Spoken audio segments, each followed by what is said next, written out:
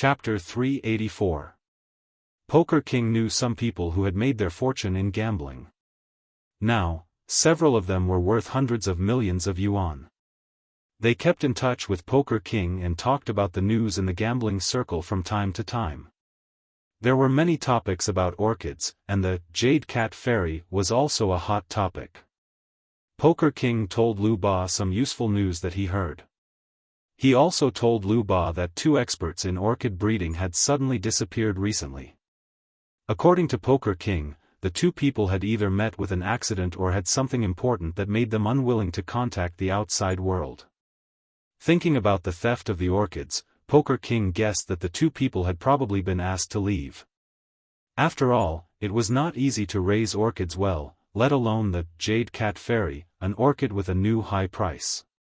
In addition to the two experts in orchid breeding, Poker King also mentioned the name of a person nicknamed Mole, who happened to be one of the suspicious people on the list given by Yi Hao. After seeing the name, Lu Ba frowned. This person. Now several people are looking for him. Is he still in Chuhua City? He probably won't be here tomorrow, so you have to hurry. That guy is very slippery and runs away very fast. If you can't catch him this time, it will be difficult to catch him next time, Poker King said. I have looked for this person before, but I couldn't find him. Hearing Lu Ba's words, Poker King raised his hand and a person behind him handed him a folder. Poker King opened the folder and took out a piece of paper from it. To be exact, it was a partial picture cut from a map. Zheng Tan could see Lu Ba taking the piece of paper from Poker King. He also wanted to know where it was, but he had to be serious and steady so that he could store his secret weapon. Just like what Liu Ba had said before, the Poker King liked to put on an act. Therefore, when he looked at people and things, he also had this intention. If you pretended to be profound, he would think more highly of you and put in more effort to do things. If you were too casual and showed everything on your face, the Poker King would probably think of fooling you. It was rare for him to have a secret weapon for such a long time. Zheng Tan suppressed his curiosity and continued to squat there solemnly, staring straight ahead. Zheng Tan felt that Poker King had just glanced at him, and his heart tightened. Sure enough, Poker King didn't even let go of a cat. Fortunately, he continued to pretend. After the discussion and tea in the private room, Liu Ba left with Zheng Tan. After leaving the tea house and returning to the car, Zheng Tan finally saw the piece of paper. It was indeed cut from the map of the city. Zheng Tan had studied the map carefully some time ago. The weasel boss had passed by there when he was stocking up. After finding some information, Lu Ba planned to go back and check the information carefully. Zheng Tan also had to go home to show his face. Otherwise, Jiao Pa would call everywhere to look for the cat. When he went home, Zheng Tan sent a message to Lu Ba. He remembered that when he was stocking up with the weasel boss in the grocery store, there was a fight between the police and the robbers. The young policeman surnamed Liao had left a deep impression on Zheng Tan. Moreover, Boss Huang and Air Mao both said that he was a good person. Therefore, Zheng Tan thought that if Lu Ba couldn't handle it alone, could he ask the policeman for help? At that time, the policeman caught the robbers very quickly. Didn't Poker King say that if he couldn't catch the robbers in one go, the mole would have to run away? Although Zheng Tan didn't know much about policeman Liao, in order to find the orchid as soon as possible, he still trusted the weasel boss and Air Mao. As for Lu Ba, he could always get in touch with her. After receiving Zheng Tan's message and suggestion, Lu Ba checked on policeman Liao. She found something interesting and thought that it was no wonder that the cat recommended him. Zheng Tan didn't know how Lu Ba contacted policeman Liao. Lu Ba only said that they would catch the mole at night. Lu Ba made a deal with policeman Liao. Policeman Liao liked to catch thieves. The thieves didn't necessarily mean those who stole small things, but also those who committed serious crimes. However, there were always people who blocked his way. Therefore, Policeman Liao asked Lu Ba to take some blackmail information about those who blocked his way. With these blackmail information, Policeman Liao felt that those people would hesitate when he caught thieves in the future. Lu Ba also joked with Zheng Tan that Policeman Liao was quite interesting. He dared to take the blackmail information of his boss. He didn't care about promotion and only liked to catch thieves. In Policeman Liao's own words, he was a cat who liked to catch mice. Promotion and money were not very attractive to him. Since Lu Ba said that they would catch thieves at night, they would probably go home later. Zheng Tan thought that Lu Ba would call Jiao Pa when the time came. At 10:30 p.m., at the entrance of a commercial street near the Second Ring Road, a police car was parked by the roadside. There were two people sitting in the car. One of them was Policeman Liao. The person in the driver's seat was also in a police uniform like Policeman Liao. Just now, someone in this community called the police and said that something was stolen from their house. The person who called the police was a female student from a famous school nearby. Her voice was quite pleasant. "Liao, believe it or not, that girl must be a beautiful girl. Don't say that I'm long-winded. At your age, you should find a partner. If you meet a good one, you should seize the opportunity. I know a guy who got together with the girl who called the police in a theft case. Now they are talking about marriage. Hee, but..." Crack. Policeman Liao looked at the handcuffs on his hands in surprise, then looked at Policeman Liao in disbelief. One end of the handcuffs was cuffed to one of his hands, and the other end was cuffed to the steering wheel. The owner of the handcuffs was obviously Policeman Liao. "Kid, you haven't improved after learning for so long. How can you catch thieves with your reaction? Your skills are not up to standard. Learn from me and practice more in the future. Don't get handcuffed by the thief when you fail to cuff him. Take this as a lesson. Anyway, I don't need two people to report the case. I can go alone. You wait for me in the car. Don't think about snitching. We can't be traitors, okay?" Policeman Liao said proudly. He opened the car door and was about to get out.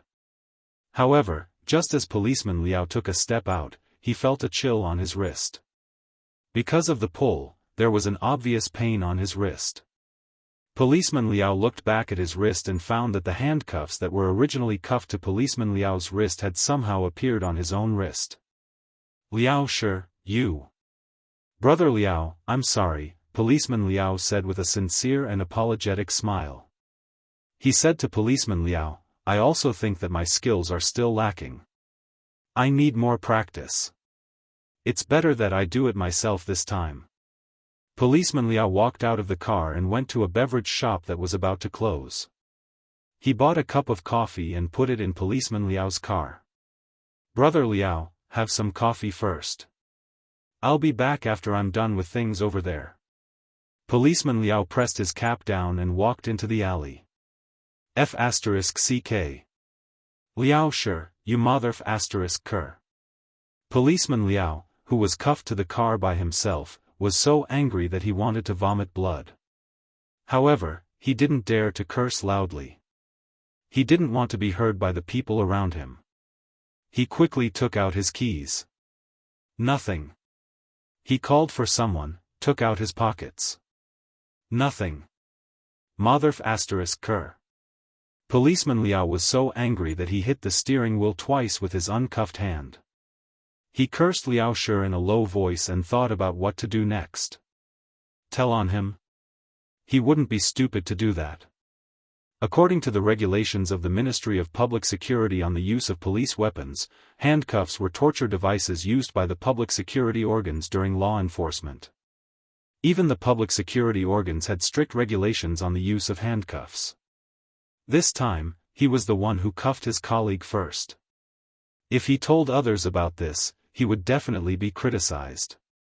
If someone with ulterior motives pushed him behind his back, he wouldn't be able to get promoted.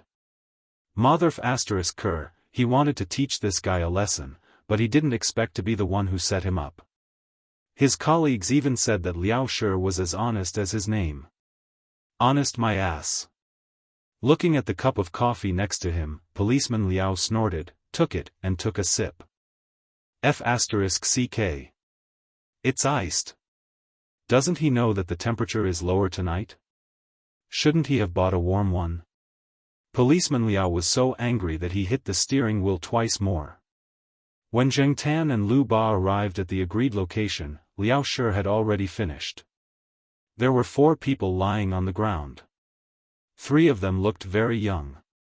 It was unclear whether they were working or students. The other one was in his 30s. He wasn't tall and was slightly plump. He was the mole that Zheng Tan and Lu Ba were looking for. The mole had planned to escape tonight. Before he left, he wanted to deal with some goods in his hands. That way, he could escape more smoothly. However, he didn't expect that a young man in a police uniform would interrupt the transaction. Before he could escape successfully, he was knocked unconscious on the ground. I'll give you the person. Remember to send me the goods.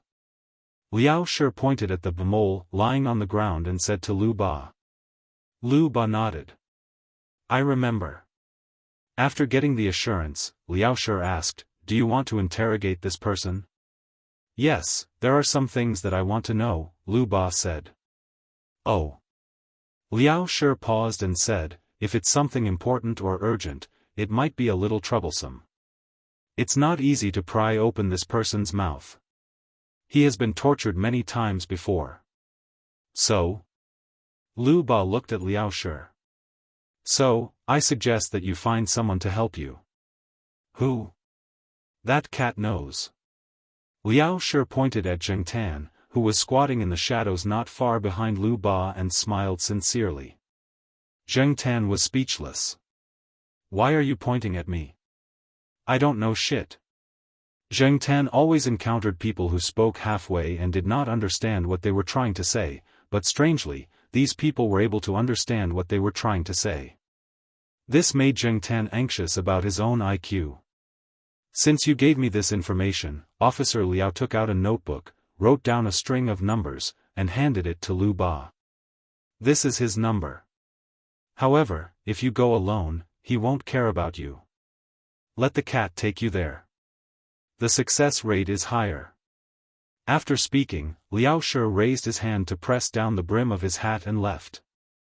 He didn't care about the other 3 people who had been stripped naked and were lying on the ground in the cold wind.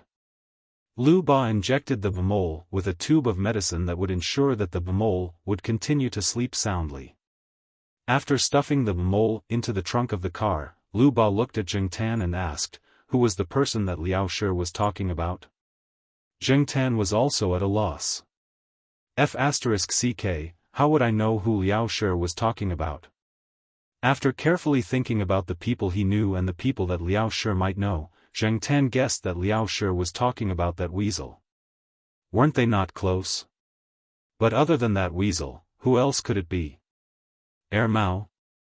Or someone else? Lu Ba called the number that Liao Shi left behind. She deliberately increased the volume of the call. Zheng Tan jumped on the back of the chair and listened carefully with his ears perked up. After ringing for a while, the other side picked up. A muffled voice that sounded like a sleepy person was heard. Hello. Chapter 385. It was late at night, and only the orange streetlights on both sides of the street were lit. Only a few of the houses around were still lit. There were barely any pedestrians on the road, and the road that was crowded during the day had fewer cars now. In the grocery store, Boss Huang took out a cigarette from the pack and put it in his mouth. He took out his lighter and was about to light it up when someone knocked on the door. Boss Huang stayed in the room behind the grocery store at night, so the person who knocked on the door was the back door of the grocery store. He was not in a hurry to light the cigarette.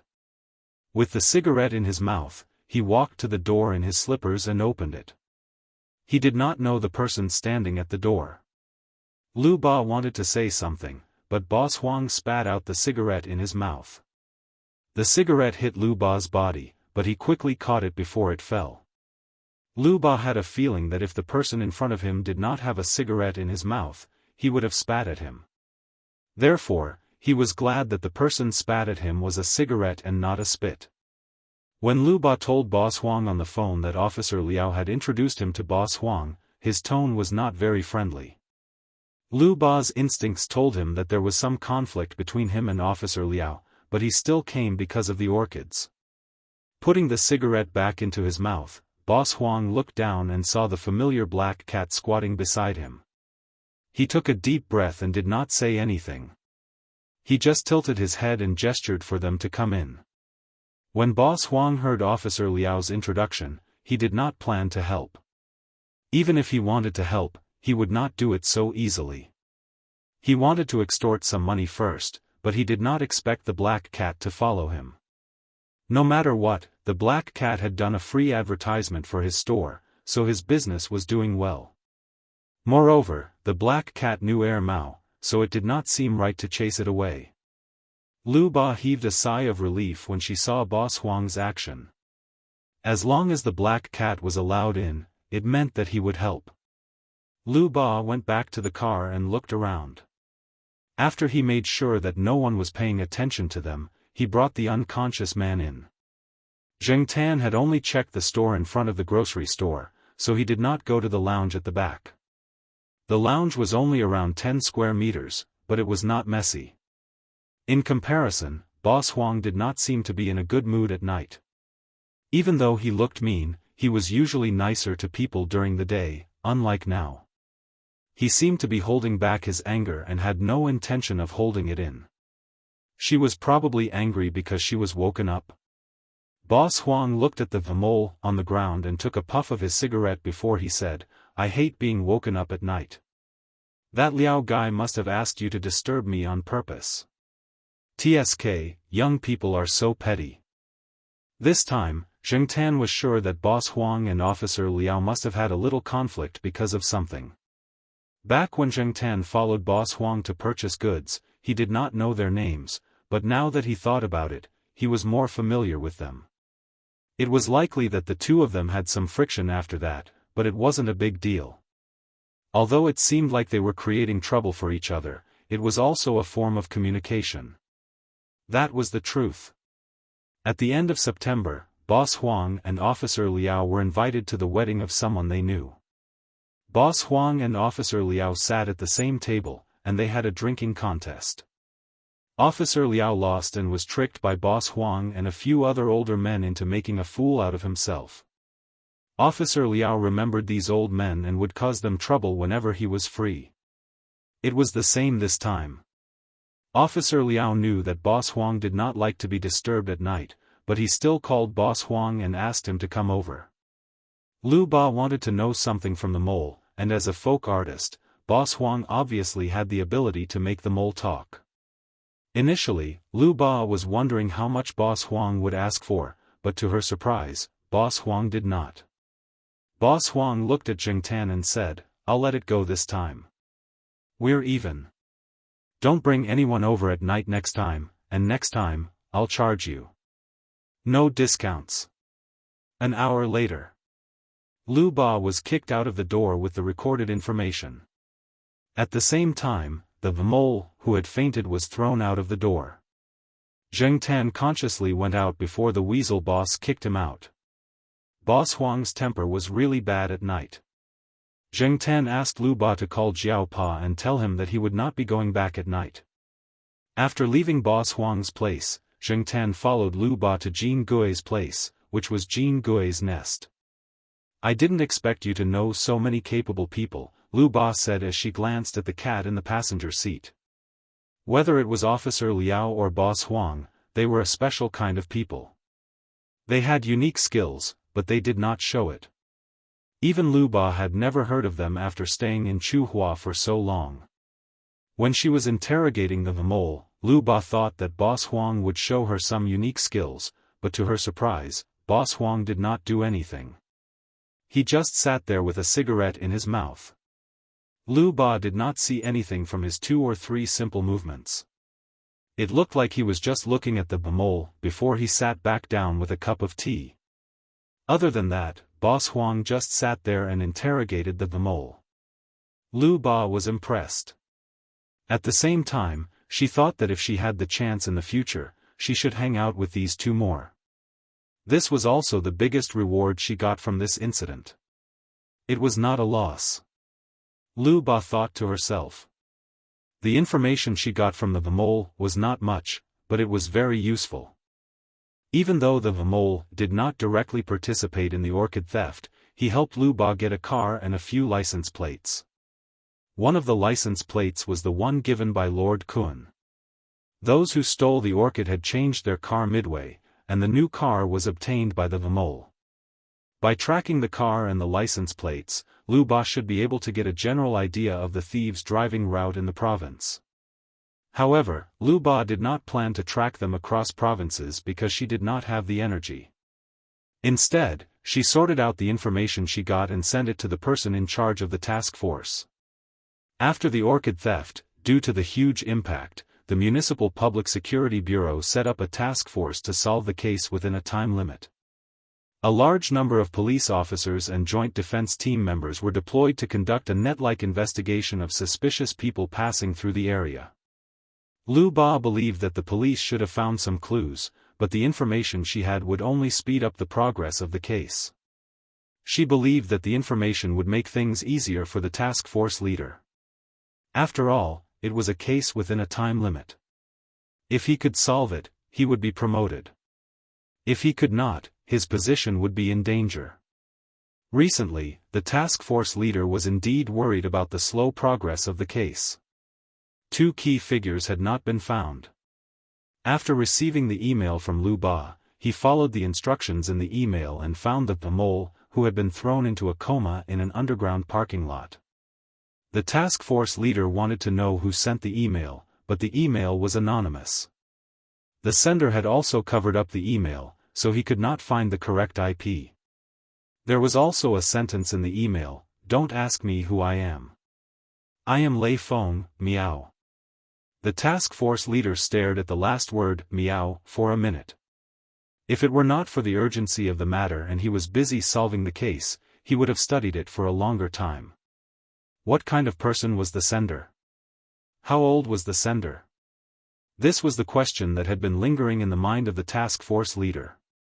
When Lu Ba sent the email, Zheng Tan was next to her. After seeing what Lu Ba sent, Zheng Tan's beard trembled a few times. He remembered that when he had returned the diamonds, he had written, "Red Scarf," on the sesame seed cake bag. Sure enough, he was not the only one who did such a funny thing. Early the next morning, when the Jiao family woke up, Zheng Tan went back and knocked on the door. He had to show his face before the Jiao family went out. Otherwise, the Jiao family would be worried. Sure enough, after seeing Zheng Tan, Jiao Ma felt more at ease. Although the Jiao Pa and little Pomelo did not say anything, Zheng Tan felt that the two of them felt the same as Jiao Ma. After following the Jiao Pa to the canteen for breakfast, Zheng Tan went to Old Man Lan's house to visit him. Old Man Lan was still not in good spirits. He had lost a lot of weight in the past few days. At his age, a small illness could cause a series of adverse reactions. If this continued, he did not know what would happen. Grandma Zhai was very worried. She comforted him every day. Old Man Lan's sons and grandsons often came to comfort him. In fact, Zheng Tan thought that if the orchids could not be found, he would find a chance to dig up a few more. However, according to Grandma Zhai's words, Old Man Lan was stubborn again. The orchids he dug up were not as good as the one that was lost. The first pot was always the best. Its position in Old Man Lan's heart was irreplaceable. The task force sent back the news in mid-November. They found the pot of orchids at the border of Jian province. It was said that 70% of the criminal cases handled by the Public Security Bureau in a county in Jian province were about the theft of orchids. There were many experts in raising and stealing orchids there. When the task force found the pot of orchids, they also saw the 2 experts who were missing. As Poker King expected, the 2 experts were hired to take care of the orchids with a high salary. It was said that they were going to take care of the orchids and ship them out of the country. Unexpectedly, they were intercepted. As for the bidder in the black market, it was said that he was abroad. It was not easy to find out. As for whether this was true or not, let's not talk about it for now. To Old Man Lon, finding the orchids was the best consolation. When the orchids were shipped back, Old Man Lon was supported by Grandma Zhai. He trembled as he walked over. When he saw the pot of orchids that were still in full bloom, tears flowed down his face. After that, Old Man Lon slept soundly for a day and a night. After that, he began to feel better. Mood had a direct impact on one's condition. After the orchids were found, Old Man Lan's recovery was gratifying. As soon as the old man recovered, he found someone to rebuild the small flower bed. Old Man Lon implemented a series of anti-theft measures in the small flower bed. He found a few professionals who were on good terms with him to help. He used steel bars, iron nets, and anti-theft doors to reinforce the flower shed in the flower bed. He also installed automatic alarms, high-voltage pulse power grids, TV surveillance and video systems, and hired people to guard it. The school security office and some people from the logistics department nearby worked together to defend it. The school fully cooperated. In addition to these, Old Man Lon also had an idea. He wanted to raise a dog. Electronic devices were not completely reliable. Just like in the botanical garden, weren't there all kinds of electronic anti-theft measures? Wasn't it still tampered with?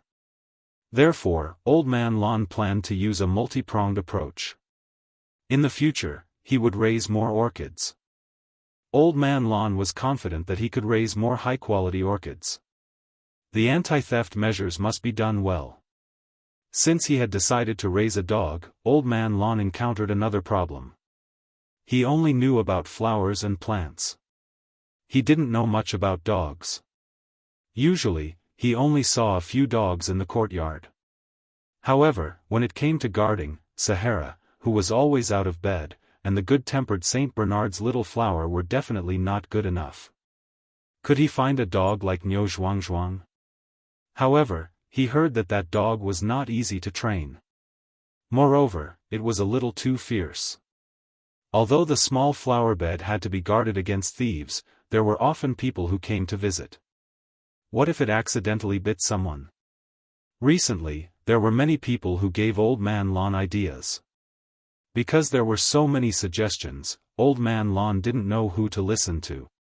Therefore, one day, when Zheng Tan went out for a walk, he was stopped by Old Man Lon who came back from a walk. Chapter 386.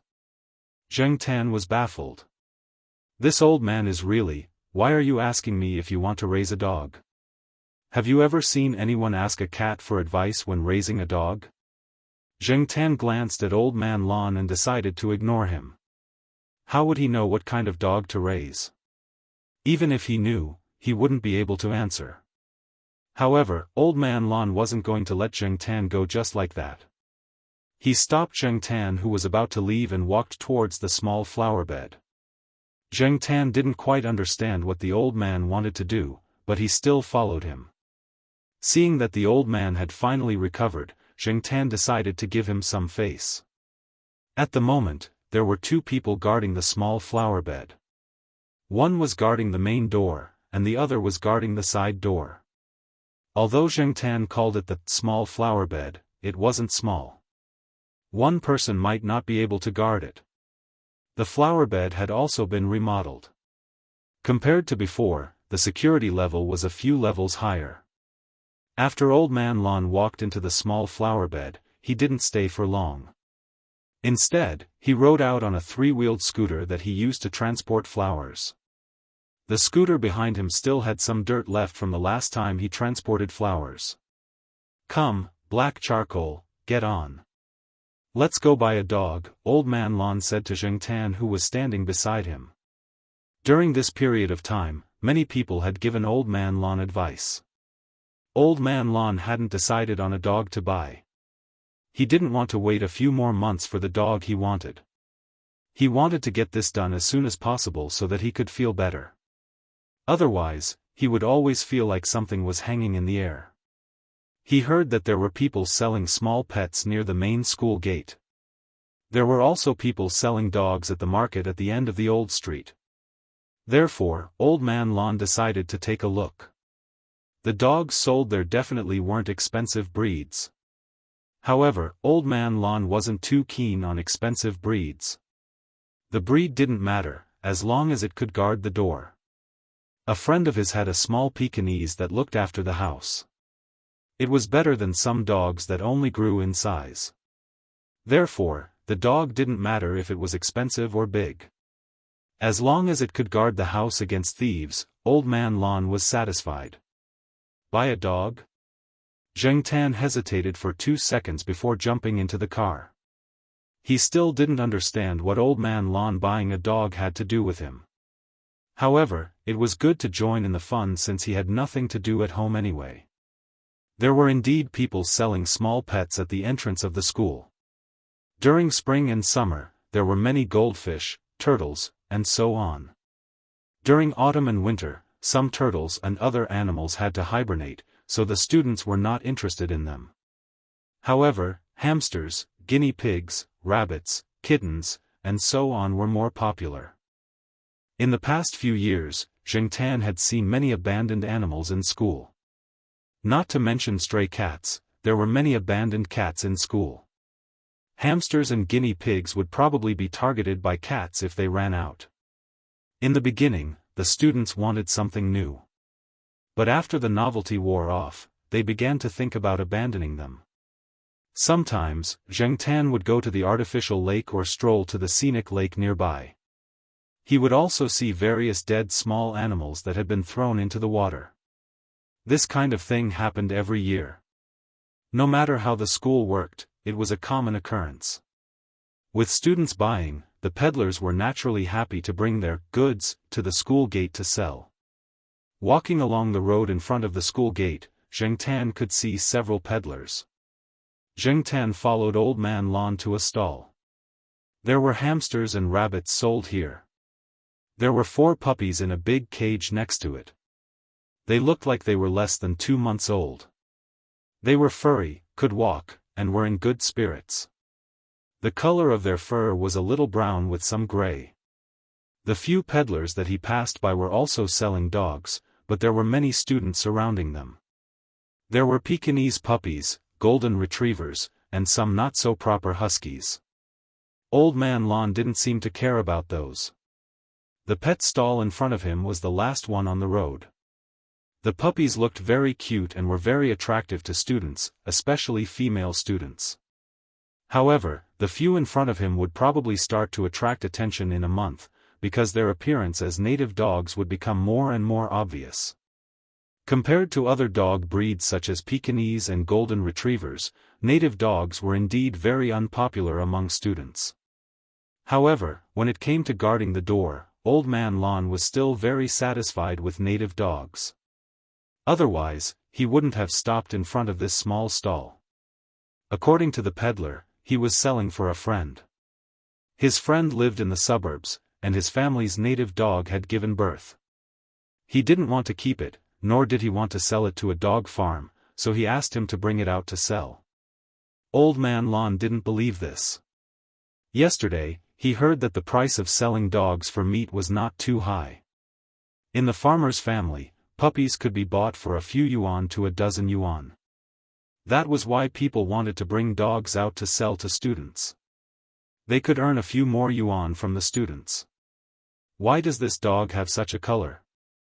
Old Man Lon looked at the puppies in the cage and said. When the peddler saw Old Man Lon's intention, he smiled and said, "Don't think that it's a little gray now. It will be different when it grows up. It will definitely be a big yellow dog like a bitch. Oh, I forgot to mention, bitches have ears. When these puppies grow up, they will definitely have ears and look energetic. Do you want to buy a dog to guard the house or just keep it for fun? Guard the door." Old Man Lon didn't have any requirements for the dog's ears. It didn't matter if it was standing or folded.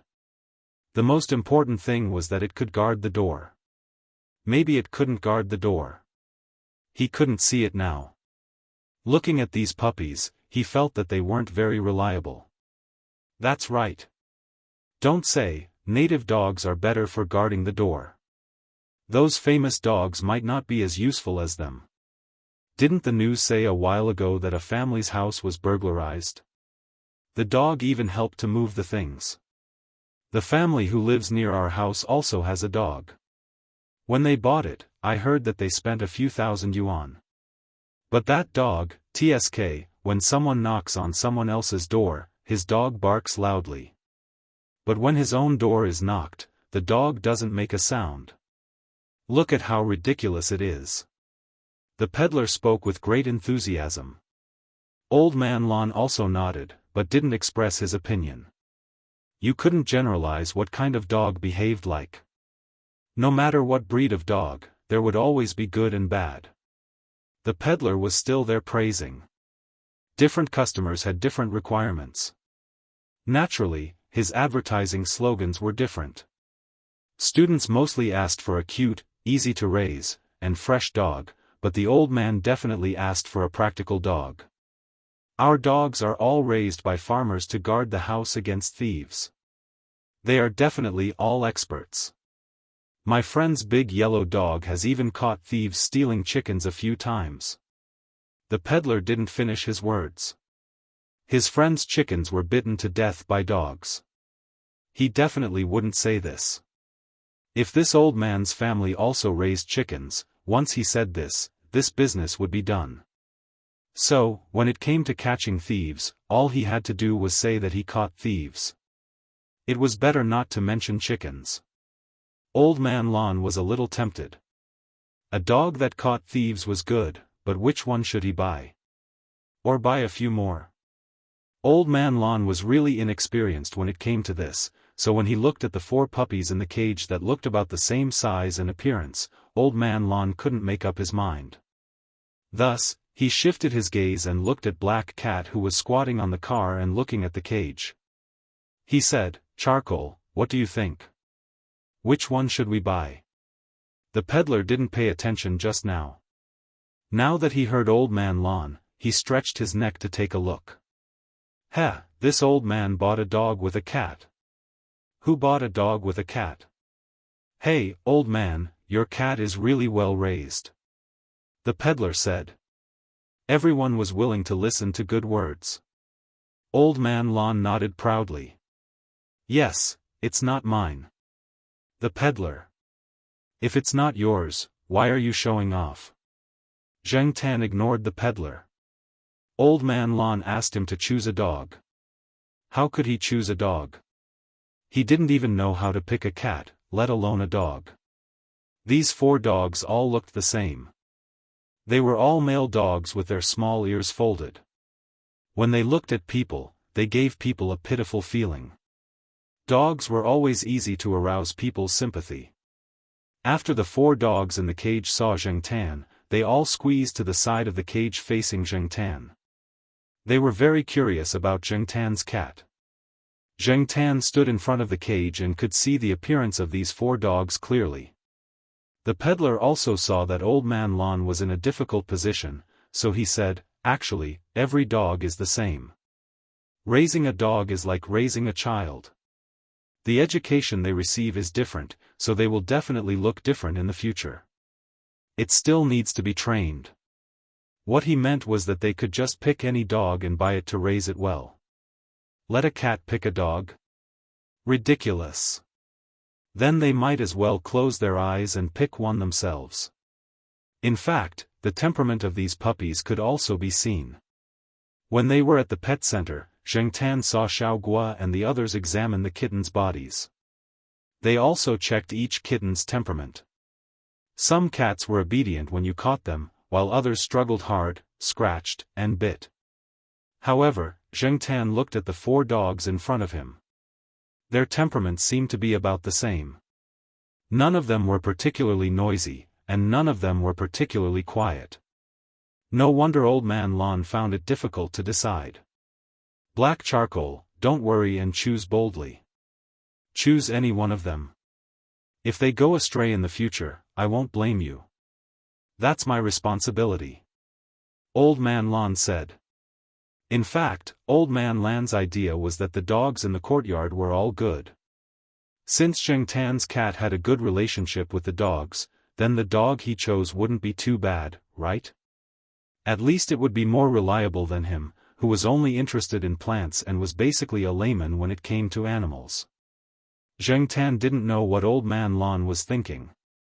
When he heard Old Man Lon say that, he raised his hand and patted the cage. Over there, a puppy was squeezing with its 3 brothers. When it saw Zheng Tan patting the cage, it even opened its mouth, as if it thought it was very funny. That one. Old Man Lon pointed at the puppy and said. The stall owner found it funny. He thought that the black cat was just waving its paw at the dog in the cage. It wasn't picking a dog.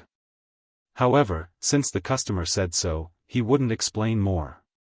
He happily opened the cage and carried out the puppy that he just pointed at. Do you think it's this one? It's just weaned. You can feed it some rice paste or something like that. The stall owner handed the puppy to Old Man Lon. Black charcoal, is this the one? Old Man Lon looked at Zheng Tan. When he saw that Zheng Tan had already returned to the car, he looked at the puppy in his hand. He looked at it and didn't see any injuries, so he asked for the price. I originally planned to sell it for 80 to 100. Old man, you're the first one to buy a dog today. I'll give you a discount. 60, the stall owner said. 60? Are you trying to scare me? A few days ago, I heard that a 3-month-old dog was only sold for 50.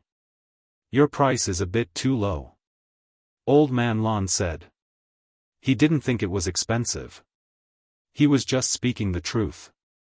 Hey, you can't say it like that. Old man, you should be willing to pay any price for a dog. This dog is really good. It inherited its parents' ability to guard the door. It's not like other pampered dogs. Many dogs in the city have forgotten how to guard the door. In the end, the puppy was sold for 60. However, the stall owner gave them a cage. The cage wasn't big enough to hold 2 puppies of this size. It was just that the workmanship wasn't as good. After putting the cage in the car, Old Man Lon said to Zheng Tan, Black charcoal, help look after it. Let's go to the market over there to take a look. Chapter 387. The wet market that Old Man Lon was talking about was not the one near Tsinghua University. They still had to ride a bike to get there. On the bike, the dog in the cage didn't seem to be used to the unfamiliar environment. There was no familiar scent in the surroundings, so it wasn't as energetic as before. After a few grunts, it saw Zheng Tan and stuck its nose and mouth out of the gap in the cage's iron mesh. It bit the iron wire and even stretched out its paws to scratch it a few times. Zheng Tan looked at the dog playing with the iron wire. He raised his hand and patted its nose. He didn't expect the little guy to open its mouth and bite. Zheng Tan had nothing to do, so he patted the dog's nose and played with it. The dog's reaction wasn't fast, so it couldn't catch up. No matter how hard it tried, it couldn't bite Zheng Tan. The dog didn't bite because it wanted to bite something. It was just playing. Zheng Tan chose this dog because it wasn't as good or smart as Old Man Lon thought. Zheng Tan couldn't tell what was so good about this puppy. In fact, the main reason was that this dog had the biggest mouth. Zheng Tan carefully compared it just now. This dog's mouth was indeed a little bigger than its 3 brothers. Finally, he found a difference, so Zheng Tan chose this dog. 20 minutes later, Old Man Lon rode the bike to a wet market and pushed the cart in. At this time, the wet market had passed the morning rush hour. There weren't many people in the wet market. Generally, young people wouldn't go to the wet market to buy dogs. Firstly, it would give people the impression that they didn't like dogs. Secondly, the wet market basically only sold mutt puppies. Young people didn't like them. Therefore, the people who came to buy dogs were mostly middle-aged and old people. Old Man Lon only knew that mutt puppies were sold here because he didn't have this kind of experience before. After asking, Old Man Lon walked in the direction that someone pointed to. There were people selling dogs there. Dogs were sold in the vegetable market. They were either specially bought and sold for cooking, or they were originally selling vegetables and had puppies at home, so they decided to sell them. Old Man Lon looked at the two families. The dogs of the two families were slightly bigger, probably 3 or 4 months old. Old Man Lon felt that it was better to raise a dog from a young age. They had deep feelings for each other. Before the puppy's temperament was fully developed, he could still correct it. Therefore, this time, he planned to buy 2 puppies that were 1 or 2 months old. He would raise them in a small garden from a young age. That would be more effective. It was also for this reason that he had rejected the kindness of a few friends who had sent him dogs. He had no feelings for the big dog, and it was not easy to cultivate feelings, so he decided to forget about it. The puppy in the cage on the car stopped playing with Zhengtan, probably because of the sounds of the big dogs and small dogs in the market. It squatted there and listened carefully while looking around. Zhengtan looked around from the edge of the car. Those dogs in cages made him feel a little sad. This reminded him of a bad experience in the past. These were not raised as meat dogs. They were bought from some farmers at a low price by the vendors. In the past, they were used to look after the house dogs. It could be seen from their eyes. Not to mention the dogs, even now, countless cats were being shipped to the south. Change? Society was like this. It could not be changed. Just as he was thinking, Zhengtan heard a discussion not far in front of him. He stretched his neck to look. Zhengtan saw a colorful dog with a basket in its mouth. It followed someone all the way to a stall selling vegetables. There were puppies in the basket. They looked slightly smaller than the one in Old Man Lan's car. Because of the angle, Zhengtan could not see how many puppies there were. He could only see half of a puppy's head. The rest could not be seen. Because of this, many people gathered around to watch. Old Man Lon also pushed the car over. Fortunately, there were not many people in the market at this time. Otherwise, the car would not be able to be pushed in. "This dog is for sale, right?" someone asked. "Yes, it's a family dog. It's very obedient. We let it carry the basket and it came over," the stall owner said. "This bitch doesn't know that it's selling puppies, right? Sigh, it looks so pitiful." Although some people pitied it, the people who gathered around were just saying. However, there were really people who wanted to buy a dog. One of them was a person who opened a restaurant nearby. It was not time for work yet. That person was looking for someone to chat with in the market. When he saw the dog, he wanted to raise it. The restaurant had to be guarded against thieves. It also served as a deterrent to those who wanted to cause trouble. "This dog is not bad. This shrimp waist is long." The restaurant owner looked at the bitch holding the basket just now. His eyes were shining. He had raised many dogs in the past few years. He had a good eye. "What's wrong? Boss Lu, is there such a thing about dogs? Tell me, if I'm interested, we can buy one.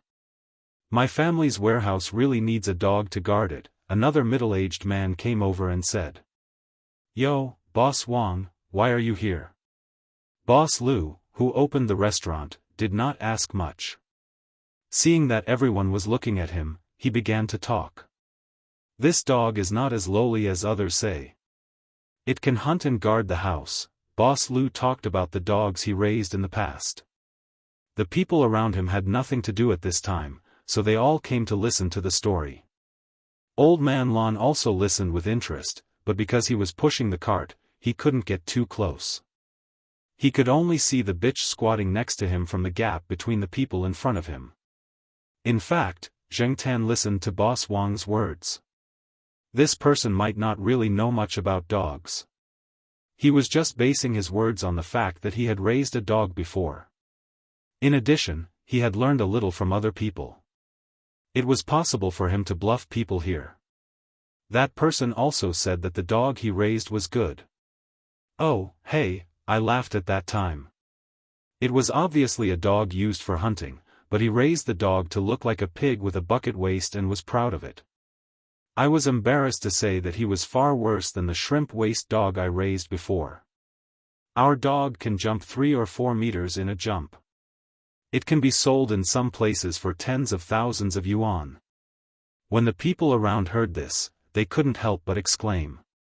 Listening to everyone's praise, Boss Lu, who opened the restaurant, became even more proud. He coughed, restrained the smile on his face, and said with the look of a professional expert, "However, if it is used as a hunting dog, the choice of dog still depends on the terrain and the place. Is it a plain or a hill? Is it a small mountain or a big mountain? Different terrains require different hunting dogs. For example, if you get a thin dog to fight a big mountain, it can't fight a wild boar, so it still needs a big dog like Castro.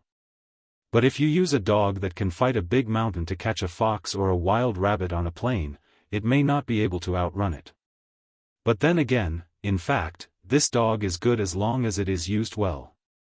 Then, a bunch of people around him went, "Yes, yes, yes," in agreement. "Boss Lu, what is a thin dog?" Someone selling vegetables at the back of the stall asked. Boss Lu sat on the chair given by the stall owner, crossed his legs, and answered slowly, "It's a thin dog. Just like its name, it's slender and streamlined. When it runs, tsk, it's as fast as an arrow shot out. Thin dogs are our country's traditional hunting dogs.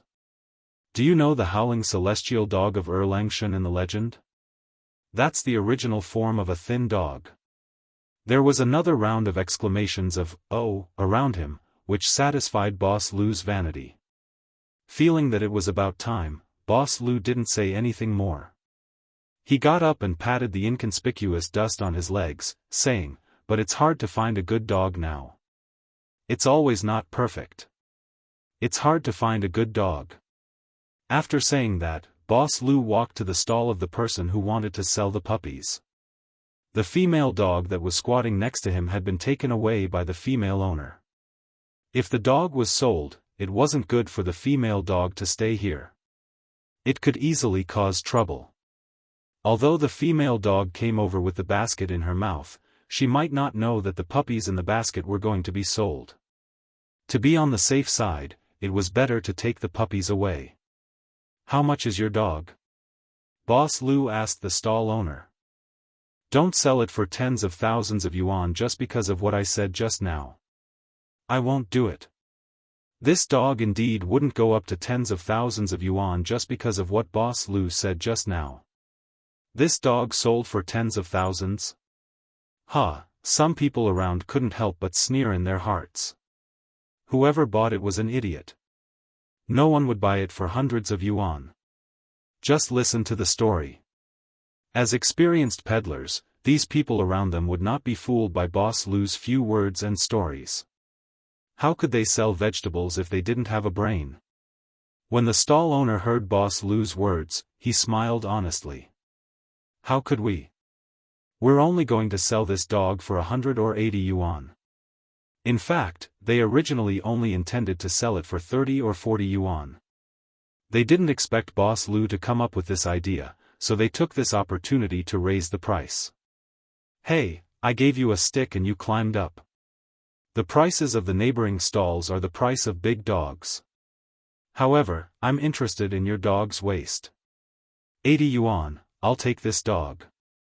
Boss Lu pointed to the puppy in the basket that was almost the same color as the female dog and said. In fact, if the price was really too low, Boss Lu would lose face.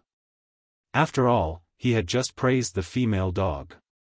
The price of the puppy should be higher than other dogs. It was because of this that he didn't bargain much after hearing the stall owner's offer. "Hey, okay, this dog is guaranteed to be much better than my female dog." The stall owner took out the little colorful dog that was clinging to the edge of the bamboo basket and handed it to Boss Lu.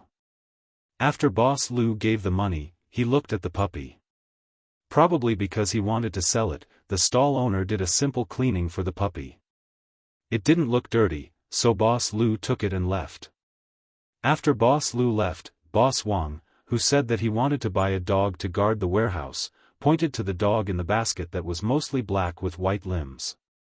"I like this kind of dog that walks on snow. I'll take this one. Pack it in a bag." The people around listened and laughed. This was like buying a lunchbox, and he even pack it in a bag. The stall owner finally found a snakeskin bag and put the dog in it. He handed it over with a smile. When the two people left, the people around also dispersed. The stall owner looked at the remaining dog in the basket and sighed. Sure enough, this was the most difficult to sell. However, the price of the other two dogs had exceeded his expectations, which was a consolation. If the remaining dog couldn't be sold, he would sell it at a low price. Otherwise, he could sell it to those who bought it as meat dogs. If he kept it, he wouldn't have much food to feed it. Old Man Lon sighed as well. In fact, he had his eyes on the dog with 4 hooves treading snow. Although it wasn't a pure 4 hooves treading snow, it still looked better than the last dog. Even if he couldn't buy this dog, Old Man Lon wanted to buy the one with flowers. He didn't expect that the first to be bought was the little colorful dog, and then the walks on snow was one step ahead. There were only 3 dogs. The 2 that Old Man Lon liked couldn't be bought. As for the remaining one, Old Man Lon frowned. He felt that it wasn't good enough. Not only did Old Man Lon look down on it, but the people around also looked down on it. In fact, as long as the fur color changed, there were still some people who were willing to buy it, but the problem was that many people disliked the fur color now. Moreover, the remaining dog in the basket didn't look as energetic as the previous 2. It quietly squatted in the basket. When the 2 dogs were making a big fuss, it didn't move much. The fur color was bad, and the spirit was poor. Who would want to buy it? Although it was only a few dozen yuan, the people in the market didn't want to spend it for nothing. For them, it was better to buy a few packs of cigarettes. I know dogs with this color. When they grow up, the color of their fur looks like they have skin disease. It's so ugly. Not far away, a stall owner selling pork said. I don't think it looks good either. Another stall owner followed. It really doesn't look good. It has mixed fur. Someone around agreed. Old Man Lon didn't want to buy it after hearing that. First, he didn't like the color of the dog's fur. Perhaps it was because of the flowers, he preferred a slightly more pure color. Even if it wasn't a pure color, it was fine with some other colors. However, he didn't like this kind of mixed fur. Just as the stall owner said, dogs with this color looked like they had skin disease when they grew up. Second, this was the leftovers of others. Coupled with the words of the people around, he always felt that it was a low-quality product. Old Man Lon was about to push the cart away, but when he turned his head, he saw the cat on the cart jump down and walk to the side of the bamboo basket. Chapter 388. Although the dog in the basket was less active than the other 2, its eyes were not as listless as they looked. When Zheng Tan approached, he could see a little vigilance in the puppy's eyes. The remaining puppy's fur color was gray, and its fur was mixed with dark brown and even almost black stripes. At first glance, it reminded people of the tortoiseshell cat. However, the tortoiseshell cat's fur color was more mixed and there was no pattern. There would not be such a relatively uniform distribution of color spots. After staying in the pet center for a long time, Zheng Tan had also seen a lot of dogs and heard a lot about various dogs. Once, Zheng Tan wandered around the pet center after completing a task at Xiaoguo's place.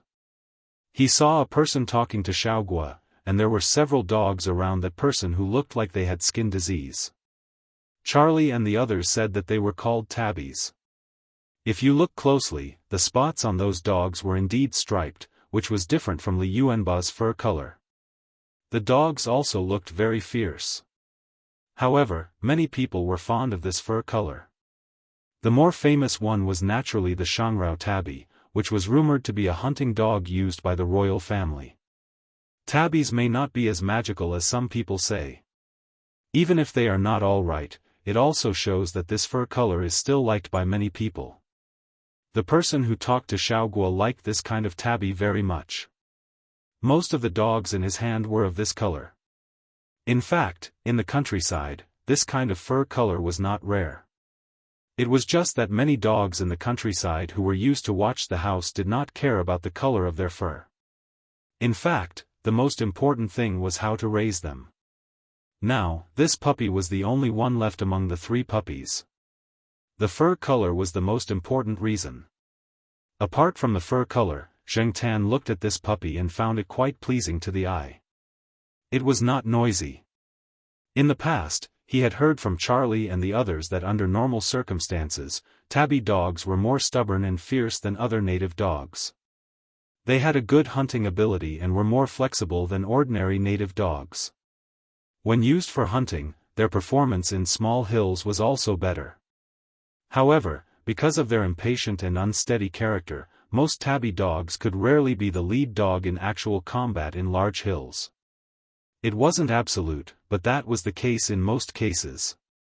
Tabby looked very cool, unlike many big yellow dogs that looked honest. However, Zheng Tan felt that this little tabby dog was more honest and steady than the little yellow dog that he had bought earlier. Of course, this was just how it looked. As for what it would be like when it grew up, Zheng Tan couldn't say for sure. The surrounding people all disliked the color of the dog's fur, but Zheng Tan felt that it was not bad. The dog that was originally squatting also stood up as Zheng Tan approached. At first, it did not bark much, but after staring at Zheng Tan for a while, it began to whimper, its little tail wagging. The dog seller was puzzled when he saw the black cat running to the dog basket. Since when did the market have such a black cat? It even swaggered around here. Generally speaking, cats and dogs would not be so calm in the market. The murderous aura was too strong, just like the dogs in cages that were about to be sold. In contrast, this black cat was too different. It was not anxious, and it was not afraid of strangers. The stall owner was about to say something, but Old Man Lon had already spoken. "What, black charcoal, have you taken a fancy to this one?" Old Man Lon walked over, squatted down, and looked at the dog carefully. He had not planned to buy it, but after seeing Zheng Tan's behavior, he changed his mind. "Oh, old man, this is your cat. It's so brave." The stall owner laughed. Old Man Lon said and did not say much. He looked at the dog carefully, and even picked it up to take a look. Seeing that the dog's fur was a little ugly, but it did not seem to be sick, the awkwardness in Old Man Lan's heart eased a little. Looking at the black cat next to him, the balance in Old Man Lan's heart tilted a little. Seeing Old Man Lon hesitate, the stall owner wanted to sell the dog quickly, so he said, "Old man, this is the last dog. If you pass this village, you won't get another one. This dog is a good dog, or else the 2 bosses would not have bought it. But I see that you don't like the color of its fur. How about this, I'll give you a discount. The 2 dogs just now were sold for 80, and this one is sold for 60. How about that?" Old Man Lon did not say anything, as if he was still thinking. In fact, he was observing Zheng Tan's reaction. He could not make up his mind about the dog, so he left the choice to Zheng Tan. Seeing that Zheng Tan's gaze was indeed fixed on the dog, Old Man Lon also had the idea of buying the dog. Forget it, it's just the color of its fur. The most important thing when choosing a dog is the dog's inner character. In terms of appearance, there is no need to be too strict, or else it will not be inverted. Old Man Lon comforted himself in his heart. However, Old Man Lan's silence was seen by the stall owner as his dissatisfaction with the price. Looking at the old man in front of him, there was nothing special about his attire, and he did not look like a rich person. Moreover, he knew that old people at this age were very concerned about money and would not be willing to spend more. Therefore, the stall owner thought about whether or not to lower the price. Hearing the barking of a dog, the stall owner looked towards the electric tricycle. Seeing that there was a dog in the cage, he asked Old Man Lon, "Did you just buy the dog on the tricycle?" Old Man Lon, who had already made up his mind, put down the dog and slowly stood up. Yes, I just bought it. It's 60, and it comes with a cage, Old Man Lon said honestly. However, from the stall owner's point of view, this old man really did have a problem with the price. However, the dog on the other party's tricycle was slightly bigger than his own, and it looked much more energetic. It even came with a cage. If he shouted, 60, again, this deal would probably be off. Seeing that no one around was interested in this dog, the stall owner thought for a moment and said, how about this, I also want to sell this dog quickly. My wife left with the big dog and will be back soon. Before she comes back with the dog, I want to sell the dog. How about 40? That's half price. In fact, apart from the color of its fur, this dog is really not bad. After it grows up, it will definitely be dedicated to guarding the house. Look at its eyes, this is the type that is willing to bark when it sees strangers. Moreover, it will bark more fiercely than other dogs. It won't be scared into silence. The stall owner looked very honest and seemed very sincere when he spoke, but in fact, the stall owner thought in his heart that 40 yuan was more than they had originally thought. No matter what, it was more than they had earned, and it was not a loss. As for praising the dog, it was pure nonsense. How could he know how to judge a dog? He just learned from Boss Lu and made up a few sentences. Old Man Lon, who had originally planned to pay and leave, paused when he heard that the price was reduced again. He looked at the stall owner, shook his head silently, and then took out the money and handed it over. The people around thought that Old Man Lon was still not satisfied with the dog and the price, and just reluctantly accepted it. However, Zheng Tan knew that Old Man Lon was speechless. The old man didn't care much about these dozens of yuan, but he didn't expect that just a few sentences less would make the stall owner directly reduce the price. The dog basket stall owner didn't intend to give it away, and Old Man Lon didn't want it either. The cage and the tricycle could still hold one more puppy. The two puppies could just squeeze together. Anyway, they would be able to go back soon. The two puppies squeezed into the cage. They were both puppies, so they didn't fight much. However, the little yellow dog was more lively and took the initiative to tease them a few times. Zheng Tan watched from the side. Two puppies, less than 100 yuan combined, how cheap it was. They were both dogs, but compared to those expensive breeds, the price was 100 or 1,000 times higher, or even more. Zheng Tan didn't dare to guarantee how these two puppies would grow up in the future. Didn't Old Man Lon say that it was Old Man Lan's own responsibility if he raised them wrongly in the future? It had nothing to do with Zheng Tan. After returning to school, Old Man Lon placed the two puppies in the small flower bed and didn't bring them back to the family building. Old Madame Zhai cooked some rice paste and mixed some ground meat for the two puppies to eat. The two puppies ate happily. Old Man Lon gave the two puppies names. The little yellow dog was called Xianli, and the one with Tabby was called Shun Feng. Old Man Lon hoped that these two puppies could be as capable as the clairvoyant, and ears, and guard the small flower bed well against those who had bad intentions. The pot of orchids was still blooming. It took longer than other varieties of orchids to bloom, which surprised many people. Since the orchids were found, Old Man Lan's small flower bed wasn't open to the public. Only a few people who were close to him were allowed to enter. The media also cooled down. It wasn't that they didn't want to report, but that the higher-ups didn't allow them to continue reporting. Old Man Lon also had the same intention. He didn't want to attract more people who had bad intentions. The puppies were still young, so Old Man Lon didn't give them a nest. He used a cardboard box to make a temporary kennel for them. When the two puppies grew up, he would use wooden boards to make two bigger kennels. When Old Man Lon brought the two puppies to the pet center for a checkup, he found out from the staff that Shun Feng was a dog with Tabby's fur color. The staff at the pet center deliberately wanted to comfort Old Man Lon, so they exaggerated a little. Old Man Lon was on cloud 9 after hearing it. In fact, no matter what, wasn't it just a mongrel? Many people still looked down on it. However, Old Man Lan's awkward thoughts were now gone. Instead, he was a little proud. When he returned to school and saw Zhengtan, he smiled amiably. "Black charcoal, you have good taste." Zhengtan looked at the old man humming a tune as he walked away, thinking that he was still young. When he grew up, he would know whether his taste was good or not. However, every time he heard Old Man Lan say, "Shun Feng," Zhengtan always felt that something was wrong. He would consciously add the word "delivery" in his heart.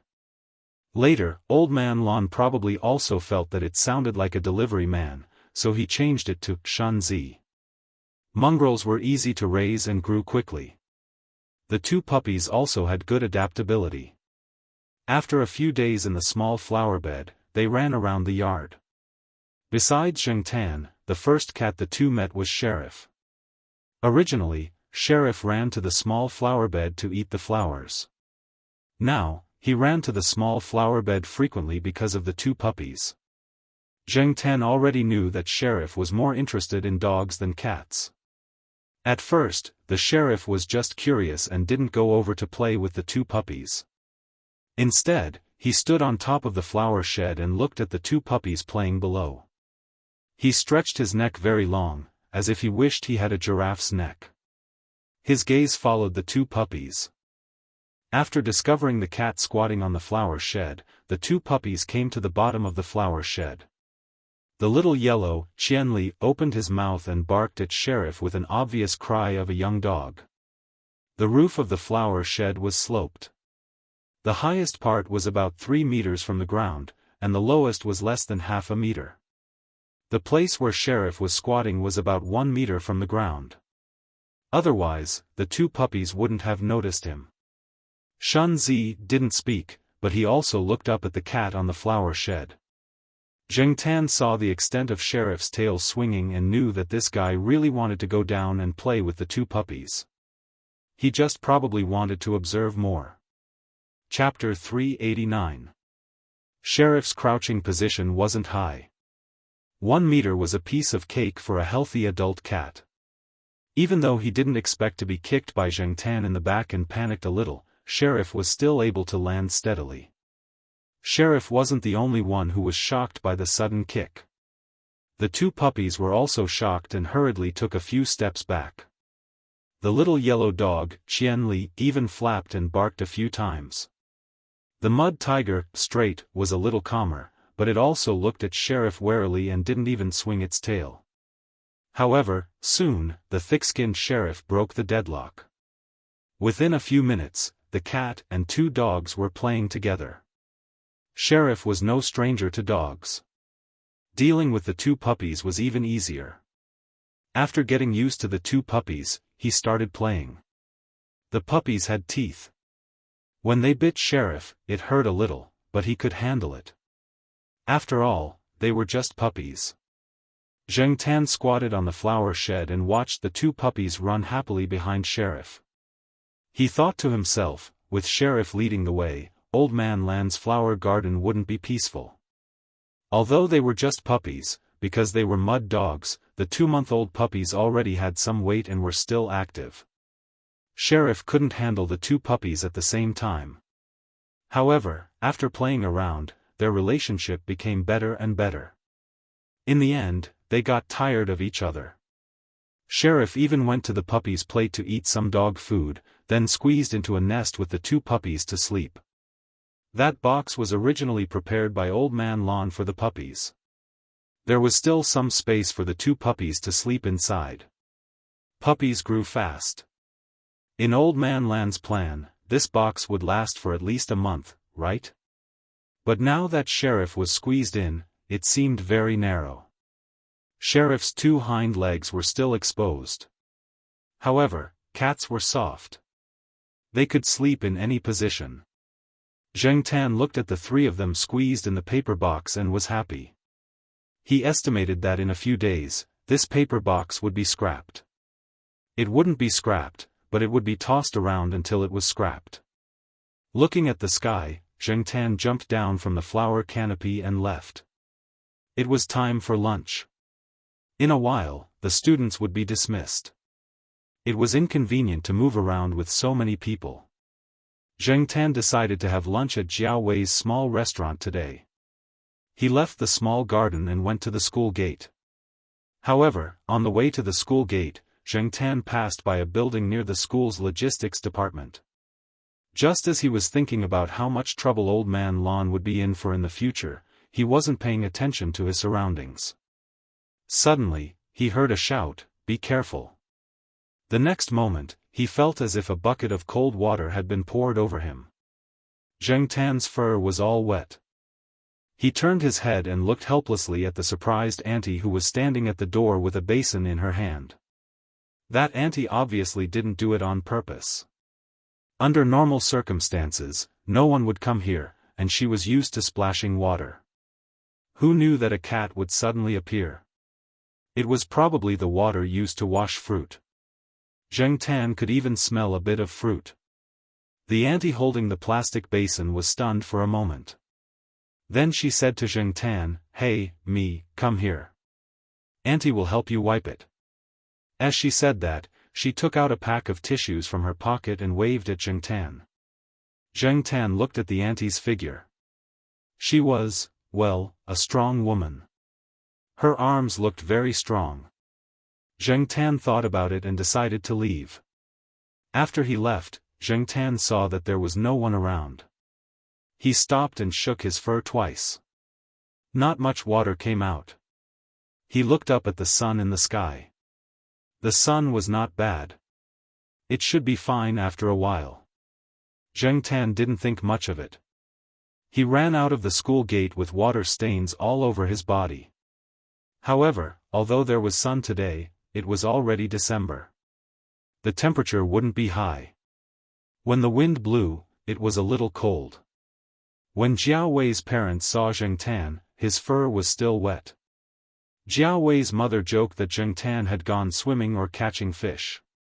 Although she said that, Jiao Wei's mother still took a hairdryer for Zheng Tan to dry. After drying, he felt much warmer. However, when Zheng Tan walked back from the small restaurant after eating, he felt a little dizzy and sneezed a few times. It seemed that his nose was running. Zheng Tan couldn't find any tissues to wipe his nose, so he raised his hand to wipe his nose. "I'll wipe it on my fur first. I'll wash it when I get back." Originally, Zheng Tan wanted to go to the small garden to see how the three of them were doing. He wanted to see if they had rebelled in the small garden. However, because he didn't feel well, he decided to go home and take a good nap first. Zheng Tan didn't know if it was his imagination, but he felt that the temperature had dropped a little. It was a little cold. He ran home quickly and jumped onto the sofa. He grabbed a roll of toilet paper from the coffee table and wiped his nose with it. His head felt even dizzier. Zheng Tan was too lazy to move. He just lay on the sofa and slept. He originally planned to take a nap, but this nap exceeded his expectations. Jiao Ma came back around 6 p.m. The last class at affiliated high school ended at 5 p.m., and she took the bus back home. Every day, she would arrive home around 6 p.m. Therefore, the Jiao family's dinner was usually after 7 p.m. Little Pomelo was now in her third year of junior high school. She was in her last year of junior high school, so the school was rather strict on her. Although the school did not set up an experimental class, the teachers would still give special treatment to the few top students after class.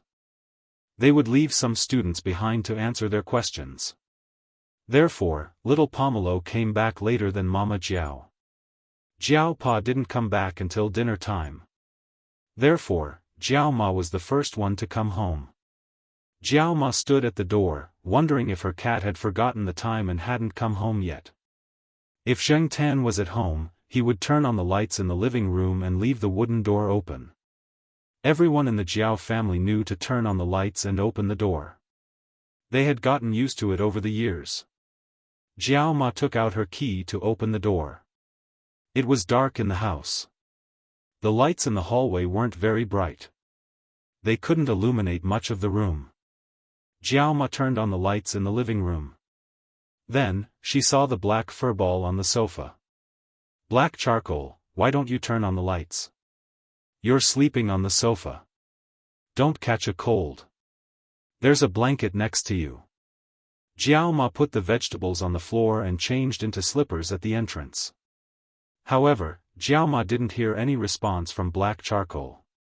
She changed into slippers and looked at the sofa. It was still in the same position as the black furball.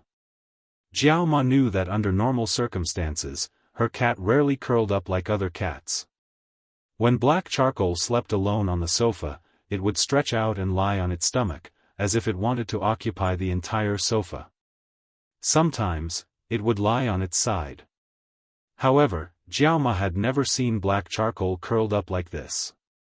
It looked like black charcoal was curled up because of the cold. She had just said a few words, but black charcoal didn't respond at all. The windows in the living room weren't closed. The night breeze blew in, bringing with it the coolness of winter. Jiao Ma shivered. The keys in her hand fell from her trembling hand. She didn't pick them up and quickly walked to the sofa. Black charcoal. Black charcoal. Jiao Ma shouted a few times, but there was still no response from black charcoal. She reached out her trembling hand and found that black charcoal was still warm and soft. Jiao Ma slowly recovered from the suffocating feeling. Soon, Jiao Ma realized that black charcoal was probably sick. She picked up black charcoal from the sofa and quickly walked out without even changing her slippers. Because she was in such a hurry, the dishes for dinner that were placed on the ground beside her when she changed her shoes were kicked all over the floor. When Mama Jiao went down the stairs, she almost missed her step. Fortunately, she was lucky and steadied herself. After they went downstairs, Jiao Ma took Xing Tan to the pet center. The pet center was open 24/7.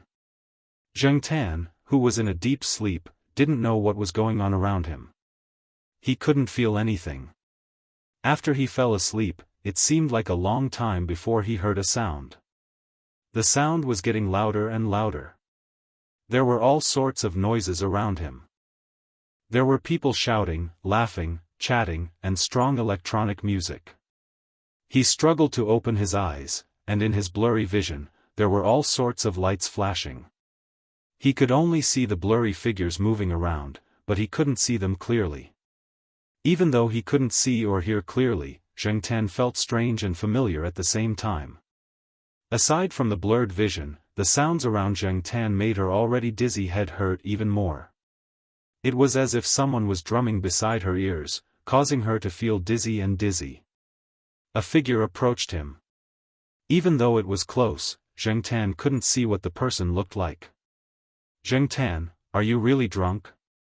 You can't hold your liquor at all. His voice sounded indistinct and indistinct. It had been a long time since someone called him Xing Tan. When he heard it, Xing Tan didn't react. Even after he reacted, he couldn't remember who the owner of the voice was. Xing Tan tried to open his eyes wide to see who was in front of him, where he was, and what was going on. But it was still in vain. He was so close that he could touch him, but he seemed to be thousands of miles away. This made Xing Tan feel conflicted. This feeling didn't last long. Xing Tan found that the world was gradually out of balance and became distorted. His blurry vision was distorted and he couldn't see anything. The people and things around him seemed to be farther and farther away. Xing Tan wanted to say, "Wait, I haven't seen clearly yet." But the world became quiet again and there was nothing around him. After a long time, Xing Tan gradually heard a vague sound. The sound gradually became louder and clearer. It wasn't as blurry as before. Xing Tan felt that he was poked. It wasn't hard, just a light poke, and it was a little itchy. Then, Xing Tan heard a familiar voice. "Why isn't Brother He awake yet?" Oh, it was Yuan from Mao's family. Yuan was almost 2 years old now. With Mao's talkative father around, Yuan learned to speak very quickly. Yuan, don't mess around. Brother He is just sick and sleeping. He needs to rest. It was another voice. It was Fatty Wei, Celestine's brat, who was getting rounder and rounder. Sick? Yuan asked. Yes, my dad said so. His original words were Hey. What's Brother Hei's name? Fatty Wei wanted to repeat his dad's words, but he forgot what Hey was. What was his name again? Fatty Wei suddenly couldn't remember.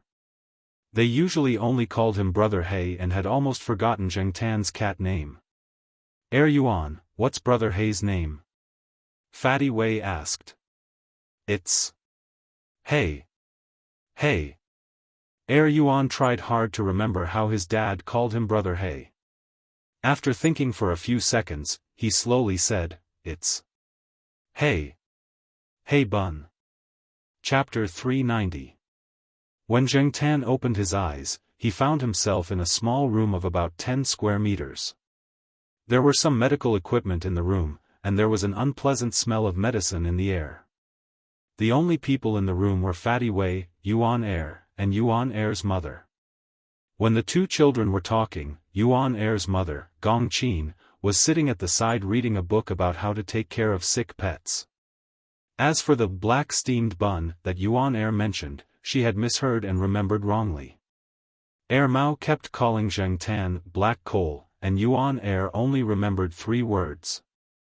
After thinking for a long time, she thought that it was probably black steamed bun. She had eaten steamed buns this morning, so she directly thought of the word steamed bun. Fatty Wei and Yuan were arguing about whether Brother Hei's name was 2 or 3 words. When they saw Zheng Tan open his eyes, the two children were stunned for a moment, then shouted loudly. Mom, Mom! Brother He woke up. Dad, come in quickly.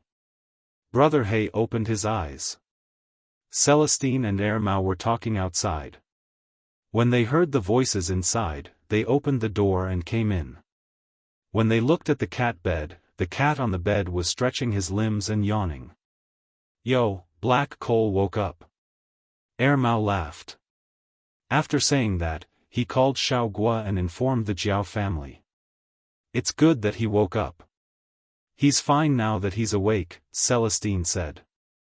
When Zheng Tan was unconscious, Xiao Guo asked someone to check on Zheng Tan. They suspected that he had caught a cold, but what was strange was that after injections and medicine, his body temperature returned to normal, and his breathing returned to normal. He recovered much faster than other cats, and it seemed that there shouldn't be any major problems. However, Zheng Tan didn't wake up. It was as if he was in a deep sleep, and he maintained this state for a week. This really worried the Jiao family. Xiao Guo also invited a lot of specialists and even asked some famous veterinarians, but none of them could solve the problem. He could only wait. Now, after learning that Zheng Tan had woken up, Xiao Guo brought some people to give Zheng Tan a comprehensive checkup. The result of the checkup was that everything was normal, and its condition was much better than that of other cats of the same age. Whether in terms of bones or muscles, it was much better than other cats of the same age. There was no sign of aging at all. The Jiao family breathed a sigh of relief when they received the diagnosis. However, when they asked if something similar would happen again, the doctor at the pet center could not give a definite answer. Compared to humans, the treatment methods for pet diseases were not as perfect. All kinds of situations were possible. All they could do was record the case and then discuss it. If they couldn't find the answer, there was nothing they could do. So, the best way is to pay more attention to the cat.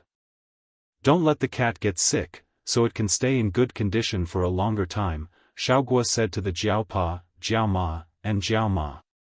Since everything was normal, Zheng Tan didn't want to stay in the pet center anymore.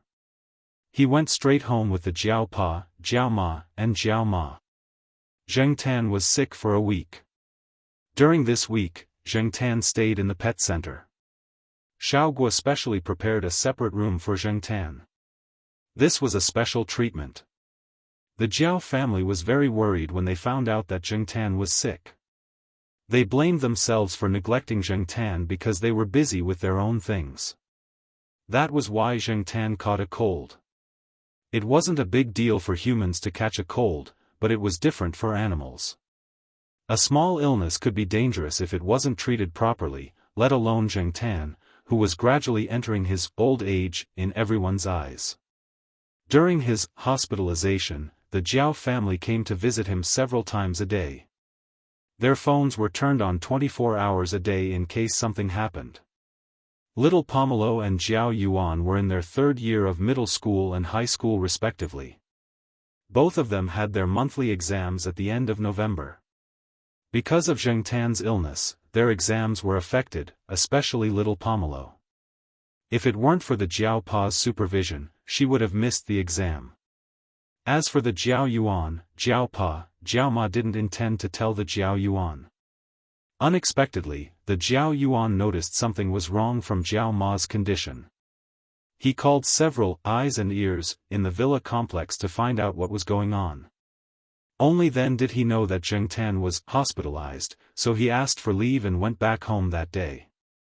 Knowing that the Jiao family wasn't in their best condition because of his illness, Zheng Tan felt very complicated. He probably didn't expect that he would have such a big influence. He felt a little guilty, but at the same time, he was a little happy. It was a good thing to be valued and cared about, because it proved that others cared about you. However, after this, Zheng Tan thought that he had to be more careful. In half a year, the Jiao Yuan and little Pomelo would have important exams. He shouldn't get sick during this time. Even if he got sick, he had to hold it in until the two finished their exams. He didn't want to affect their performance in the exam. At that time, the Jiao family didn't spread Zheng Tan's condition, but Mao, who lived in the same building, found out very quickly. After he found out, Celestine also found out very quickly.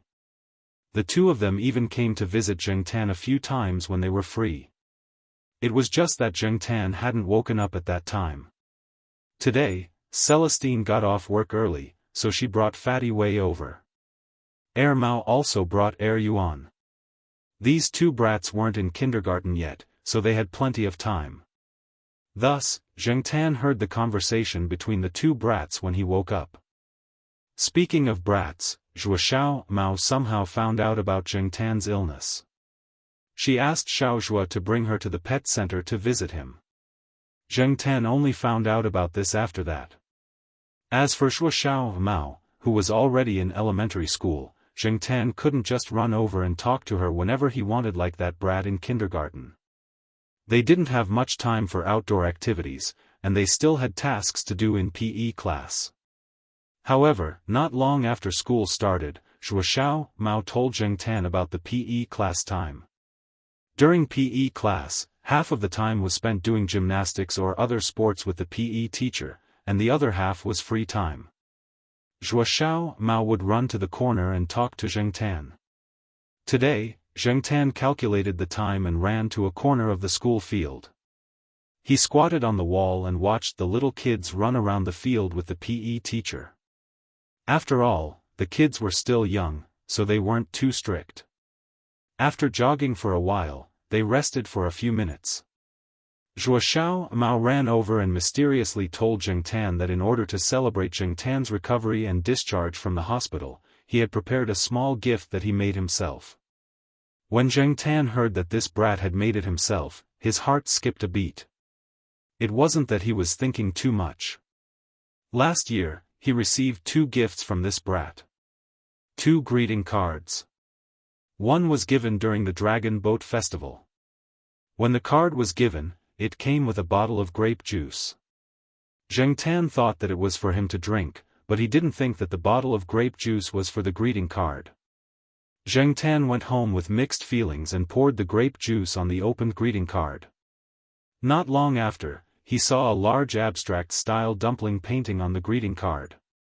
As for the second greeting card, it was given by Xiao Mao during the Mid-Autumn Festival. This time, there was no grape juice. Very good, but Zheng Tan used the time when there was no one at home to open the greeting card in his room. Then, according to Wuxia Xianxia's instructions, he held little Pomelo's hairdryer and blew on the greeting card for a long time. When the greeting card was hot, something appeared on it, an abstract-style painting of a mooncake. Zheng Tan's feelings at that time, therefore, now that Wuxia Xianxia said that he wanted to give Zheng Tan a small gift to celebrate his recovery, Zheng Tan's beard trembled. He was afraid that this brat would come up with an especially funny gift. The PE teacher blew the whistle to gather the students. Wuxia Xianxia quickly said to Zheng Tan, "The gift isn't ready yet. I'll give it to you after Christmas." Then, he ran away. Zheng Tan shook his head. Forget it, he didn't want to argue with this brat. Seeing that it was about time, Zheng Tan took a small stroll around the campus. Then, he ran to Jiao Pa's office at the Institute of Biological Sciences. Ever since he fell sick, Zheng Tan didn't have as much freedom as before. The Jiao family felt that they had trusted Zheng Tan too much in the past, and that was why this incident happened. They only found out about it after he fell sick for a long time. If they had found out about it a little later, would there have been an accident? The Jiao family was worried. Therefore, after he recovered, he was grounded at home for a week. After that, he ate specially prepared nutritious meals for a week. Zheng Tan couldn't take it anymore. It was too disgusting. Eating nutritious meals for a week was the result of his tolerance. After protesting several times, Zheng Tan finally stopped eating nutritious meals. However, the Jiao family felt that Zheng Tan's diet shouldn't be the same as before because he was gradually entering the old age stage. The food that was too strong and not good for cats was reduced. This made Zheng Tan feel very uncomfortable. However, this was already the Jiao family's concession. The Jiao Pa even told Yi Hao, Boss Kai, and Feng Baijin that even if Zheng Tan went to the Institute of Biological Sciences, he wouldn't be able to eat the delicious meal that he was looking forward to. Mao even joked that Zheng Tan wasn't hungry. If he was really hungry, he could eat anything. Zheng Tan didn't refute this. However, he wasn't starving right now, was he? Zheng Tan thought to himself cheekily. In fact, Zheng Tan really wanted to say that he was very healthy. He was so strong that he could easily lift the dining table at home. However, he couldn't say that. Moreover, the Jiao family was scared this time. They no longer listened to Zheng Tan's wishes like before. If it was possible, the Jiao family even hoped that Zheng Tan wouldn't go out and stay at home. Unfortunately, this was impossible. The Jiao Pa had already prepared lunch. After heating it in the microwave, it was Zheng Tan's lunch. After eating, Zheng Tan took an afternoon nap in the Jiao Pa's office. After that, he climbed out of the window and wanted to stretch his body. It had been a long time since he went to the small forest at the edge of the neighborhood. Zheng Tan decided to go for a run. He quickly jumped and shuttled through the forest. He was as fast and as familiar as before. He wasn't rusty. I'm not old. Zheng Tan thought. I'm still young. After running for a while, he felt much better from his gloomy mood. Zheng Tan squatted on a tree branch to rest. He looked at the fallen leaves in the forest that had already turned yellow. They swirled and fell as the wind blew. Zheng Tan remembered the dream he had when he was sick. It was strange. He could still remember the dream so clearly after waking up. Moreover, Zheng Tan gradually remembered where that dream had been. It was a place where demons ran wild. It was a place he used to like to pass time. Sometimes, when he was in a bad mood, he wouldn't even go to class. He would call a few of his friends and go there. However, was that really a dream? Zheng Tan lowered his head and looked at his cat paws. He let out a long sigh. After jumping down from the tree, Zheng Tan planned to go home. However, after taking 2 steps, he stepped on something. He pushed aside the leaves to take a look. It was a small piece of pencil. On it, he could see the words 5B. It was probably lost by a student from the School of Fine Arts who came here to sketch. The higher the H value of a pencil, the harder and lighter it would be. The higher the B value, the softer and thicker it would be. A 5B pencil was suitable for some dark colors. Some students like to use a pen with a high B value to practice their control of the pen. Zheng Tan looked at the pencil under his feet for half a minute. He didn't care about the stains on the pencil. With the pencil in his mouth, he ran to the outer wall of the school that was relatively close to here. He stepped on a branch in a place where there was no one. When he was about 178 meters above the ground, he grabbed the pencil and wrote a line on the wall. Chapter 391. After he finished writing, Zheng Tan hid the pencil in the tree hole where he used to put his phone. He would need it in the future, so he was not in a hurry to throw it away. Although Zheng Tan had not been to the tree hole for a long time, there were no other animals living there, so it was quite clean. Zheng Tan picked up a plastic bag and wrapped the pencil in it. After he put it in the tree hole, he went home. Zhuo Kitten said that she would give him a present for Christmas. Zheng Tan could not guess what it was, but he calculated the time and knew that it would be soon. On Xiaoguo's side, Zheng Tan also participated in the double egg program about Christmas and New Year's Day. However, Xiaoguo did not let Zheng Tan run and jump vigorously anymore.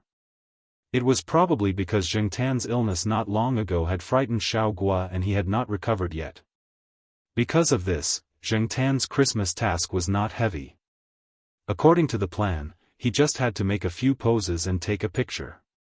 Xiaoguo also did not ask Zheng Tan to work overtime. When it was time, he asked Charlie to send Zheng Tan back safely.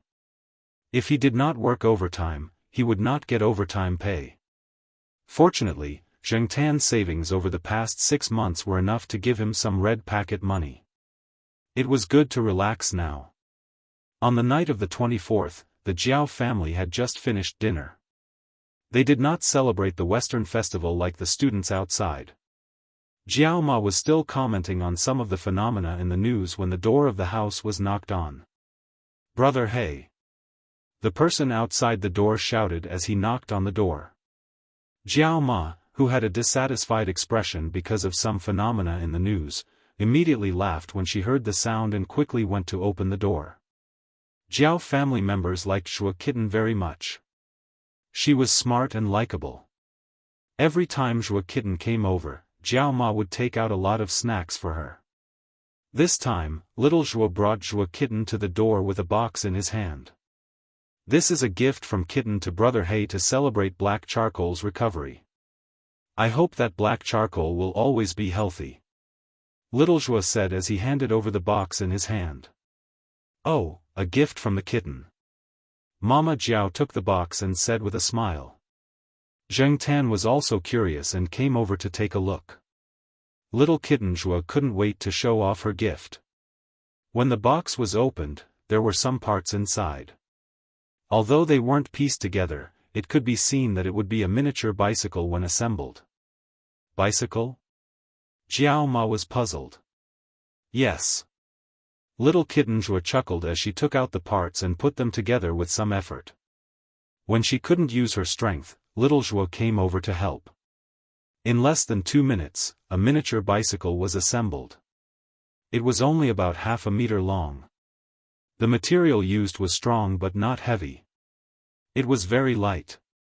Jiao Ma estimated that it weighed less than half a kilogram. Kitten said that she used to drive a 4-wheeled car with black charcoal, and she missed it a lot. There are still pictures of the past pasted on the bedroom wall. Now that she's learning to ride a bicycle, she also wants to ride it with black charcoal for fun, little Zhuo explained.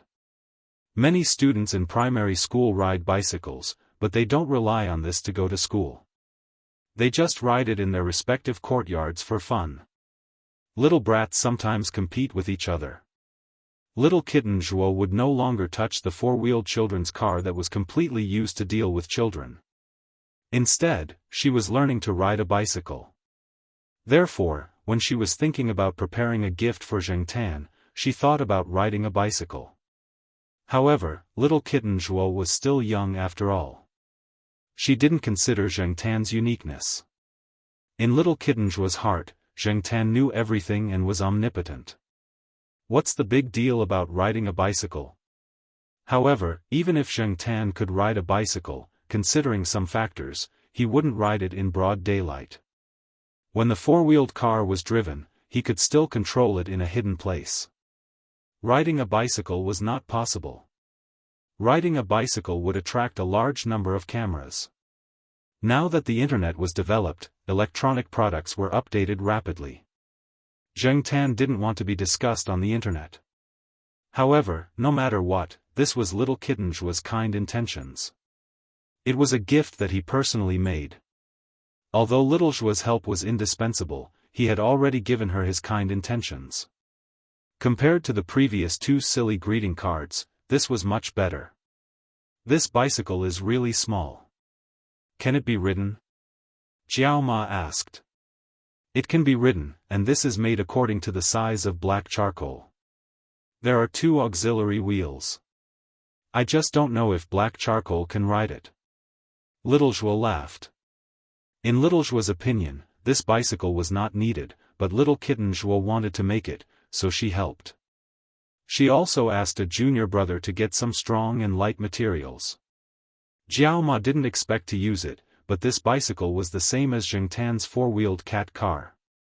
It could be used as an ornament at home.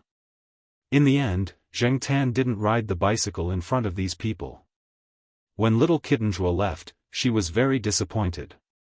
She also advised Zheng Tan to learn how to ride a bicycle early and go out for a walk. Unfortunately, this matter was probably not going to happen. This miniature bicycle was not dismantled for the time being. It was placed in Jiao Yuan's room. Anyway, Jiao Yuan now stayed at home for a short time every week. There was no place to put things, so he put them in his room.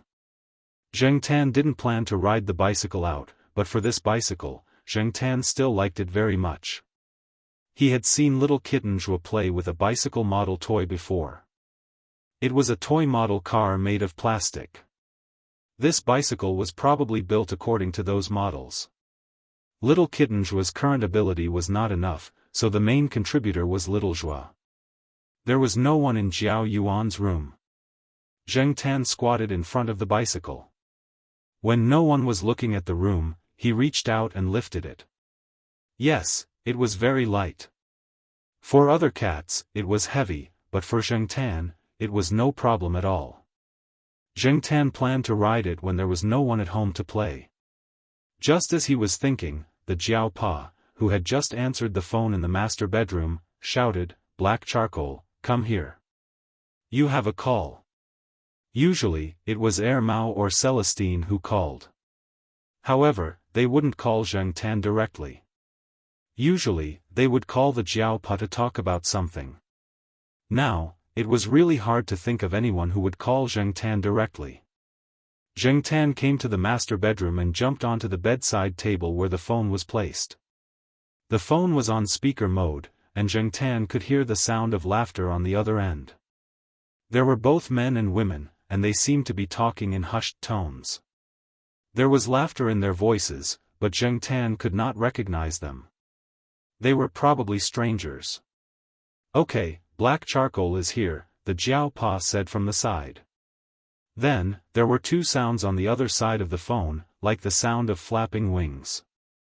Then, Zheng Tan heard a voice that he hadn't heard in a long time. "I didn't forget you forgot me, you even said the wrong name, this proves that you were lying to me, let's see what you say today, Zheng Tan." As soon as he heard this voice, Zheng Tan immediately took a few steps back. "F***CK, I'm not answering this guy's call." At the beginning of November, because the temperature in Chuhua City dropped sharply, the B***TCH bird was listless at home all day. However, after its owner took it to the warm south, the bird began to show off again. There was some laughter on the other side of the phone. It was obvious that there were a few people on the other side of the phone. They were probably the family of the B***TCH bird's owner, Professor Tan, who lived in the south. Professor Tan didn't let General Tan show off too much over the phone. Soon, he took the right to speak and started chatting with the Jiaopa. Professor Tan had been in contact with the Jiaopa before. Professor Tan had given the keys to his house on the 4th floor to the Jiaopa. There were some plants in the house that needed to be watered. Although there was an automatic watering machine, he still had to check on them from time to time. Therefore, the Jiaopa would go to Professor Tan's house on the 4th floor every week and then send him an email to explain the situation. The Jiaopa talked about Zheng Tan's illness later on when he chatted with Professor Tan. Today's phone call wasn't made by Professor Tan. Instead, General Tan pecked the number with his beak in the name of showing concern for Zheng Tan. In the end, when Zheng Tan arrived, he heard the B*TCH bird singing an old song that it had just learned. He didn't know who taught it in Professor Tan's house. General probably hadn't finished singing on the other side. Professor Tan was still complaining that General was pecking the phone line to vent his anger. Apart from General Tan, Professor Tan had originally planned to call the Jiaopa in the next 2 days. "I heard that you were selected as this year's Provincial Person of the Year." "Congratulations, congratulations," said Professor Tan. Zheng Tan was just about to leave when he heard the voice coming from the phone. He stopped in his tracks and decided to listen a little longer. Person of the Year? It sounded so awesome. However, when did Jiaopa get selected as the Provincial Person of the Year? The Jiaopa held the phone and caught a glimpse of Zheng Tan's movements from the corner of his eye. He glanced over and then looked away. Then, he started chatting with Professor Tan. Only then did Zheng Tan know that the so-called Person of the Year was actually an annual event held in the province to select outstanding people who had made outstanding contributions to the province, achieved impressive results, and embodied the spirit of the times. There were people from academia, finance, sports, entertainment, and other circles. Jiaopa was one of the top 10 outstanding young teachers. In the eyes of some people, it was just an empty title. However, it was not easy to get this title. Not only did one have to be strong, but one also had to have a good relationship with others. Listening to the conversation between Jiaopa and Professor Tan, it seemed like the two of them did not care much about this title. Generally speaking, people who did not care about this title were either jealous or sour grapes. Otherwise, they were people like Jiaopa and Professor Tan who had already received better titles. Actually, if it were not for the previous accolades, the honor of this kind of annual awards would not have been given to Jiaopa. Speaking of which, Jiaopa had worked very hard for the past 2 years. He was so busy that he was rarely seen. His influence in the Institute of Biological Sciences was also getting bigger and bigger. Once, Zheng Tan even overheard the Institute of Biological Sciences students talking about who would be the next person to carry the banner of the institute. Among the candidates, Jiaopa's popularity was very high. The leaders of the institute also gave face to Jiaopa. Even without talking about his ability, that red mouse was still jumping around in the laboratory. When the bosses of the related research teams voted, they had to consider Jiaopa's contributions to the institute, right? The institute was planning to use this opportunity to do more public relations. This time, it was not only to the academic circle, but also to the general public. The award ceremony would also be broadcasted on the provincial TV station. Because it involved a wide range of people, including big entrepreneurs and CEOs of big companies, as well as more well-known sports and entertainment celebrities, the program's viewership ratings would also be higher. With this opportunity, how could the institute let go of this opportunity to make its presence known? Professor Tan had experience with this before, so this time, he called Jiaopa to teach him some techniques. After all, it was not just about attending an award ceremony. He would also have to come into contact with famous people from all walks of life, including political figures. He could not afford to make any mistakes. Don't think that you can ignore people from other walks of life just because you are in the academic field. Otherwise, you will suffer. Chapter 392. In fact, another teacher had almost squeezed Jiao Pa out of the running for the Young Teacher of the Year award. After all, the quota was limited. There were so many schools in the province, and the selection was not only limited to universities but also primary and secondary schools. Even if some people did not care for this award, the competition was still quite fierce. After all, this was an honor with a certificate. As for why that teacher was squeezed out, Zheng Tan later found out when he was on his way to Jiao Pa's office. He overheard a few students from the Institute of Biological Sciences talking about it. That young teacher had a strong background. One of his parents was a well-known professor, and the other was a successful businessman. His family also had people who were active in the political system. It was reasonable to say that such a person had a high chance of getting a spot. Unfortunately, that person was not very lucky. In addition, he attracted too much hatred on a daily basis. Therefore, he was tricked by his students. During the selection and voting period, that professor was a little too high profile and had a conflict with one of his graduate students over some things. The next day, that graduate student betrayed his boss. He exposed the professor's money laundering on a relatively influential forum on the internet. He also revealed that the professor was a scumbag who pretended to be a very good person. That postgraduate student was probably an expert at writing papers in the liberal arts field. His words revealed a strong sense of grievance and resentment, causing others to sympathize with him. Others could understand this as well. After all, no one would be happy to be stuck at graduation, let alone for 2 years. In fact, the graduate students under each supervisor knew very well what kind of person each supervisor was. Whether it was a master's student or a doctoral student, there would always be some accounting and money flow involved. They would also have some understanding of the supervisor's background. Just like how Xian and her juniors would gossip about Professor Jiao when they were together, the students under each supervisor would also gossip about their own supervisor. Do not underestimate the ability of the students. Once they were active, they would be in big trouble. This time, that young professor was stabbed in the back by his own student. If his family did not find someone to suppress this matter, the whole country would have known about it. However, even if the matter was suppressed, his quota was revoked. Therefore, Jiao Pa had the opportunity to replace him. Otherwise, in terms of background, achievements, and political influence, Jiao Pa would not be able to compete with Jiao Pa. It was precisely because of the exposure of the teacher's money laundering that the school's leaders had specially looked for the Jiao Pa for a discussion. Whether or not the teacher had laundered money was not important. What was important was whether or not the teacher would make a mistake at a critical moment, such as being stabbed in the back by his own student. In short, money laundering was fine, but it had to be done cleanly. Otherwise, not only would the teachers lose face, but the school would also lose face. The school leaders had no choice but to take this seriously. Although Tsinghua University had always boasted of its position as the leading university in the province, over the years, another university in the city had also begun to shine. Dazzling results came one after another, and their public relations were also very good.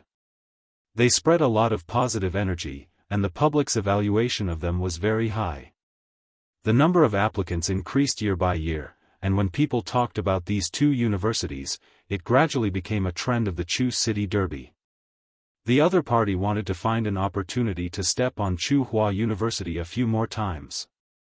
The reason why the other party didn't mention the money laundering incident was because everyone felt guilty about it. In fact, things like money laundering were done by many school teachers, regardless of whether it was a third-rate university or a few top universities. As for money laundering, there were many ways. For example, transferring the country's scientific research funds out of the country for private use. Or buying equipment that was reported as 5 million yuan, but actually only 3 million yuan was actually purchased, and a large amount of rebates would be put into private coffers.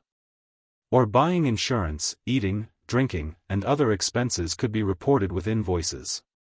In the private words of some teachers, why was it so important to apply for project funds? money laundering was to make a fortune.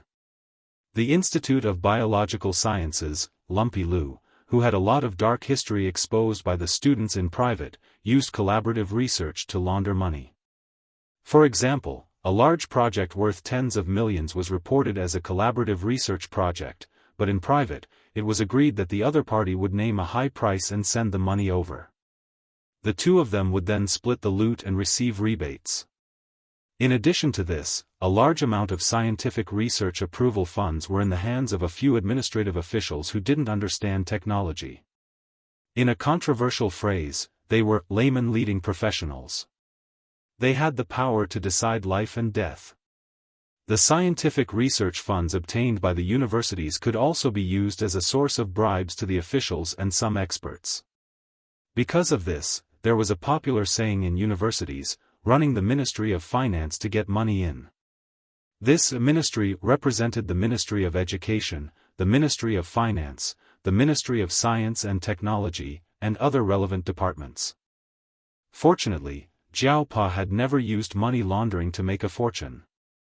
Most of his money came from Yuan Ziyi's company, not from the project shares. When the company was established, Jiao Pa had contributed to it and had shares in it. Over the years, the company had grown in scale and had opened a branch in the south. This time, Yuan Ziyi's appearance at the provincial annual gala was enough to explain the situation. Jiao Pa had gained a lot of experience from Professor Tan and other experienced teachers. Jiao Ma had specially bought a suit for Jiao Pa to wear to receive the award. As for the suit, Jiao Pa couldn't buy something too extravagant.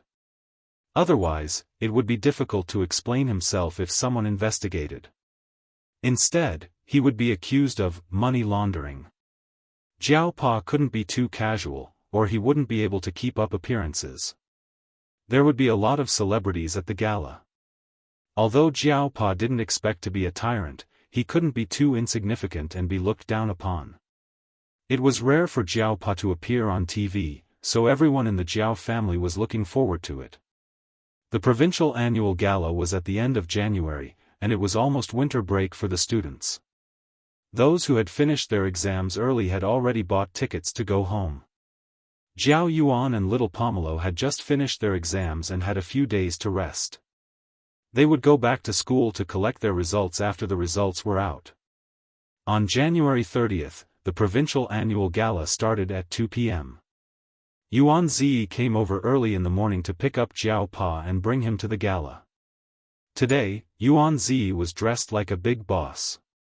He was dressed more casually than Jiao Pa. His clothes were worth at least 100,000 renminbi, and he had specially chosen his car. It was low-key and luxurious. Jiao Pa had wanted to drive himself, but Yuan Ziyi looked down on him. Jiao Pa's car was too embarrassing for Yuan Ziyi. Anyway, they had the same destination, and they could just give each other a lift. Jiao Pa went to attend the gala, and the Jiao family sat in front of the TV. Actually, the gala was not broadcasted live. The provincial TV station's news would report about the gala, and tomorrow's newspapers and internet would report about it. Even though the Jiao family knew they couldn't watch the gala live, they still sat in front of the TV and waited. Jiao Yuan even turned on his computer to surf the internet. Unfortunately, he didn't find anything until lunchtime. During the gala, Jiao Pa's phone was set to silent. It was not convenient for him to answer the call while he was sitting in the hall. Dinner will be served in the afternoon, and Jiao Pa called home at 6 p.m. He said he would not be home for dinner and would be home later. Jiao Ma didn't want to ask too much over the phone. She was relieved to know everything was going well. Jiao Yuan, little Pomelo, and Zheng Tan listened to Jiao Ma while she was on the phone. Jiao Yuan still wanted to ask Jiao Pa to ask those celebrities for autographs, but Jiao Ma had already hung up. At 7:30 p.m., CCTV's news ended, and the provincial TV station's news followed suit. This time, the Jiao family's 3 people and 1 cat were all watching the news attentively. They didn't want to miss a single detail. "It's out! It's out!" Jiao Yuan said excitedly. On the TV, the provincial TV station's news was talking about the annual gala that was going to be held today. The venue was huge, and it looked very grand. There were several special shots of the provincial leaders. Zheng Tan saw Mao's father. He looked quite similar to Mao, but he looked more serious. He looked more like Mao's older brother. Well, to be a leader, one had to look mature. For someone like Mao, who often made silly mistakes, it was better for him to be a freelancer. Most of the shots were focused on the provincial leaders. Zheng Tan also saw a few familiar faces, such as Mr. Liu. However, Fang Xiaokong was more familiar with Mr. Liu. Zheng Tan was more familiar with Mr. Liu's son, Liu Yao. He used to race cars with Mr. Liu. Now that Mr. Liu had grown up, he didn't play with remote control cars anymore. Instead, he played with the small sports car his father had custom-made for him. The rest of the people were mostly shown for a short time. A few celebrities could be seen. Jiao Pa was not very conspicuous in that short time, but he was still found out by the Jiao family. Yuan Zi was also found out. Among the top 10 outstanding young teachers, the one who was shown the most was a woman in her 30s who was teaching in a mountainous area. Everyone could understand this. Therefore, everyone was relieved that Jiao Pa was only shown for a short time. When Jiao Pa came back in the evening, Yuan Zi came up to talk with him. Compared to Jiao Pa's calmness, Yuan Zi was in a good mood. It was not because of the award ceremony, but because of what he had seen and heard during the gala. Jiao Pa knew that children in their teens like to chase after celebrities. Without Jiao Yuan telling him, Jiao Pa brought a book to the celebrities to ask for their autographs. When the celebrities arrived, Jiao Pa gave each of them an autograph. Jiao Yuan and little Pomelo looked at the autographs while listening to Yuan Zi talk about the award ceremony and what happened at the buffet after the ceremony. When they heard that Jiao Pa had asked for an autograph, one of the celebrities was very cold and impatient. Jiao Yuan, little Pomelo, and Zheng Tan stopped what they were doing. Which celebrity? Jiao Yuan asked. That one. Yuan Zi thought for a long time before he finally remembered the name of the celebrity. After Yuan Zi left, when Jiao Pa and Jiao Ma were not paying attention, Zheng Tan saw Jiao Yuan tear the page with the cold celebrity's autograph from the book and throw it into the wastebasket in the toilet. TSK, this kid. Well done. The next day, there were indeed a lot of discussions about yesterday's ceremony in the newspapers and online forums. In the more political pages of the newspapers, the ones who were mentioned most were the typical ones who had been selected by the provincial government. The others were just names, and there were only 1 or 2 sentences at most. However, in the entertainment section, there was a huge report. There were also many large photos of the celebrities sitting in the seats at the venue. There were also many articles that touched on many topics, such as which brand the celebrities were wearing at the venue, whether they had plastic surgery, what their hairstyles were like, how their breasts were, whether there were any family conflicts, whether the recent scandals were true, and so on. It was fine if it was in the newspapers. After all, it was in the entertainment section. But what about online? If one did not look at the entertainment section, one would look at the large community forums. On some of the more active public communication platforms, the majority of the articles were still about the celebrities. From their clothes, family conflicts, and their recent movies, everything was mentioned. Although there were some studios and promoters involved, there were too many articles. Some of the photos taken by the reporters at the gala were mostly celebrities. In the photos, there were many famous celebrities. Compared to the celebrities who were being chased by the reporters and getting autographs, interviews, and photos taken with them, the rest of the people seemed to be reduced to the background. There were more photos of the financial figures. People like Jiao Pa, who was a young teacher, were not paid much attention to. Jiao Yuan found a photo. The majority of the photo was of a celebrity with exquisite makeup. The people next to her and diagonally behind her were not mentioned in the article. They were reduced to mere passers-by.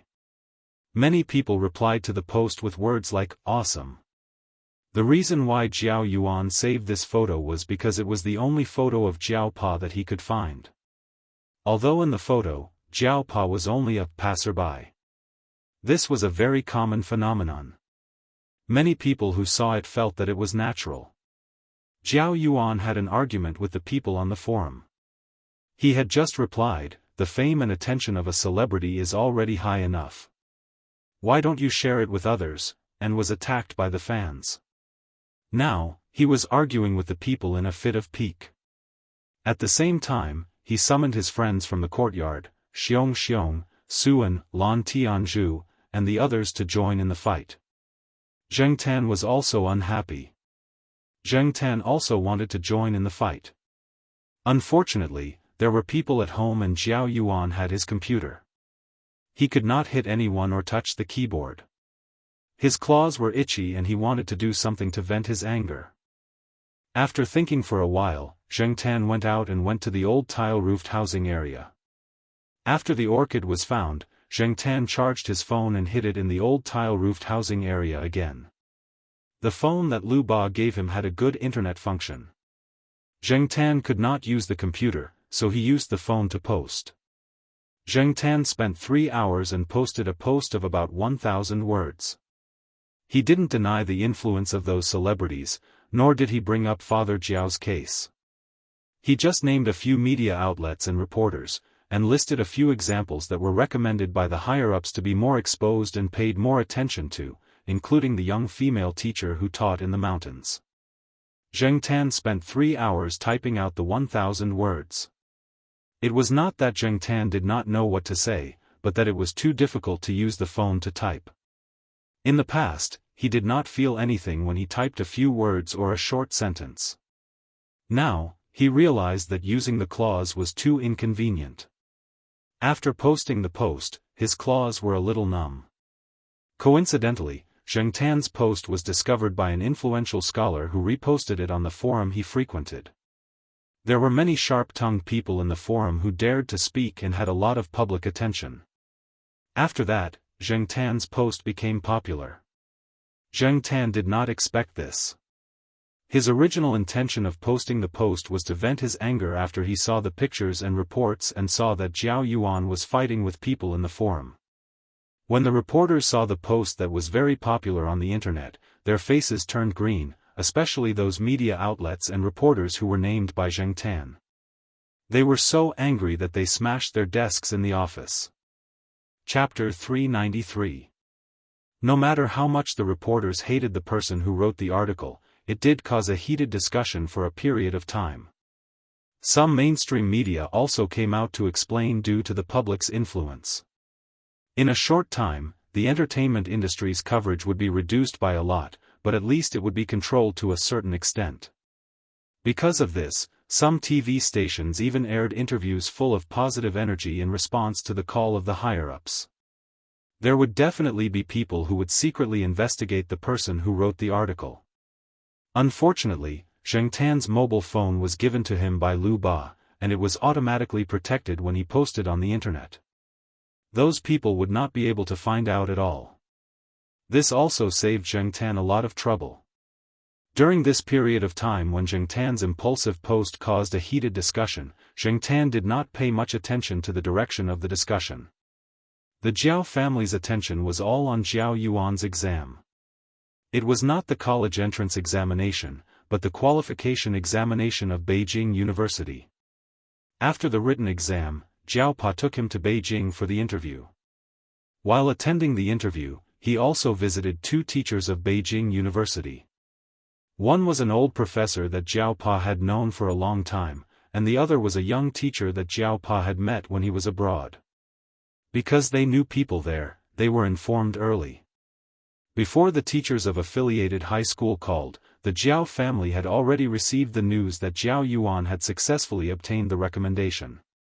In addition to Jiao Yuan, Suan was also recommended to Ninghai University.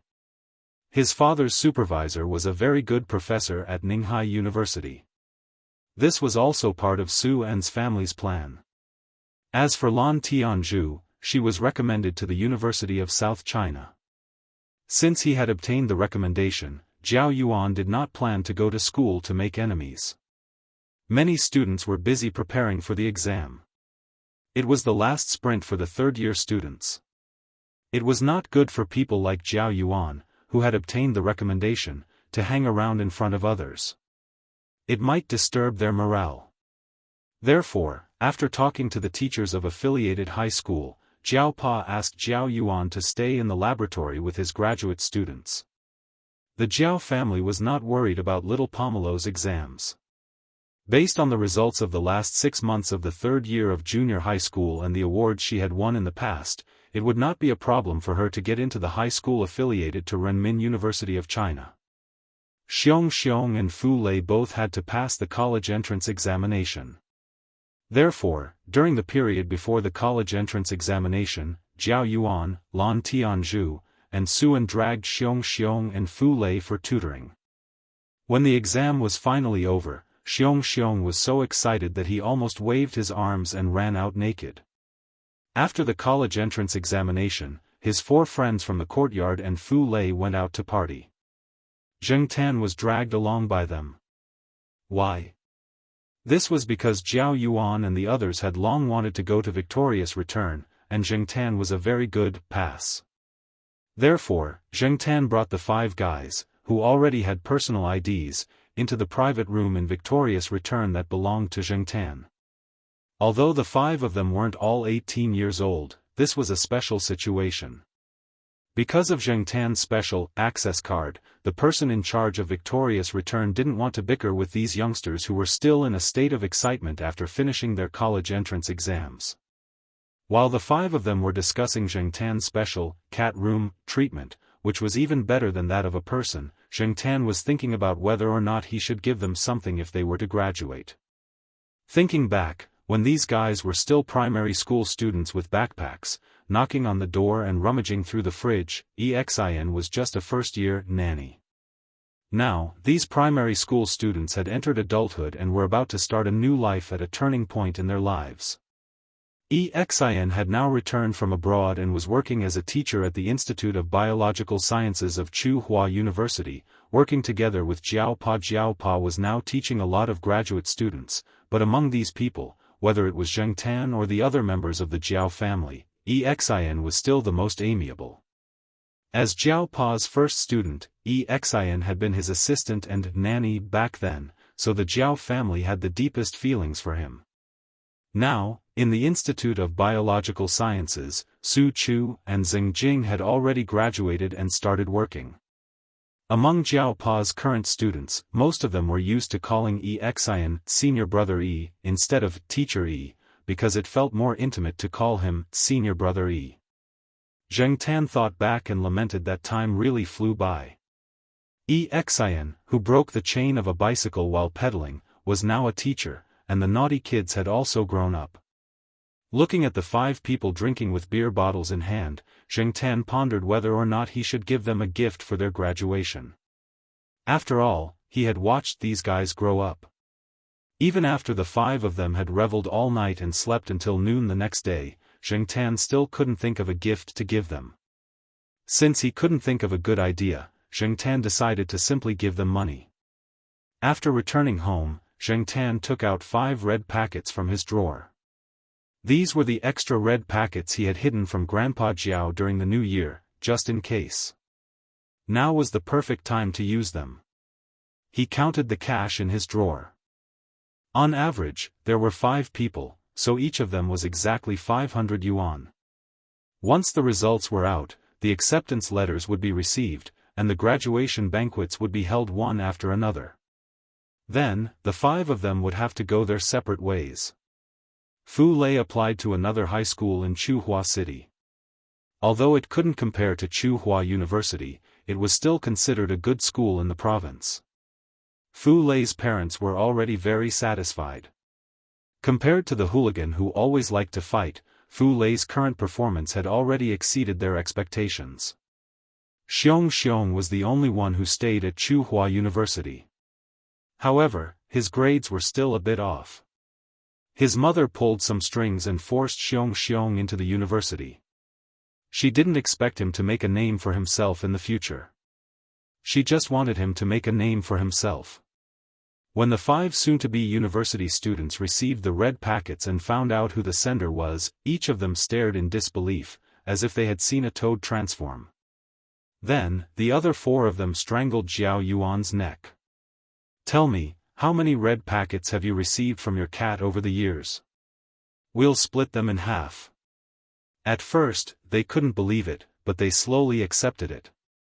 Then, they interrogated Zhao Yuan. They had already formed a tacit understanding. They knew that jokes were jokes, but they still understood what to say and what not to say. They accepted the red packets and promised Zhao Yuan that they wouldn't tell anyone about it. After the event, they secretly thought about how to give something back. The next day, Zheng Tan looked at Zhao Yuan's helpless face as he carried 4 boxes of cat food. He lifted his foot and kicked the boxes away. "Those 4 little bastards can eat it themselves." In the end, the 4 boxes of cat food were distributed to Huang and the sheriff. As for Depang, he only ate his grandmother's cooking. He didn't eat cat food. In August, Jiao Pa arranged everything in the hospital. He brought his family and Zheng Tan to Beijing to send Zhao Yuan to school. At the same time, they were preparing for a family trip. They booked a hotel in advance and rested for the night after arriving. The next day, the family took photos at various scenic spots in Beijing. Zheng Tan couldn't go to places openly, so he hid in his backpack and secretly brought the Jiao family there. Anyway, he was there for the photos. There were 4 people and 1 cat in the group photos, so no one was missing. Coincidentally, when they were hiking, Zheng Tan bumped into Fang Xiaokong, who brought his daughter out to play. Fang Xiaokong rarely had time these 2 days. Since they bumped into each other, he invited the Jiao family to his house for dinner. "Is that Demi?" Zhao Yuan and little Pomelo both looked at the cat sitting next to Fang Mengmeng.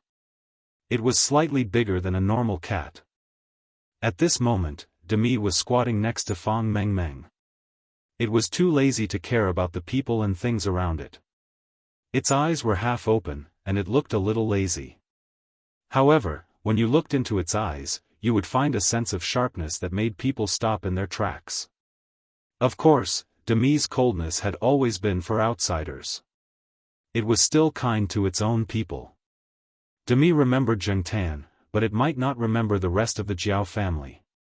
Therefore, when Zhao Yuan wanted to touch it, Demi avoided him. To it, Zhao Yuan was a stranger. Seeing Demi like this, Zhao Yuan and little Pomelo didn't force it. It was a cat.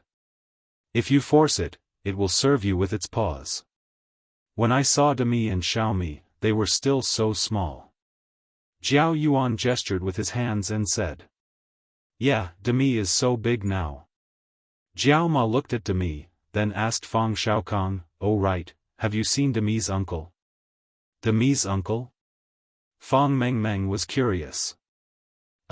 It's Demi's father, Peanut Candy's younger brother." Jiao Ma said. "What does Demi's uncle look like?" Fang Mengmeng was curious. She had only seen the photos of Peanut Candy and Black Rice taken by her father. She had never seen anything else. However, Jiao Pa and Jiao Ma had never taken any photos. Zhao Yuan and little Pomelo had only seen him once or twice. Fortunately, Sesame left a deep impression on them. They could talk about it without any photos. Demi's uncle is a spotted cat. Yeah, it's similar to a spotted dog. It's white with black spots, but its fur is slightly longer. It's a very mischievous fellow. Speaking of cats, Zhao Yuan, little Pomelo, and Fang Mengmeng started chatting. On the other side, the adults' conversation was also in progress. Knowing that Zhao Yuan was going to study at Beijing University, Fang Xiaokong assured Jiao Pa that he knew many people at Beijing University. When the time came, he would ask someone to take care of him. Although he had already visited a few teachers and friends at Beijing University, Jiao Pa and Jiao Ma were still worried that their child would be alone in such a big city. Now, with Fang Xiaokong's words, they felt more at ease. The situation in Beijing was too complicated. If anything happened, Jiao Pa could not take care of it in Chuhua City. Distant water could not put out a nearby fire. Third Master Fang, who was familiar with Beijing, was more reliable. This was the second time Zheng Tan had come to Fang Xiaokong's house. The first time was when he came to Beijing to film a documentary and stayed for a few days. This time, Zheng Tan was coming, so Fang Mengmeng also informed her friends. Especially Hou Junyi. When he saw Zheng Tan, the first thing he said was, "How's my treasure chest?" Zheng Tan thought about it. The treasure chest that Hou Junyi had given him, he had not opened it after going through it. It was still under little Pomelo's bed. Although Hou Junyi was still a little confused, he knew that what he had done back then was a little stupid. Giving a cat a treasure chest? Wasn't that nonsense? However, Hou Junyi would not ask for it back. Firstly, he was really grateful for Zheng Tan's help back then. Secondly, there was no reason for him to ask for something that he had given away back. Furthermore, in the past 2 years, he had obtained new treasure chests and collected more tools. He had upgraded some of the items and did not need the old ones anymore. Although he did not expect Zheng Tan to understand, Hou Junyi could not help but talk about the treasure chests. Zheng Tan did not have much to do, so he squatted by the side and listened to Hou Junyi's analysis of the items in the treasure chests and their uses. Zheng Tan thought about opening the treasure chests one by one when he had nothing to do. After dinner, Fang Mengmeng brought Dami out for a walk. She also brought Jiao Yuan and little Pomelo to walk around. The greenery in their residential area was quite good. When he heard that there were some celebrities living around, Jiao Yuan asked curiously. However, Fang Mengmeng was not very enthusiastic. Zheng Tan thought that it was probably because the incident back then had a greater impact on Fang Mengmeng's 3 children. Therefore, they were no longer enthusiastic about the topic of celebrities. Although there was a sense of overturning a group of people, children were like that. Past experiences would affect their thinking in the future. As they were talking, Jiao Yuan suddenly poked little Pomelo, who was beside him. "Hey, Pomelo, it's Wei Kala." Wei Kala was a celebrity who had acted in many television dramas and movies. When Jiao Yuan and the others were still in primary school, they had watched many television dramas where Wei Kala acted. Now, Wei Kala acted less in television dramas and more in movies. Jiao Yuan and the others liked Wei Kala because, firstly, Wei Kala was really beautiful, had a good figure, was popular, and had little negative news. Secondly, Wei Kala was born in Chuhua City. However, she was now working abroad and did not stay in Chuhua City much. However, she had contributed a lot to her hometown. In January of this year, she was invited back to Chuhua City to participate in the annual provincial festival. Jiao Pa had asked for Wei Kala's autograph. Jiao Yuan had even bragged about it to his classmates. Compared to the person who was very cold and impatient towards Jiao Pa at the event, Wei Kala's attitude towards Jiao Pa was much better. Whether she was good on the surface or really kind, at least she did not embarrass him. Little Pomelo looked over. She also had a good impression of this celebrity. Wei Kala had acted in 2 of her favorite Chinese movies. Zheng Tan watched as Jiao Yuan and little Pomelo ran over to Wei Kala, who was walking her dog, to ask for an autograph. Fang Mengmeng sighed and said, "Actually, if they want an autograph, they can go directly to Uncle Yang's company." Uncle Yang? That guy Yang Yi? Wei Kala was at Yixing Culture now. Thinking that it was rare for him to come to Beijing, Zheng Tan wondered if he should go to Yang Yi's place and get some autographs for Jiao Yuan and little Pomelo. He was also a hero. That movie not only brought Yang Yi a lot of profits, but also increased the exposure of Yang Yi's company and his popularity. Yang Yi would not have any objections to asking for a celebrity's autograph, right? While Zheng Tan was thinking, Jiao Pa also received a call from Yang Yi. Yang Yi had been resting at home today and did not go out. The one who saw Jiao Pa and Wei Kala was the director, Kong Han, who was now a little famous. Today, Kong Han sent a friend to a hotel and happened to see the Jiao family and Zheng Tan. However, he was entertaining his friend at that time and the Jiao family left quickly. Kong Han did not have time to say hello. After returning home in the afternoon, he called Yang Yi and told him about it. He also advised Yang Yi to think of a way to make Zheng Tan stay. When he heard that Zheng Tan was coming to Beijing, Yang Yi, who was planning to take a nap, was suddenly energized. He immediately called Jiao Pa. Chapter 394. After making an appointment, Jiao Pa drove his family to the location Yang Yi mentioned. After all, children of this age were influenced by their upbringing and were inevitably curious about celebrities. Although Jiao Yuan, Suan, and the others usually looked serious in front of the elders, they actually had a lot of thoughts. In private, they would also talk about Ming Xing, especially sports stars and female movie stars. As for little Pomelo, although she wasn't a fan of celebrities, she often watched TV and had her favorite TV series. Naturally, she would have her favorite celebrities. Knowing that they were going to the headquarters of Yixing culture to see celebrities, the two of them were very happy. Jiao Pa and Jiao Ma were thinking about how to reject Yang Yi's request for their cats to act in TV shows or movies. Zheng Tan had already decided not to get involved in those things. One movie was enough. He wasn't a professional in this field, so there was no need for him to work in that direction. Yang Yi asked one of his assistants to pick them up. After showing their identification, they went to the underground parking lot to park their car and took the elevator up. The elevator was a dedicated one. One had to swipe a card and enter a password. Usually, only Yang Yi and a few other core members used it. When they were in the parking lot, they saw a few familiar faces from TV. Jiao Ma and Jiao Yuan even glanced at them a few times. After the Jiao family was led into the elevator, the few people who had parked their cars walked to the other elevator. However, they were not in a hurry to go in. Instead, they gossiped. They were not in a hurry for the time being. Is that Boss Yang's relative? Maybe. Otherwise, he wouldn't have asked Sarah to pick them up, said another.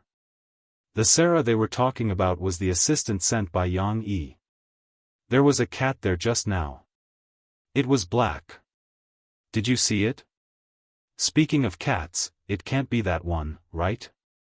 You mean the movie that caused a lot of discussion last year? What's the name of the cat? Z. I heard from Xue Ding that it was called Z. At that time, Boss Yang and Kong Han treasured it so much that they didn't leak any information about it. He was very interested in talking about the cat that had caused a heated discussion on the internet last year. How about we go up and take a look later? Last year, Xue Ding and Tao Qi became famous, as well as Shi Xiaotian and Wei Wen. Yang Yi's name had also spread far and wide. However, there were still many questionable points that no one could uncover. None of the actors or actresses, including Ronald, were willing to answer. To be exact, they did not dare to. After a year, no one brought up the biggest question. The entertainment industry was turbulent and turbulent. No one brought up the storm that had already passed. It was just that now that they had encountered it, they couldn't help but feel a little curious. What are you guys talking about? The person asked as the sound of high heels approached. Hello, Sister Wei. A younger person among them smiled and said. It was Wei Kala and her manager. Kala, I heard that you're going to act in Totem, a man in his 30s asked. Totem was a big-budget movie. Being selected to act in it was considered an acknowledgement of the status of a celebrity. However, he was a singer and was not very interested in acting in movies. Most of his friends were singers and there were very few actors. Hence, he did not have much competition with Wei Kala. Hence, he did not sound jealous. It hasn't been confirmed yet. Wei Kala did not want to say much. Instead, she asked, "Brother Wang, what were you guys talking about just now?" Brother Wang did not hide anything and gave her a brief explanation. Wei Kala's heart skipped a beat. She thought of the people she met at the residential area yesterday and the black cat. After they entered the elevator, Brother Wang suddenly said, "Kala, your hometown friend is doing very well recently." In the elevator, Wei Kala frowned and said calmly, "Oh, she's quite talented. There are plenty of talented people." Brother Wang did not say much and left with his two friends after the elevator arrived. When only Wei Kala and her manager were left in the elevator, the manager standing beside her looked at the changing numbers and said, "Stay away from your hometown friend. She's getting more and more unrestrained. Sooner or later, she'll get herself into trouble." "Okay." Wei Kala lowered her head slightly. No one knew what she was thinking. She only responded softly. On the other hand, the person and the cat who were brought to Yang Yi's office were staring at the cover of the magazine Yang Yi gave them. Jiao family members did not usually read fashion magazines. The only two magazines in the house were given to them by someone else after they finished reading them. Now, they were placed under the table leg. As for the new fashion magazine, no one in the Jiao family paid attention to it. At this moment, on the cover of one of the top-selling fashion magazines in the country, there was a cool-looking model and a black cat. Jiao Ma stared at the magazine carefully and said uncertainly, "Is this really our family's black charcoal?" It didn't look like it. Not only Mother Jiao, but the other members of the Jiao family also felt that the cat on the cover of the magazine, which looked like a black panther with a cold aura, was not at all like the naughty and mischievous cat at home. Although it's affected by the filming technique, this is definitely it. Yang Yi pointed at Zheng Tan and said to the Jiao family. Yang Yi was in a hurry to find Zheng Tan, not because he wanted to invest in another cat movie, but because someone asked him to. Almost no one paid attention to last year's magazine anymore. However, Li Wei's manager had contacted Yang Yi and said that they hoped to work together again. At that time, Yang Yi knew that the Jiao family did not want to increase the exposure of their cat, so he told Li Wei's manager and put the matter aside. But not long ago, Li Wei came to Beijing to participate in a fashion show. Her manager and Yang Yi talked about this topic again. When he received Kong Han's call yesterday, Yang Yi wanted to persuade the Jiao family again and see if they would change their mind. The Jiao Pa glanced at Zheng Tan. Zheng Tan turned his head and took a small step back. This was to tell the Jiao Pa that he was not happy.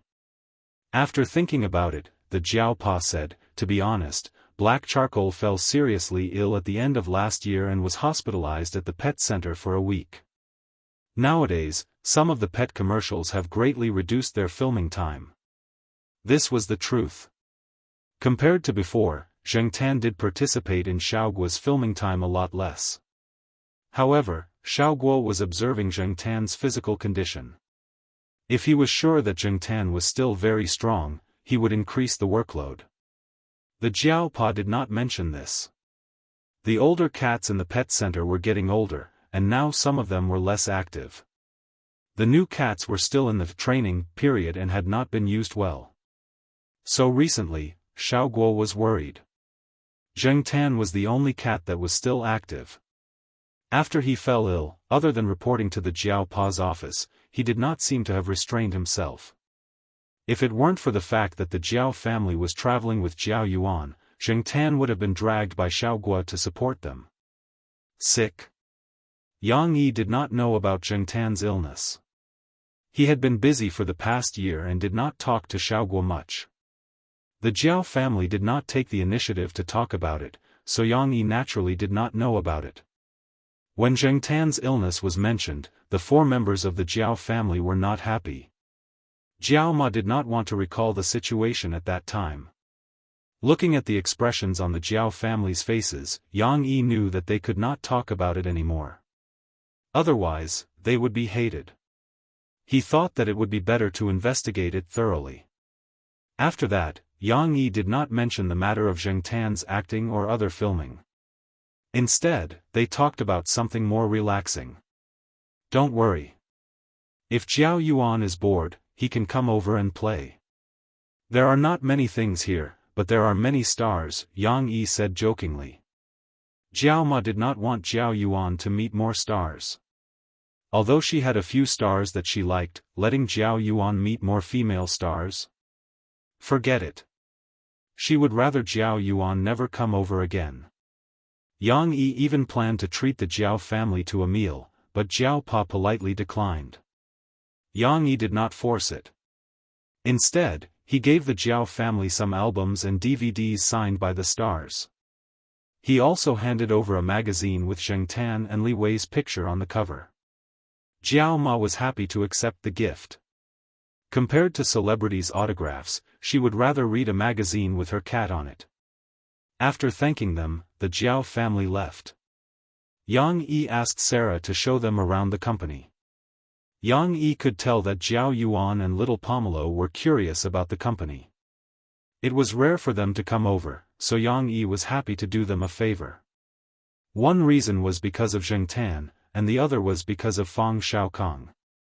Knowing that the Jiao family had a good relationship with Fang Xiaokong, Yang Yi would think more about it. When Sarah showed them around the company, they met many familiar faces. They were also curious about the Jiao family, but they knew that they should not ask too much. When they left, the Jiao family met Wei Kala again. As they had asked for an autograph yesterday, and they were from the same hometown, when Wei Kala greeted them, Jiao Yuan and little Pomelo exchanged a few more words with her. Sarah just smiled at the side and did not say anything. After Sarah led the Jiao family into the elevator, Wei Kala and her manager went to an empty corner. Who were those people just now? The manager asked. Probably boss's friends. After a pause, Wei Kala said, at the beginning of the year, I went back to Chuhua City to attend the provincial award ceremony. I saw Professor Jiao just now. Wei Kala had a good memory.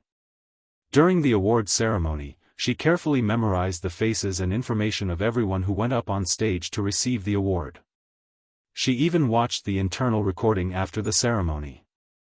These people could stand on the podium today, and they could stand even higher tomorrow. Even if they did not cross each other's lives, Wei Kala would not make enemies with them. Of course, she did not have to be too attentive. If she met them, she would just treat them with basic courtesy. Because of this, when Professor Jiao went over to ask for an autograph, Wei Kala's attitude was relatively good. However, Wei Kala did not expect that the person who asked for the autograph back then was now acquainted with the big boss of her company. Wei Kala was glad that she was acquainted with him. If they were to say anything in front of boss, how did Xue Ding and Tao Qi become so powerful in just 1 year? It was not only because of the movie last year, but also because of Boss Yang's words. Because of Yang Yi's words, these two seized the opportunity and rose up. After thinking for a while, Wei Kala suddenly smiled. What's wrong? Her manager was confused by her sudden smile. Someone might be in trouble, Wei Kala said. Who? My fellow countryman, Wei Kala said as he walked towards the stairs. Fellow countryman? Her manager raised her eyebrows. Generally speaking, Wei Kala's fellow countryman was only Chang Ying, who was both a singer and an actress. Wei Kala remembered that when she attended the award ceremony in Chuhua City at the beginning of the year, Professor Jiao had asked many celebrities for autographs, saying that it was for his child. The other people's attitudes were not bad, but her fellow countryman had thrown a tantrum on the spot. Fortunately, he was well-mannered and did not make a fuss about it. If he was a narrow-minded person who held grudges, he would have complained to some entertainment reporters afterward. Coupled with the debate on the internet at the beginning of the year, there would probably be another scolding session. On Yang Yi's side, after waiting for the Jiao family to leave, he made a phone call. Before leaving the company in the afternoon, there were 2 documents on his desk. One of them was about Zheng Tan, focusing on what happened when Zheng Tan was sick. The other document was about the Jiao family. It was relatively simple and not too detailed, except for one thing. Professor Jiao attended the provincial award ceremony at the beginning of the year. Because there were two of his own artists, more information was found. After looking at the documents in his hand, Yang Yi called one of his assistants over. Chang Ying has been doing well recently, Yang Yi said casually. The assistant was shocked. He glanced at Yang Yi, knowing that his boss was dissatisfied with some of Chang Ying's actions. Since she's too busy, give her a break, Yang Yi said. Actually, she's quite talented in this area. Yang Yi laughed. Is there a lack of talent in the industry? I've raised her too much these 2 years, she can't even figure out her own position. Yang Yi did not want an artist who stepped on others and offended others, no matter how talented she was. The assistant's eyelids twitched. This meant that he had to give her a warning. If she did not repent, she would probably be removed from Big Boss Yang's support list. The assistant silently lit a candle for Chang Ying in his heart. For the next few days, the Jiao family gathered around Capital University. Jiao Yuan went through some procedures and was brought by Jiao Pa to visit a few friends in Capital. After everything was settled, the Jiao family took 4 people and 1 cat to Jiao Yuan's dormitory to take a picture. Jiao Yuan's roommates laughed at the side, saying that Jiao Yuan's parents and sister were not the only ones who came, but he even brought a cat. They had seen people with dogs before, but this was the first time they saw a cat, so they were curious. It's a part of our family. We can't go anywhere without it, Jiao Yuan said to his roommates. Zheng Tan did not have any special feelings when he went to university.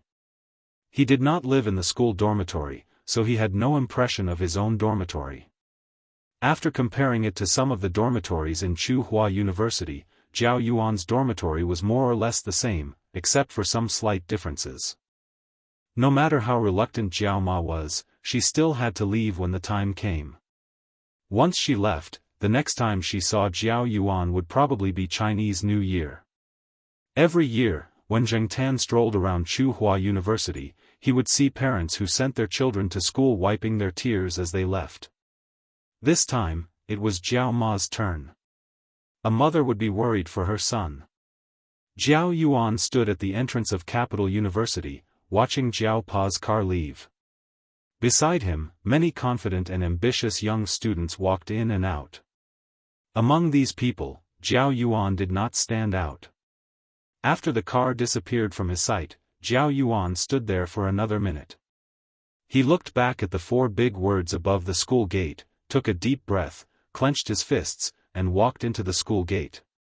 Although Jiao Yuan had been smiling when Jiao Ma said goodbye to Jiao Ma at the school gate, her eyes turned red after she got into the car. She did not even look back when she left. On the way back to Tsinghua from Capital University, Jiao Ma cried her eyes out. Little Pomelo also cried. Jiao Pa comforted them for a long time, but to no avail. He continued to look ahead as he drove. Jiao Pa did not know if he was talking to Jiao Ma or himself. Chapter 395. Jiao Ma was in a bad mood when she thought about the fact that her son, whom she had kept by her side for more than 10 years, was suddenly separated, and that she would only be able to see him again in half a year. When it was time to eat, Mama Jiao's appetite decreased because there was one less person. What will you do if Pomelo leaves in 3 years? Jiao Pa asked. Jiao Ma was speechless. She put down her chopsticks and stopped eating. How could she still have the appetite to eat? Jiao Ma felt sad when she thought about how empty the house would be in the future. I'm not leaving, little Pomelo said. Jiao Ma, who was about to go to the bathroom and cry, stopped. Jiao Pa and Zheng Tan also looked at little Pomelo. Generally speaking, children who grew up in universities tended to go to other schools after the college entrance examination. Perhaps they wanted to go further away to see the outside world and escape from the control of their parents. Or maybe they saw some of the disadvantages of the school and wanted to go to other schools. Or maybe, like Suan, their families had already arranged for them to go to other schools. With little Pomelo's grades, she could be like Jiao Yuan in the future. She could be guaranteed a place in a university or pass the college entrance exam and go abroad. Little Pomelo had lived abroad when she was young, so it was easier for her to adapt compared to others. However, little Pomelo's words meant that she would apply to a local school or go to Tsinghua University's main campus.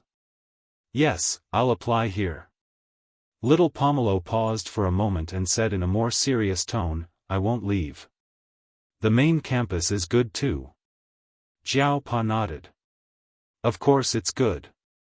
It's one of the top 10 universities in the country. You can even go home to eat and sleep every day. How many people would be envious of you? Only those little brats would look down on you.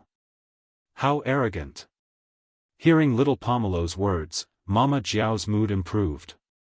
No matter what little Pomelo's choice was, it would still be 3 years later.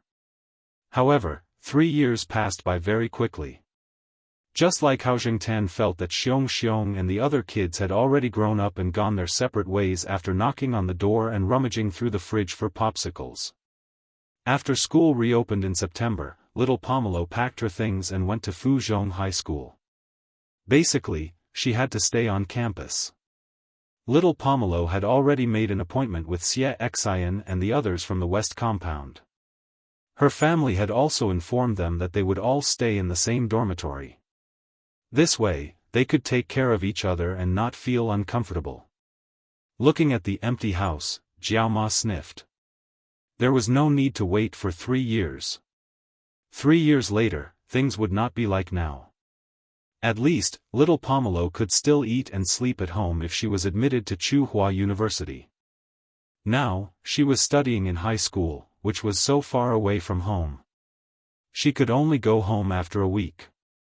Although Jiao Ma could see little Pomelo at school every day as a teacher in Fuzhong High School, she was not used to not being at home. Zhengtan felt it the most. He had to sleep alone at night.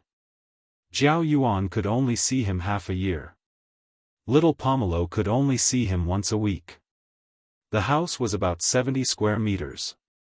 He used to feel crowded, but now he felt empty. During the day, Jiao Pa was at the Institute of Biological Sciences, Jiao Ma was at Fuzhong High School, and Zhengtan was alone at home. This feeling of emptiness was even stronger. Zhengtan took out the bicycle that little Pomelo gave him and rode it around the house. Then, he turned on the computer and surfed the internet for a while. He was really bored.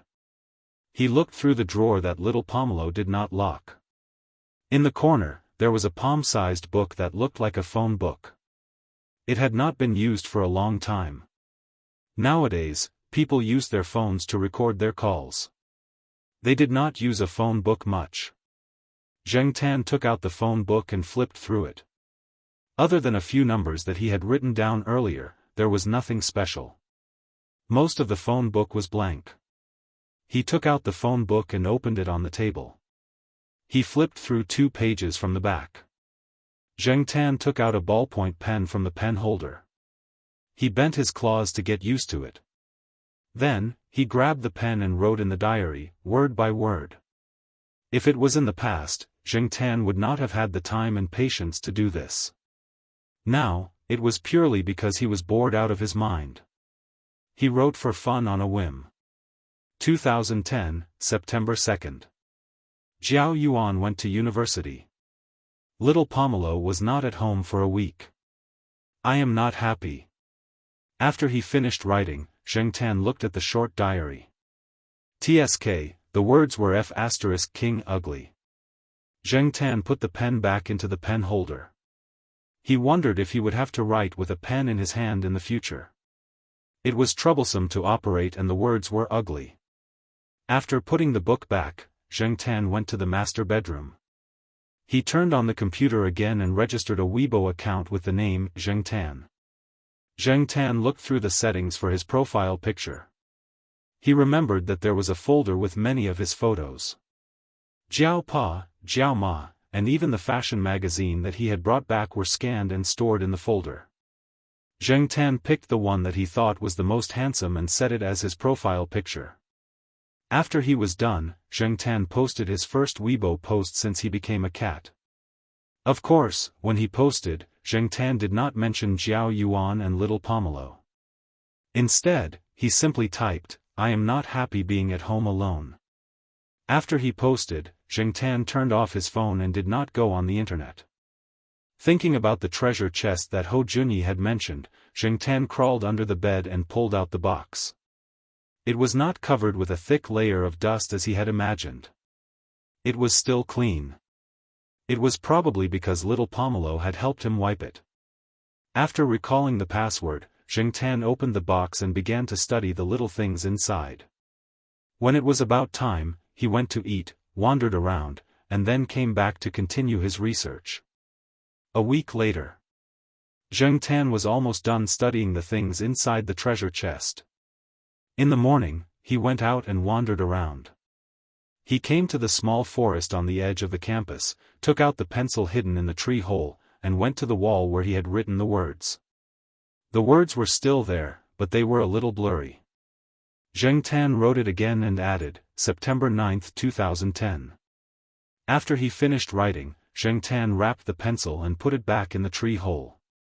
He went to the Institute of Biological Sciences and climbed into Jiao Pa's office through the window. In the office, Xian was talking to Jiao Pa about some recent research. Although she was a teacher, she still came to discuss with Jiao Pa when she had questions. When Xian saw Zheng Tan climbing through the window, she could not help but laugh. "Yo, Black Charcoal, long time no see." Zheng Tan looked at Xian, then jumped into his special chair and let the teacher and student continue to talk. Zheng Tan decided to catch up on sleep here first. He did not sleep well last night and dreamed of some familiar scenes. When he woke up in the middle of the night, he was still in a daze. Then, he was in a daze until dawn. Now, he was not in a good mood. When Zheng Tan woke up again, it was already noon. Xian had already left, and Jiao Wei brought a lunchbox over. Jiao Wei was now studying for a master's degree. Now, his family was well off. The small restaurant made some money, so he did not have to worry about his life. Jiao Wei's parents did not go to school much before, especially his father. He always hoped that in the future, Jiao Wei would become a university teacher like Professor Jiao. University teachers, especially those in famous universities, had very high requirements, so Jiao Wei had to continue to study. Most of the graduate students in China did not get much subsidies. Some of the students who had graduated would always talk about how much money they made by buying houses and cars. This inevitably put a lot of pressure on those who were still in school, especially those whose family conditions were not very good. It was inevitable that they would be swayed by some of the comments. In addition, many people found that the postgraduate life was not what they imagined. Many people gave up halfway through their studies. Jiao Wei's father said to Jiao Wei, "Don't worry about anything else. You don't have to worry about anything else. Your mother and I can still hold on for a few more years.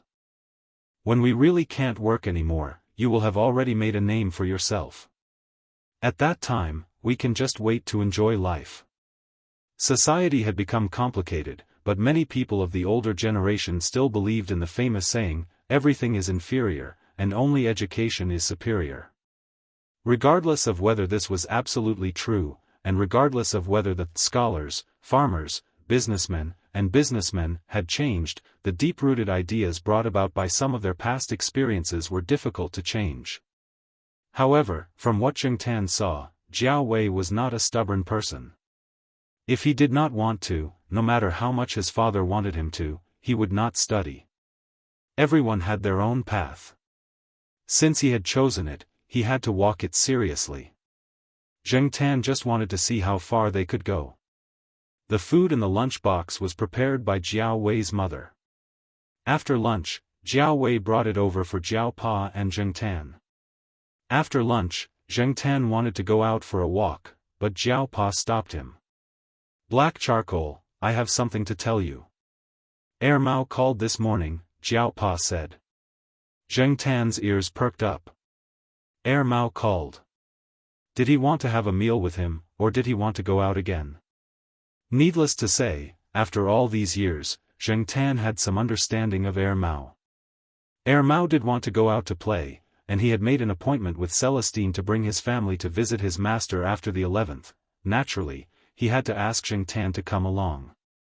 Jiao Pa and Jiao Ma did not want Zheng Tan to go out. Now that the two children were not at home and Zheng Tan was gone, only the two of them would be left. Also, Zheng Tan's illness last year made the Jiao family feel uneasy. However, during this time, the Jiao Pa saw that Zheng Tan had been listless. There was nothing wrong with his body. He could tell that Zheng Tan was just in a bad mood and wanted to go out to relax. If you want, you can go with them, Jiao Pa said. Zheng Tan was in a bad mood during this time. When he heard that he could go out to play, he was tempted. As I said, don't cause trouble. There was still some time before Mao said. The Jiao Pa asked someone to make a cat tag and got it during the holidays. The cat tag had a positioning function and could also check the wearer's health status. Zheng Tan did not have a problem with it. After all, he had worn a similar tag before. Because it was already planned, Celestine arranged for a holiday. He would work overtime during the holidays and then rest after that. They usually chose to avoid the holidays when they went out.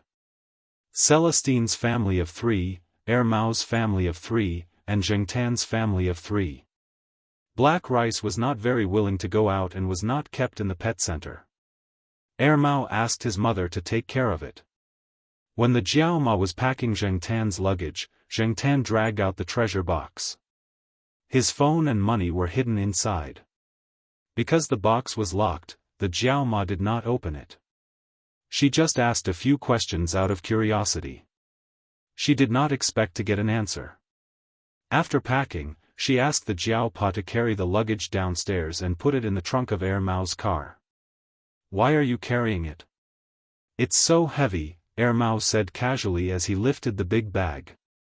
He did not open it. The Jiao Ma told Zheng Tan a few words and asked Mao to remember to call. Mao promised repeatedly. Gong Qin and Yuan sat in the back seat. Zheng Tan sat in the front passenger seat. According to Mao's plan, they would go to Boss Chi's house first and play along the road. Then they would meet up with Pei Liang and go to the old man's house together. Yuan had never been to Boss Chi's house. Celestine also wanted to take the opportunity to travel with his wife and children. Boss Chi's house was a very good tourist spot. Zheng Tan did some calculations and estimated that this journey would take at least half a month to a month, or even longer. No wonder the Jiao Ma was reluctant when she was at home. Chapter 396. After 4 years, he came back to Chi Dada's hometown again. Looking at the scenery and buildings outside the car window, Zheng Tan compared it to the images in his memory and found that the village seemed to have expanded a lot. Even though the holidays had passed, there were still many people here. There were also more vendors around than 4 years ago. The planning was done, the advertisements were out, and there were more tourists. There were obviously many people like Celestine and Mao who went out after the peak hours. As the number of tourists increased, the management of the place became stricter. In the past, when Zheng Tan came here, he saw monkeys throwing things at each other. Now, when he passed by the stalls, the monkeys either stood obediently by the side or did some performances to attract customers. In short, the throwing incident 4 years ago did not happen again. Thinking about it, since they planned to make this a tourist attraction, they would not allow these monkeys to be too arrogant. What if they threw feces and hit the tourists? That would not just be a problem of complaints. No one would want to be thrown a suspicious object in front of them while they were on a trip. Mao also asked about this problem. Pei Liang said proudly, "The monkeys that went down the mountain now have turned over a new leaf. They are not as naughty as before. These guys are smart. They know that they won't get any benefits from doing that. But if they just act obedient and perform a little, they can still get a lot of food." Pei Liang drove the car in front to lead the way. Because it was replanned, the route was different from 4 years ago. Zheng Tan originally thought that Qi Dada would wear its tiger skin skirt and show off with the Jianghu bang. Unexpectedly, Qi Dada had been too boastful a few days ago and had forgotten its place. It was injured by a falling stone and was now recuperating at home. Is it okay? Mao asked. It's okay. It just lay down for 2 days at the beginning.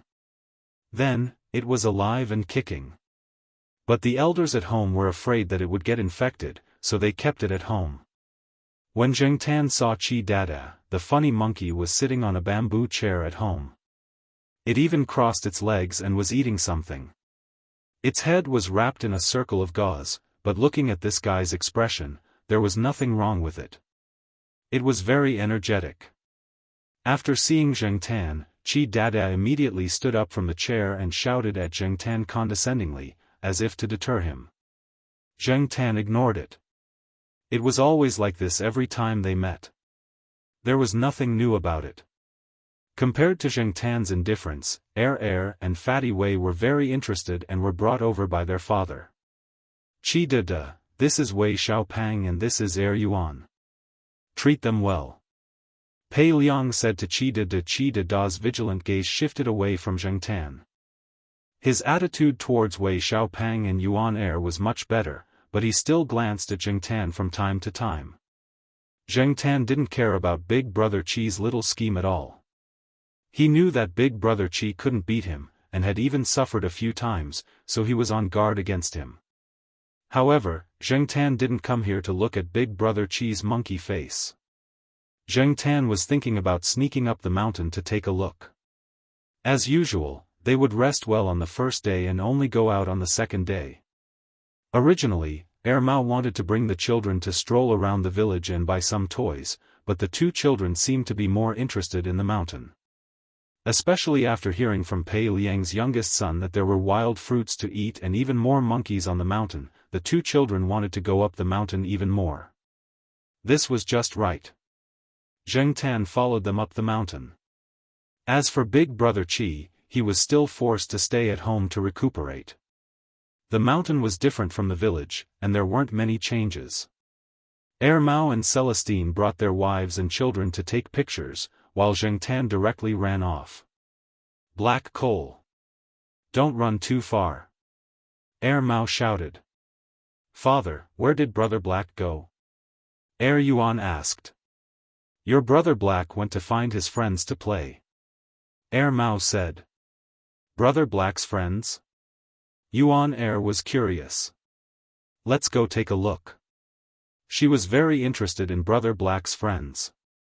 Fatty Wei was obviously interested as well. He didn't want to stay there to take pictures, so he pulled Celestine over. Celestine gave Mao a punch. Who told you to talk nonsense? Mao shrugged. He was just making things up. He didn't know that the 2 children would take it seriously and even insist on going over. Looking around, Zheng Tan was already nowhere to be seen. However, because Zheng Tan was wearing the cat pen with a GPS function, it wasn't hard to find him. Thus, Mao took out his phone and opened an app. He looked at the screen and pointed. Over there. Although Mao knew Zheng Tan's location, Zheng Tan was running, while Mao was walking. He also had to take care of the 2 children, so he was much slower. After not coming for 4 years, his memory was a little fuzzy. Zheng Tan searched through some fragments of his memory, and after a few tries, he found the general location. However, when he approached the steep slope, Zheng Tan encountered some obstacles. This time, Big Brother Qi didn't cause trouble and wouldn't summon more monkeys. Zheng Tan ran all the way and encountered a few, shaking off some trouble. As for the guy hiding in the tree and throwing fruits at Zheng Tan, it was a little monkey. Why didn't this monkey follow its mother and its community? What was it doing here? Zheng Tan glanced at the tree. When the little monkey saw Zheng Tan, it shrunk into the branches timidly. Seeing this, Zheng Tan didn't have the mood to bully the weak. He turned and continued to approach the steep slope. Dong! His head was hit. Zheng Tan, Who said that the monkeys here had turned over a new leaf? Zheng Tan turned and glared at the tree. When the little monkey saw Zheng Tan looking at it, it shrunk back into the branches. Zheng Tan. F***ck monkey children were as annoying as naughty children.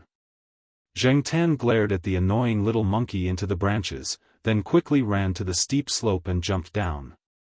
Zheng Tan didn't notice it before, but when he came down the steep slope, he realized that this place was completely different from 4 years ago.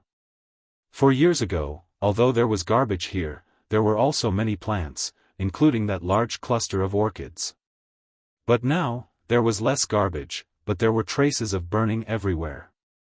Although it seemed that the disaster had happened a long time ago, and some weeds had grown, the black color on the stone wall next to it was still there. As for the original plants, those flowers, they had probably been destroyed in the fire long ago. He thought that if he came over at the same time, he would see large clusters of orchids and more jade cat fairy. He didn't expect it to be like this. No wonder he didn't smell it when he came. Not only were the flowers that were rare and once sensational, but they also burned money. A pot of jade cat fairy was valued at tens of millions. The more orchids that were originally here were even more valuable. If Old Man Lon knew about this, he would probably be so excited that he would be hospitalized again. Just as he was thinking, a stone hit Zheng Tan's feet. Zheng Tan looked up. It was still that annoying little monkey. Because of the situation here, Zheng Tan's mood became very bad. Now, with this annoying little monkey causing trouble, Zheng Tan's mood became even worse. Zheng Tan planned to go to the place where the orchids originally grew to take a closer look, and then go up to settle the score with the little monkey. Unexpectedly, when Zheng Tan approached that side, the little monkey on the steep slope screamed even louder and threw stones more frequently. Zheng Tan's footsteps paused, avoiding the stones thrown by the monkey, and continued to walk in that direction. At the same time, he was also paying attention to the little monkey on the steep slope. Seeing that Zheng Tan ignored it, the little monkey became anxious. Seeing that Zheng Tan was getting closer and closer, the little monkey directly slid down the steep slope. Because it was too anxious, it almost missed a step and fell down. Fortunately, there were some weeds below, so it was fine. After rolling on the weeds, the little monkey quickly ran to the place where the orchids once grew. It jumped and jumped in front of Zheng Tan, showing its fangs and claws to bluff. If it was an ordinary cat, it would have run away. But Zheng Tan didn't fall for this trick. Even Zheng Tan kicked Chi Dada, so he didn't take this little monkey seriously. He lifted his foot and pounced over. Seeing Zheng Tan like this, the little monkey was scared and hid to the side. It stared at Zheng Tan in fear and made some sounds. It didn't know if it was asking its companions for help or Zheng Tan. Zheng Tan glanced at the little monkey beside her who was trembling and curled up into a ball. She pushed aside some weeds and took a closer look. She realized that the orchids from before were indeed gone. However, there were some small buds in their original places. Zheng Tan sniffed carefully. The smell was a bit like the leaves of orchids. He sniffed again. He couldn't tell if it was the wild type or the naturally mutated type. However, these few buds were better than all of them being wiped out. His bad mood just now was a little better. Looking at the little monkey next to him, Zheng Tan thought, could it be that this monkey was protecting these few leaf buds just now? The little monkey didn't cry now, but looked at Zheng Tan curiously. Some sounds came from above. It was a few big monkeys. The little monkey's mother was also inside. After seeing the little monkey, she jumped down from above and held the little monkey in her arms, looking at Zheng Tan warily. Zheng Tan ignored them and looked at the few leaf buds. The surrounding soil was a little dry. Zheng Tan glanced around. There was an empty mineral water bottle in the corner. It was probably thrown away a few days ago. Zheng Tan listened carefully to the movements around. After confirming that no one was coming, he stood up and went over to pick up the bottle. There was a small stream nearby. Zheng Tan carried the empty bottle to the stream, twisted the cap, and filled it with water. Sensing something, Zheng Tan turned around and found that the big monkeys were looking at him. The little monkey hung on the mother monkey and stared at Zheng Tan's movements. After filling the bottle with water, Zheng Tan twisted the cap again and walked back with it. The monkeys followed Zheng Tan back to the steep slope and watched Zheng Tan twist the cap loose and pour the water on the leaves of the orchids. After pouring the water, Zheng Tan twisted the cap and put it aside. A gust of mountain wind blew, and the empty mineral water bottle was blown down and rolled down the slope. The little monkey that was hanging on the mother monkey quickly ran over to pick up the bottle. The mother monkey didn't have time to stop it. The little monkey was probably used to being naughty. The little monkey wanted to imitate Zheng Tan's actions just now, but found that the bottle cap couldn't be opened. It couldn't help but cry out twice.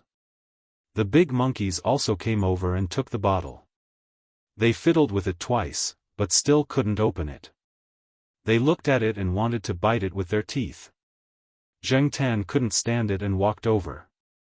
Weren't the monkeys in the village at the foot of the mountain quite smart? He could do anything, such as making jokes, climbing up the roof and overturning the tiles. However, it was probably because the monkeys on the mountain basically didn't enter the village and didn't have much contact with those. The big monkey holding the bottle saw Zheng Tan coming over and quickly threw the bottle down and retreated.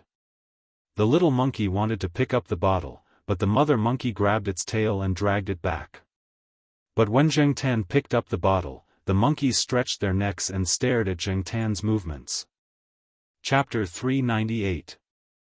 There was once a report on genetic research that said that the similarity between humans and chimpanzees was very high. The difference was only about 1 to 2%. It was this 2% genetic difference that caused chimpanzees to be quite different from humans in terms of intelligence, behavior, psychology, and so on. As the saying goes, a small difference can lead to a great error. But this did not mean that orangutans and monkeys were stupid. Compared to many animals, they were considered smart. The monkeys watched Zheng Tan twist the bottle cap, tighten it, twist it again, and tighten it again. After repeating it several times, their hands were probably itching. Zheng Tan saw that the demonstration was almost done, so he put the bottle on the ground again and took a few steps back. When the little monkey in the arms of the mother monkey saw Zheng Tan's behavior, it could not wait to break free and get the empty mineral water bottle. This time, the mother monkey did not drag it back by its tail. Several big monkeys gathered together to watch the little monkey's movements. Zheng Tan did not tighten the bottle cap when he twisted it just now, so the little monkey tried twice according to Zheng Tan's movements just now and twisted the bottle cap open. Seeing that it succeeded, the little monkey was so excited that it danced and screamed, as if it was showing off. A big monkey took the bottle and put the twisted bottle cap on the mouth of the bottle. When it moved, the bottle cap fell, put it on, and fell again. Another big monkey next to it could not stand it and snatched the bottle cap, then took the bottle cap and carefully put it on top. Its fingers pinched the bottle cap and twisted it again, but it was not right. It stared at the bottle a few times and twisted it in another direction. This time it was right. After waving the plastic bottle twice, it did not see the bottle cap fall down. The big monkey cried out happily. Zheng Tan watched the monkeys play around with the bottle. The little monkey could not snatch it this time, so it looked around and ran away. When the mother monkey looked back, the little monkey had already run far away and could not be called back. Now Zheng Tan finally knew why the little monkey was alone before. Among human children, it was the type that would not listen to anything. Not long after, the little monkey picked up a slightly smaller bottle from somewhere.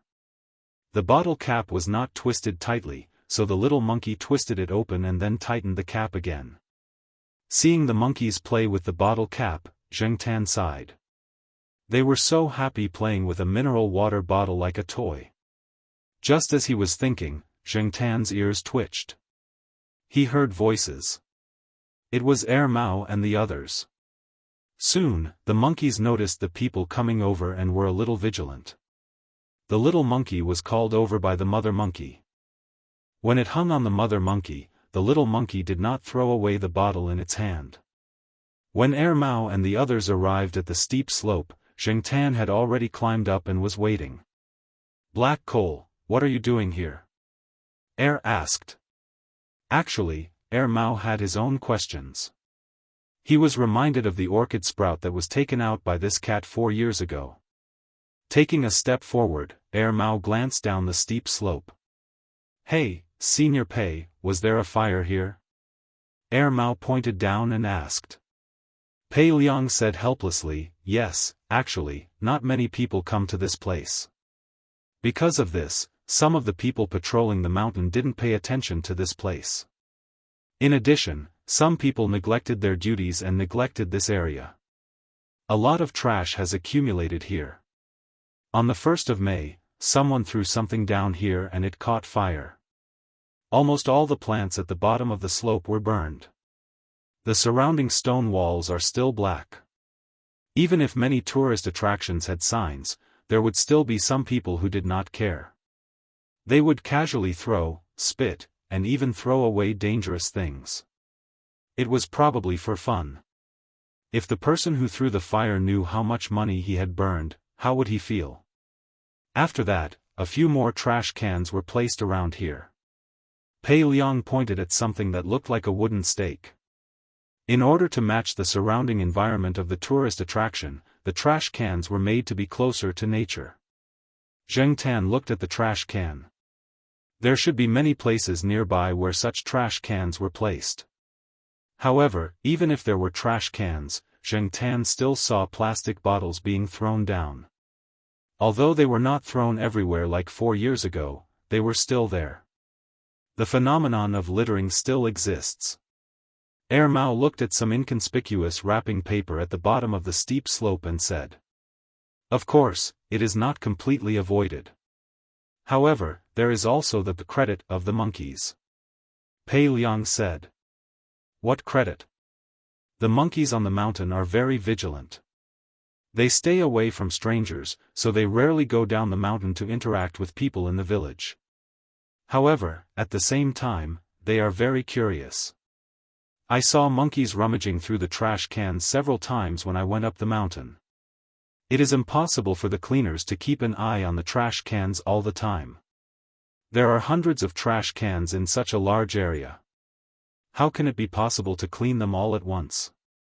Even if there are many cleaners, they cannot always keep an eye on the trash cans. Those monkeys have such a hobby. Yuan, my good daughter, let's not learn from those bad monkeys," Mao said to Yuan. It was not good to stay on the mountain for too long with the children. The children did not have that much energy, so they only stayed on the mountain for half a day. In the afternoon, they went down the mountain and returned to the village. The next day, Mao and Celestine did not go up the mountain. Instead, they took the 2 children to visit the stalls. Xianxia followed Pei Liang up the mountain. Pei Liang wanted to go to the hotel on the mountain, and Xianxia went to the steep slope. When Xianxia went over, he saw the little monkey holding a bottle of water to the place where the long leaf buds were. It followed Xianxia's actions yesterday and poured the water there. The technique was a bit clumsy. It was still not so smooth when twisting the bottle cap, but it was much better than yesterday when it did not know anything. Originally, Xianxia was worried that the orchids there would wither because they were too dry. Now, he was worried that he would water too much. Moderate watering could not be taught to the monkey in a short time. Xianxia could only think positively. No matter what, the orchids there would not wither because of a lack of water, right? The weather here had indeed been relatively dry recently. The little monkey also discovered Xianxia. Perhaps because it was too young, it was not as vigilant as the older monkeys on the mountain. Furthermore, yesterday's incident also made the little monkey less wary of Xianxia and not so timid. After climbing up the steep slope, the little monkey waved the empty drink bottle in its hand at Xianxia. Was it asking for credit? Regardless of whether it was or not, Zheng Tan walked over. Seeing that the little monkey did not dodge, he raised a hand and patted the monkey's head gently. Good child. However, it was not good to always sneak out alone. This was still a minor among the monkeys. Could it be that monkeys also had a rebellious period? After watering it, the little monkey had nothing to do. It was still holding the small drink bottle in its hand. Zheng Tan saw that it was too difficult for it to walk and climb trees like this, so he pulled some vines to tie the bottle and put it around the little monkey's neck. The little monkey was very curious about this. It took the collar off and put it on again. It even shook it and made a few "gg" sounds to express its happiness and joy. Zheng Tan planned to walk around in the mountains. After staying in the city for a long time, he suddenly felt comfortable in nature. Although the greenery in Tsinghua University was very good, it was still a plain area after all. It was also within the city circle. It was different from the natural environment in the mountainous areas. As he walked slowly, he thought about things. Of course, he also diverted some attention to pay attention to the surrounding movements. Wandering in the mountains, he would be at a disadvantage if he did not pay more attention. Sensing the abnormality behind him, Zheng Tan turned around and looked back. It was fine if the little monkey with the plastic bottle around its neck was following him, but there were other monkeys following him. There were the two older monkeys from yesterday, and there were also some that Zheng Tan had never seen before. They did not seem to have any intention of declaring war. They were just following him, probably to join in the fun. When they saw their companions following them, they also followed. Zheng Tan walked and saw that the monkeys were still following him. He originally planned to run quickly to get rid of the monkeys behind him, but after seeing a trash can, Zheng Tan changed his mind. A monkey flipping through the trash can might not be looking for food. Pei Liang had said that whether it was the monkeys who liked to go down the mountain or the monkeys who always stayed on the mountain, they did not lack food. The people here were very good to them. Therefore, Zheng Tan was more inclined to believe that the monkey flipping through the trash can was just having fun. As it flipped through the trash can, some food boxes and packaging bags were lifted out. Zheng Tan stood up, walked over, picked up a packaging bag, and threw it into the trash can. Then, he squatted at the side and looked at the monkeys. At first, the monkeys nearby did not react. After about half a minute, the little monkey with the drink bottle walked over, picked up a ball of paper that had fallen beside the trash can, and threw it into the trash can. Then, it looked at Zheng Tan tentatively. Zheng Tan thought for a moment, then went over and gently patted the little monkey's head. The little monkey chirped happily for a while, then threw another wrapping paper in and continued to look at Zheng Tan. Zheng Tan was too lazy to move this time. But Zheng Tan did not move. Seeing this, the little monkey moved a step towards Zheng Tan. It moved again and again until it was next to Zheng Tan. Looking at the monkey staring at him with wide eyes, Zheng Tan's beard trembled. He raised his hand and patted the monkey's head again. Looking at the monkey excitedly rushing to pick up the trash, Zheng Tan thought that he should slip away quickly. A big monkey next to him was originally standing on the tree scratching. When it saw the little monkey's behavior, it probably thought that it would be more fun. It climbed down the tree, picked up things, and threw them into the trash can. When there was one, there was a second, and a third. The monkeys around who were watching the fun also followed suit. When the little monkey looked back, it found that Zheng Tan had already run away. And here, no one expected that what happened between these monkeys was subtly changing the behavior of a large number of monkeys on the mountain. So much so that when tourists who came here later casually threw trash or threw it into the trash can but did not throw it in but fell next to the trash can, there would always be monkeys who would pick up the things that fell next to the trash can and throw them into the trash can. For this matter, the local TV station and the provincial TV station came over to interview and use examples to educate some people. Throwing trash into the trash can is something that even monkeys know. Don't you understand? However, when outsiders praised the monkeys here for their high average quality, most people in the village laughed but did not say anything. They thought in their hearts, "That's because you didn't see the performance of those monkeys before. That's simply a negative example." Of course, that was all for later. Let's not talk about it for now. Zheng Tan did not know that his whim for fun would cause a series of changes. He looked at the time and went down the mountain to Pei Liang's house on time. Later, Mao would complain to Jiao Pa and Jiao Ma. At night, the two children were taken to sleep by their respective mothers, leaving Celestine, Mao, and Pei Liang, the three senior brothers, drinking there. Most people tend to get drunk when they're happy or sad. Pei Liang was even more so. After drinking too much, he and Chi Dada performed a set of strange monkey boxing together. Then, one man and one monkey held the Jianghu Bang and pretended to be Great Sage Sunday. They even quarreled over who was better at acting. Yes, Pei Liang and Chi Dada, one man and one monkey, spoke different languages, but they quarreled fiercely. Mao looked at the man and monkey whose faces were red from quarreling and rolled on the ground laughing. Celestine was slightly sober and took a few photos. Pei Liang's eldest son could not stand it and closed the door. He did not want people outside to see his father's embarrassing appearance. Chapter 399. There were always some monkeys who did not like to go down the mountain. During the few days that Zheng Tan stayed at Pei Liang's house, the monkeys he met on the mountain had never gone down the mountain. However, when Zheng Tan went up the mountain, those monkeys would give Zheng Tan things. At first, it was the little monkey who handed over a fruit that Zheng Tan had never eaten. Zheng Tan was with Pei Liang, Mao, and the others at that time. The little monkey was more vigilant toward strangers. Compared to animals, it seemed to be more vigilant and afraid of humans.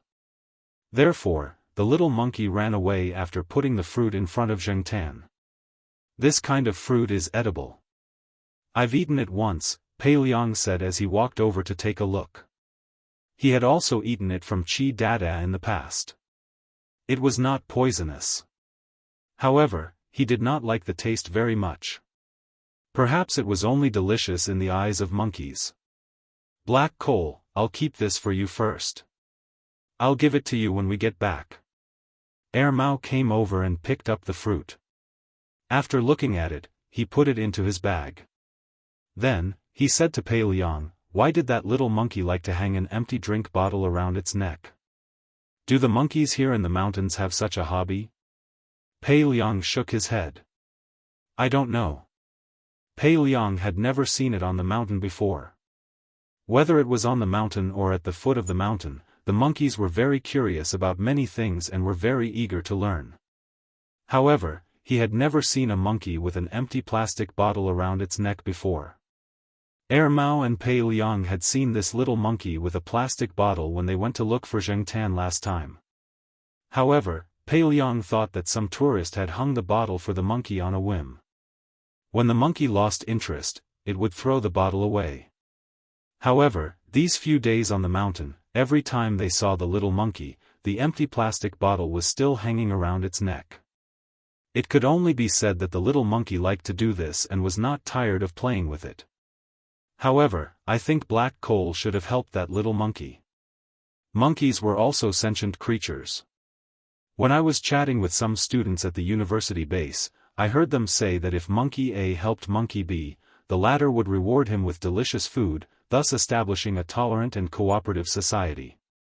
In addition, if there were two people, for example, A and B, the probability that the monkeys would take food from them was almost equal. It was hard to tell who they liked more. However, if B refused to cooperate with A and appeared selfish, many of the monkeys would choose to avoid the food provided by B. Some people said that this was because they had developed feelings of disgust towards B, and from an emotional point of view, they evaluated B's character and ability and felt that B might not be easy to get along with. Our family's Dada Chi is like that. He has a lot of emotions and is very cunning. With that said, Pei Liang pointed at Zheng Tan and continued, since that little monkey chose to provide food to black coal, one possibility is that black coal helped it. Another possibility is that based on the little monkey's behavior just now, it probably thinks that black coal is easier to get along with, so it's showing goodwill. Mao looked at Zheng Tan, who had a blank look on his face, and said, "Black coal seems to get along well with a lot of animals." Meanwhile, Zheng Tan was thinking about what he had helped those monkeys with. Other than twisting a bottle cap, there was nothing else, let alone providing food to the monkeys. Zheng Tan never brought food up the mountain. For many animals in the wild, wasn't food the most important thing? Without continuing to dwell on this question, the group continued to walk up the mountain. Mao and Celestine went up the mountain today to help Pei Liang deal with some matters on the mountain, so they did not bring their wives and children. They walked faster, so the earlier they finished, the earlier they could go down the mountain and have a good night's sleep. They planned to leave tomorrow. When they went down the mountain, they met the little monkey again, as well as a few other big monkeys. When they saw Zheng Tan, they called out to Zheng Tan. A few of them also came over to give him things. They were all fruits and the like. Some were the same kind of fruits that the little monkey had given him before, and some were wild fruits that grew on the mountain during this season. "What are they chirping about?" Mao asked Pei Liang. "Greetings. To be precise, they are greeting black coal," Pei Liang explained. "Black coal's animal affinity is really good." After a pause, Mao smiled and shouted at Zheng Tan, "Black coal, these monkeys are so nice to you. Why don't you stay here to guard the fort?" Zheng Tan ignored Mao. He gathered the fruits together and waited for Mao to collect them. There were a few fruits that he had not eaten before. He would go back and try them later. Mao also helped Zheng Tan take a few photos with the monkeys. One of the monkeys was probably used to taking photos with tourists and was familiar with the camera.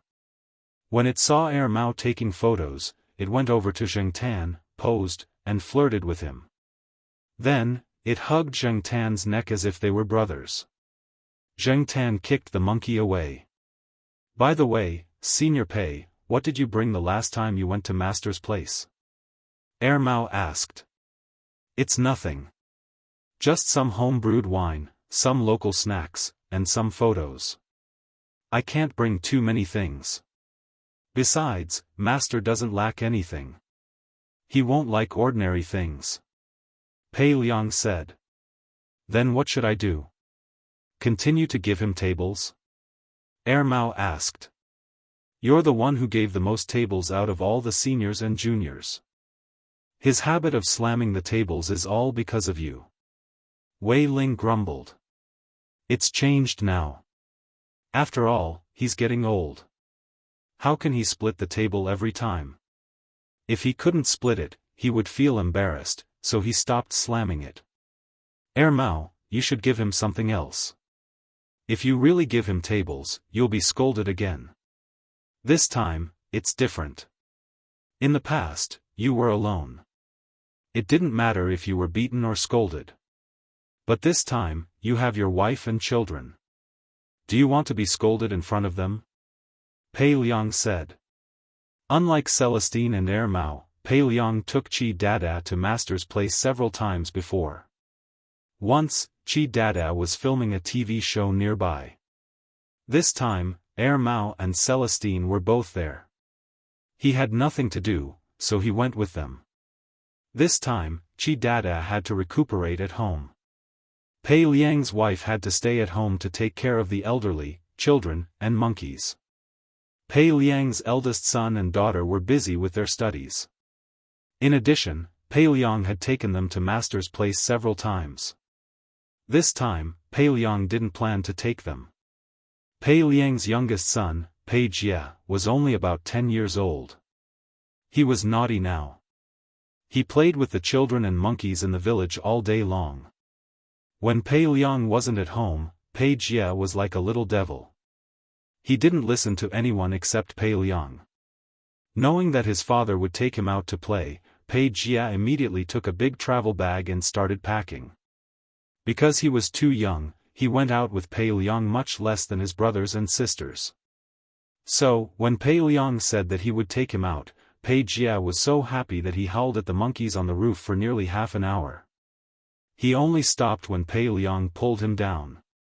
What made Pei Jie the happiest was that going out meant that he didn't have to go to school. That was a good thing. On the day of departure, Chi Dada stood at the door with tears in his eyes. He looked like he had been abandoned. If not for being pulled, he would have jumped into the car. Pei Jie dragged the bag into the car. When he passed by the door, he raised his hand and patted the back of Chi Dada's head. Just stay at home and recuperate. Say goodbye to Grandpa, Grandma, Uncle, Auntie, Brother, Sister, and Chi Dada. Mao said to Hearing this, stuck his head out of the back window and called out to them while waving his hand. Wei Xiaopeng also stuck his head out of the front car to say goodbye.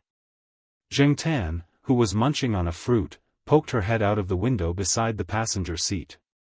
With a hook of her hand, she threw the fruit she had just eaten at Chi Dada.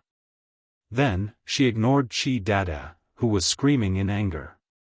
As the car drove off, Zheng Tan looked at the mountains that were getting further and further away. He wondered when he would be able to come again. The last time he came was 4 years ago. Would it be another 4 years before he could come again? Or even longer? Or maybe he would never come again. As for the pitiful orchid on the mountain, he could only place his hopes on the little monkey. After the car left the village and entered a road with not many people, Mao put on his Bluetooth headset and called his master. "Master, your beloved disciple is coming to see you." Mao affectionately shouted. The other side of the phone paused for a moment before slowly replying, "Who is it?" "It's me, Senior Brother Pei and Senior Brother Wei." "Did you bring the kid?" "Yes, I brought him." "What about your wife?" "I also brought her. She's sitting in the back." "Senior Brother Wei and I came as a family of 3. Senior Brother Pei brought Pei Jie." "What about the cat?" "I brought black coal. I'll leave the black rice with my mom for now." "Oh, that's good." After the other side said these words, Mao heard the beeping sound of the phone being hung up. Mao took off his headset and said to Celestine and Pei Liang through the walkie-talkie, "We're being resented again." "It's not the first time." Celestine said through the walkie-talkie, "Oh right, how old is Dashan now?"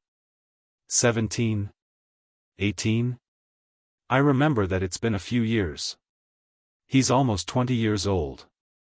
When I was still a young boy, he was there. But at that time, he was probably still underage. He looked about the same size as an ordinary cat. I really treated him as an ordinary cat. Who knew that he would grow so big?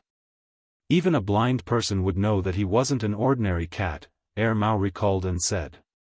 When I went there in the first half of this year, I saw him holding a rabbit in his mouth. That didn't look like a 20-year-old cat at all. Pei Liang shared what he had seen this year. It's good that he's healthy. Otherwise, Master would be lonely again. Celestine clicked his tongue. Didn't you say that you're going to find him a partner? Mao was very interested in this.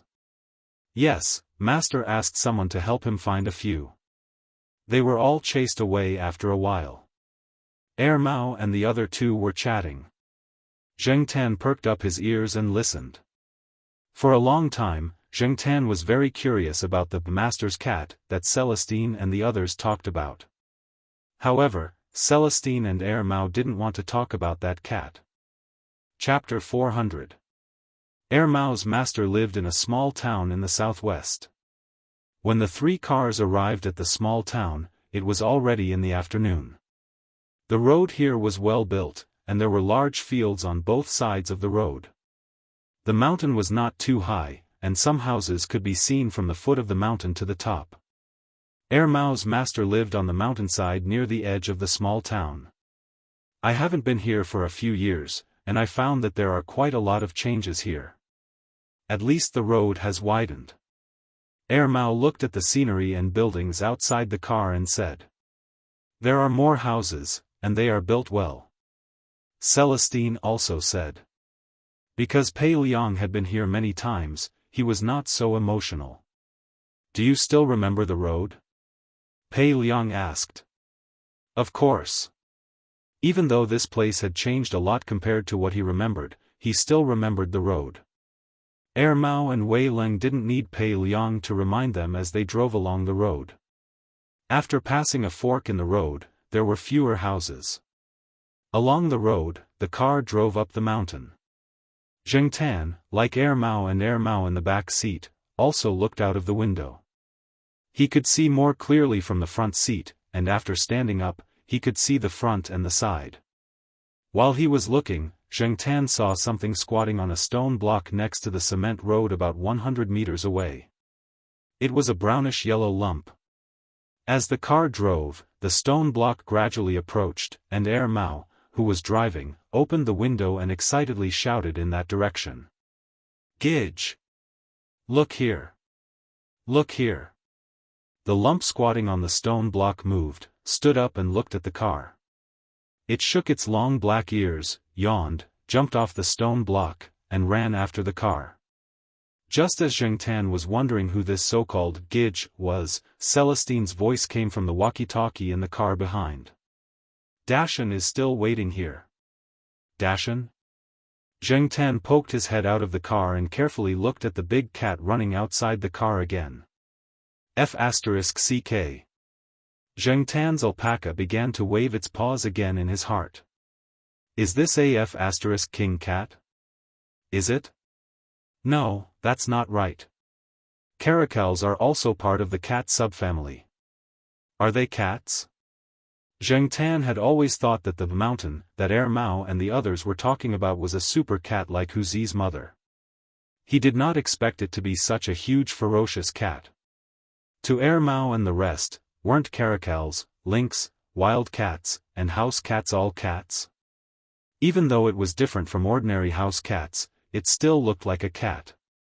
For the sake of convenience, they always called it a cat when they were outside. Mao slowed down the car. Since they were not far from their destination, there was no need to rush. The car slowed down to match Big Mountain's speed. After all, Big Mountain was not young anymore. Even if he could run, jump, and catch rabbits, he could not ignore the fact that he was 20 years old. Yuan, that's your Uncle Dashan. Originally, Mao Gang had wanted Yuan to call him Big Brother Shan, but when he thought about Dashan's age, he changed it to Uncle. If it was calculated according to the age of a cat, it would probably have to call him Grandpa. Why is he called Big Mountain and Gidge? Does he have two names like Hey Bro and Black Charcoal? Yuan was puzzled. In fact, Mao was the only one here who called Big Mountain Gidge. Mao patiently explained the reason to Yuan. At first, Mao called Big Mountain like the others. Later on, when Mao saw the two strands of hair on Big Mountain's ears being blown down by the wind, he suddenly remembered a character's head in a Qing dynasty drama that the villagers often watched. Hence, after that, Mao often jokingly called Big Mountain Gidge, regardless of gender. Soon, a big courtyard appeared in front of them. At the entrance of the courtyard, an old man stood there waiting. It was the old man that Zheng Tan had met once before, the master that Mao and the others called Master. After Big Mountain ran home, he squatted beside the old man with his eyes half open. He looked a little cold, but those who were familiar with him knew that this was just his appearance. Just like the old man standing at the entrance of the courtyard, who looked calm on the surface, but was actually very happy on the inside, his appearance was not the same. After seeing the children get out of the car, the old man could not stand still and hurried over. The big cat, who was walking with the old man, glanced at Mao and the others, and its gaze finally fell on Zheng Tan. Zheng Tan's heart suddenly tightened. This big cat's gaze made Zheng Tan feel a sense of pressure. There was no malice, but Zheng Tan felt very nervous. Gidge, come hug me. When Mao left, because of Big Mountain, he always felt that cats were full of tricks, difficult to please, and neurotic. After raising black rice, his view gradually changed. No matter how many times Big Mountain had teased them, after not seeing him for a few years, Mao still missed him. Big Mountain stood there with a cold look on his face when Mao hugged him. He did not move, nor did he struggle, nor did he seem to reject Mao's hug. Celestine and Pei Liang also had feelings for this big cat, but they would not hug it like Mao did. Celestine had been scratched in the past, and he was afraid that if he went over to hug it now, he would be scratched and lose face in front of his wife and children. As for Pei Liang, although he did not bring Big Brother Qi, he still had the smell of a monkey on him. Big Mountain would dislike him, so he would not go over to tease him. "I want a hug too." Mao ran over while holding her fluffy skirt. Under Mao's guidance, she hugged Big Mountain's neck slightly and was quickly brought away by Mao. Fatty Wei also felt itchy and ran over with a round face. Celestine wanted to stop him, but the old master said, "It's okay, Big Mountain will not hurt children." Celestine, who was about to take a step forward, could only stop, but he reminded his son to just hug it a little. Little Fatty Wei answered and went over to hug Big Mountain with open arms. Probably because it was his first time coming into contact with such a big cat, little Fatty Wei was very happy and forgot about his father's words of, "Just a little hug is enough." He even tightened his arms and rubbed his face against Big Mountain's. In Fatty Wei's impression, cats should be friendly like Black Rice and Brother Hay from Mao's family. Mao hugged Mao and took a step back without anyone noticing. Celestine wanted to go over and bring his son back, but he was blocked by a walking stick. He could only feel anxious in his heart. The old man had a faint smile on his face as he looked over there. Luckily, Fatty Wei did not continue hugging. He let go of his arms, turned around, and said to Celestine, "Dad, let's take a picture." Mao hugged Mao and took a step back. Celestine did not move, but his wife moved first. She took out a camera, and it was clear that she was very interested in Big Mountain's special big cat. "Come, Fatty Wei, smile. 3, 2, 1. Fatty Wei cracked a smile and felt a chill in his lower body. Before he could retract his smile, the sound of the camera clicking could be heard. Zheng Tan, that big cat, under everyone's gaze, pulled off Fatty Wei's pants right before the picture was taken. Mao had already covered Mao's eyes. The old man's smile deepened. "Ha, Celestine, this has to do with you." Pei Liang could not help but laugh. Cough. Celestine swept a threatening glance at Pei Liang, stopping him from continuing. He went over to help Fatty Wei pull up his pants. When they were here in the past, because they could not understand the cat's temperament, they would always suffer some losses and make a fool of themselves. However, this cat had their master as its backer. Even if their master was not at home, it would be hard to find it when it wanted to hide. They really could not do anything to it. Celestine had been scratched before, his pants pulled off, and his shoes taken away to store bird eggs. Pei Liang had also been teased before. Small insects had been put in his cup, and grasshoppers had been stuffed into his bed. Because of his profession, Senior Brother Walnut was especially sensitive to his own gaze. Every time Senior Brother Walnut came to visit the old man, Big Mountain would squat outside his window and do nothing but stare inside. Senior Brother Walnut could not sleep peacefully for the entire night. Even pulling the curtains was of no use. He was still drenched in cold sweat and had nightmares. Whenever he closed his eyes, he would feel a pair of beastly eyes with a strange smile in the darkness. There were too many things like this, so many that Celestine and the others did not want to recall them. The old man did not have any children, but with this cat, it could be compared to a few naughty children. However, the naughty children were only naughty for a few years, but this cat had been tormenting them for 20 years. If everything went well, it would continue tormenting them in the future. Not only did it love to torment them, it had also developed a strange temperament just like the old man. Originally, in the eyes of Mao and the others, many felines had strange temperaments. If they learned from the old man, it would be even stranger. Don't be fooled by its decent appearance and arrogant attitude. In the blink of an eye, it would be naughty in the next moment. Although the others were curious, Pei Liang did not say anything. Who didn't have embarrassing things here? If he exposed Celestine, Celestine would also expose him. Why bother? He was already a father. It was fine to talk about it in private, but not in front of adults and children. Mao said to Yuan, "Your uncle Big Mountain does not like to be hugged by others. He is different from black rice. Do you remember?" Yuan nodded seriously. Zheng Tan looked at Fatty Wei's red face and then looked at Mao and the others' complicated expressions. He seemed to have understood something.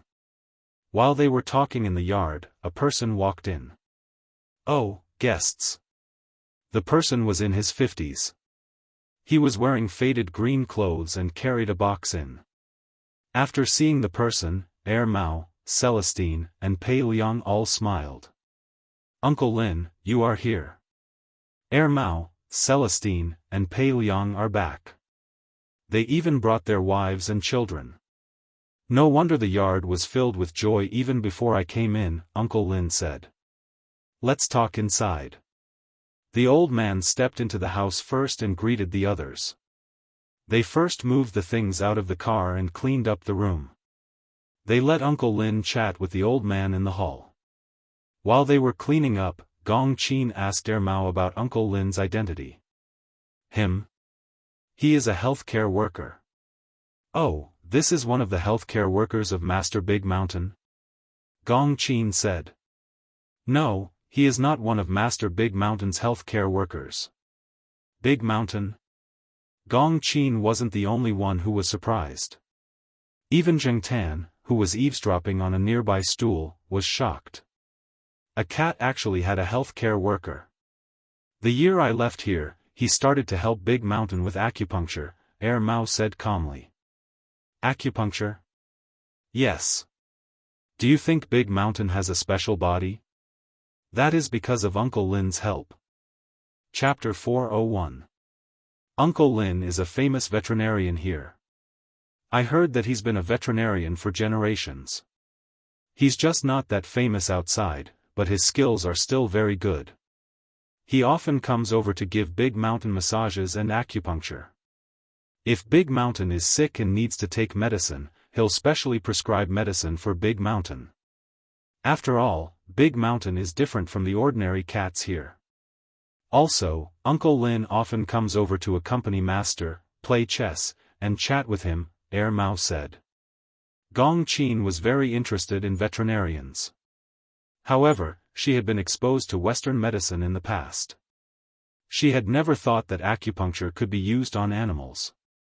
"When is Uncle Lin going to give Big Mountain acupuncture? Can I watch from the side?" Gong Qin asked. "Sure, that's not a problem. We used to watch him give Big Mountain acupuncture.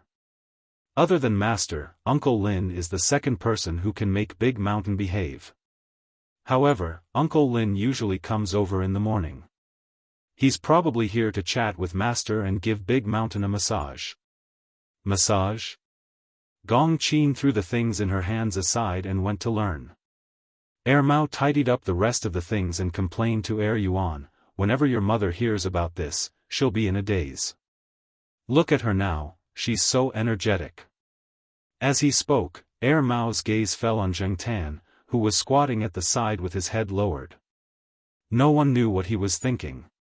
He said, "Black Coal, let Uncle Lin bandage you too. It's all thanks to Uncle Lin that Dashan was able to stay healthy until now. You're getting old. You were hospitalized at the end of last year and scared your cat parents. Let Uncle Lin take a look at you. If there's any illness, it'll be treated as soon as possible. We can all guarantee Uncle Lin's skills. I've seen a family's cat go into shock before. Other methods were useless." It was Uncle Lin who went over to give him a massage.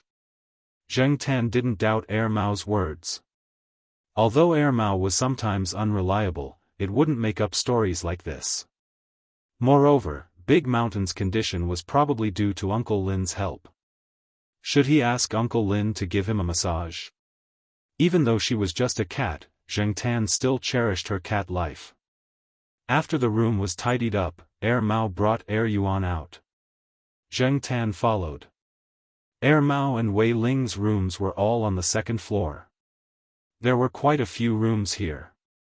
Mao was currently staying in the room that he had stayed in before. When they entered, Zheng Tan even noticed that there was a small bed that had just been made. It was even padded with a thick layer of cotton so that it wouldn't bump into anything. Therefore, although the old man looked indifferent on the surface, he had already prepared a lot of things and was very meticulous. When Zheng Tan followed Mao downstairs, Uncle Lin was massaging Dashan in the hall on the first floor. As he massaged, he explained some massage techniques and acupuncture to Gong Qin. Gong Qin listened attentively. Our country's animal acupuncture originated in the primitive society and developed in the slave society. It formed a unique academic system in the feudal society. Starting from the northern and southern dynasties, it spread across the country. As for the acupuncture prescription you mentioned just now, the acupuncture points are usually made up of the Jun, Chen, Zhua, and Shi. Suan, Zhenzhen Deluan, says, the main point of the disease is the Jun, Zhua is the Chen, and Chen is the Shi. The Jun point is the main point in the prescription. It is mainly used to treat the main symptoms of the disease. The Chen point is used to strengthen the Jun point. The Zhua point is used to assist the main point in treating some secondary symptoms. The Shi point is used to coordinate the effects of the other points. Let me give you an example. The prescription for treating the symptoms of spleen deficiency and diarrhea you mentioned just now is made up of the spleen Shu, Jiaoqiao, Zhigan, and Ho Sanli. These 4 points are the Jun, Chen, Zhua, and Shi points. Uncle Lin pointed at the 4 acupoints on Dashan's body and explained to Gong Qin why he chose those 4 acupoints. The Jun point, spleen Shu, is the back Shu point of the spleen. It is the point where the spleen is infused into the back of the spleen. It is the main point for strengthening the spleen and stomach and regulating qi to stop diarrhea. One of them was talking excitedly while the other was listening attentively. They completely forgot about the old man sitting in the main seat. However, the old man was sitting next to them and drinking tea. He didn't care at all and seemed to be in a good mood. Big Mountain, on the other hand, was squinting his eyes and lying there with a satisfied look on his face. He was enjoying himself very much. After hearing Mao and the others coming in, Big Mountain only moved his ears but didn't open his eyes. Every time Zheng Tan saw the 2 tufts of hair on the tip of Big Mountain's ears, he wanted to pull them. Of course, it was just a thought. He wouldn't really pull them. Otherwise, they would definitely fight. Seeing Zheng Tan following Mao into the hall, Uncle Lin's eyes lit up.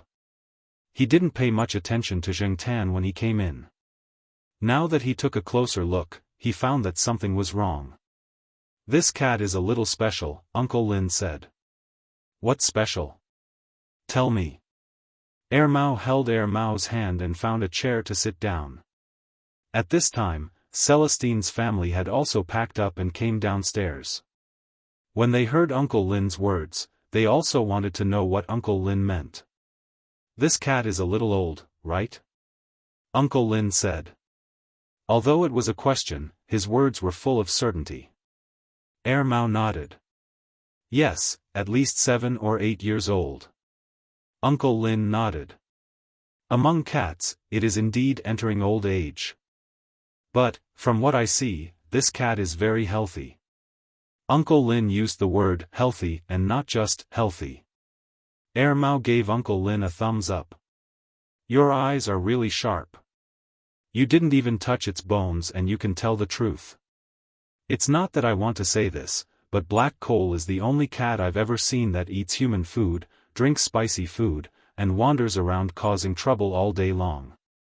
It's still healthy until now, but it suddenly fell ill at the end of last year and was in a coma for a week. But that was the only time. After it recovered, it returned to its original state. It didn't look weak at all. The people at the pet center also said that they couldn't find any abnormalities. Uncle Lin, why don't you take a look? Mao said so much to let Uncle Lin take a look at Zhengtan. If it didn't say it in detail, Uncle Lin might not spend too much effort on Zhengtan. Now that it piqued Uncle Lin's interest, it could make Uncle Lin spend more effort. Even if he couldn't find any problems now, Uncle Lin would study it carefully afterward. When Mao said, causing trouble, Zhengtan's beard trembled. But, thinking that Mao was doing it for his own good, Zhengtan didn't protest. Sure enough, Uncle Lin was very curious after hearing Mao's words. He stopped massaging and patted Big Mountain gently. Big Mountain, sit over there first. I'll take a look at this little black cat. After Big Mountain got up, he didn't jump directly to the ground. Instead, he jumped onto a chair next to him and looked at Zhengtan like everyone else. Under the gaze of so many people and cats, Zhengtan came to the oval shelf where Big Mountain had just laid down. He was a little unused to it, but for his own little life, he had to endure it. Uncle Lin had interacted with countless cats and dogs. When he saw Zhengtan, he knew that this cat would be obedient. He put out his hand and pressed Zhengtan's body with ease. Zhengtan cooperated with Uncle Lin's inspection. Soon, Uncle Lin thought for a moment and said, "This cat hasn't been sleeping very well recently." This was the truth. Zhengtan had recently started to dream again. In addition, because of the long-distance travel, he was not used to being in the car for a long time, so his sleep was not as good as when he was at home. If Uncle Lin could see this, Zhengtan now further believed in this man's ability. It's just that. Uncle Lin paused and continued, except for the lack of sleep and some other small problems, this cat's physical fitness is not at all like what you said about a cat that always eats human food, drinks spicy food, and jumps outside all day long. Human food was heavier in salt, let alone a cat that ate spicy food. Hey, Uncle Lin, I'm not lying to you. Things like onions, garlic, chocolate, and many other things that even cats don't eat, but this cat eats them freely. Mao said. Zhengtan and Uncle Lin were speechless. This sounded very awkward. What did it mean that even cats don't eat? Wasn't this cat a cat? Uncle Lin glared at Mao. Don't look at me like that. I haven't finished yet. This cat not only eats these things, it also drinks coffee and drinks cream. My black rice doesn't even touch these things. Mao pointed at Uncle Lin with his chin, meaning, look, it's so weird. With suspicion, Uncle Lin checked Zhengtan again, and the results were the same as before. There are all kinds of strange things in the world. There will always be a few exceptions. Uncle Lin said, how about this, I'll give it a few acupuncture needles to relieve its insomnia. I'll also check if there are any other problems that haven't been detected yet. Okay, I'll have to trouble you. Black coal, bear with it. For the sake of your little life, a few acupuncture needles is no problem. Mao said. Uncle Lin opened the medicine box that he always carried with him and began to prepare the tools. Mao and Celestine helped move the things, so the acupuncture needles definitely wouldn't be in the hall. Yuan and Fatty Wei had been warned by their father not to make any noise. Since they wanted to watch from the side, they couldn't cause any trouble. Thus, the two children quietly sat on the chairs. When they saw the needles in Uncle Lin's hands, they looked as if they were facing a great enemy.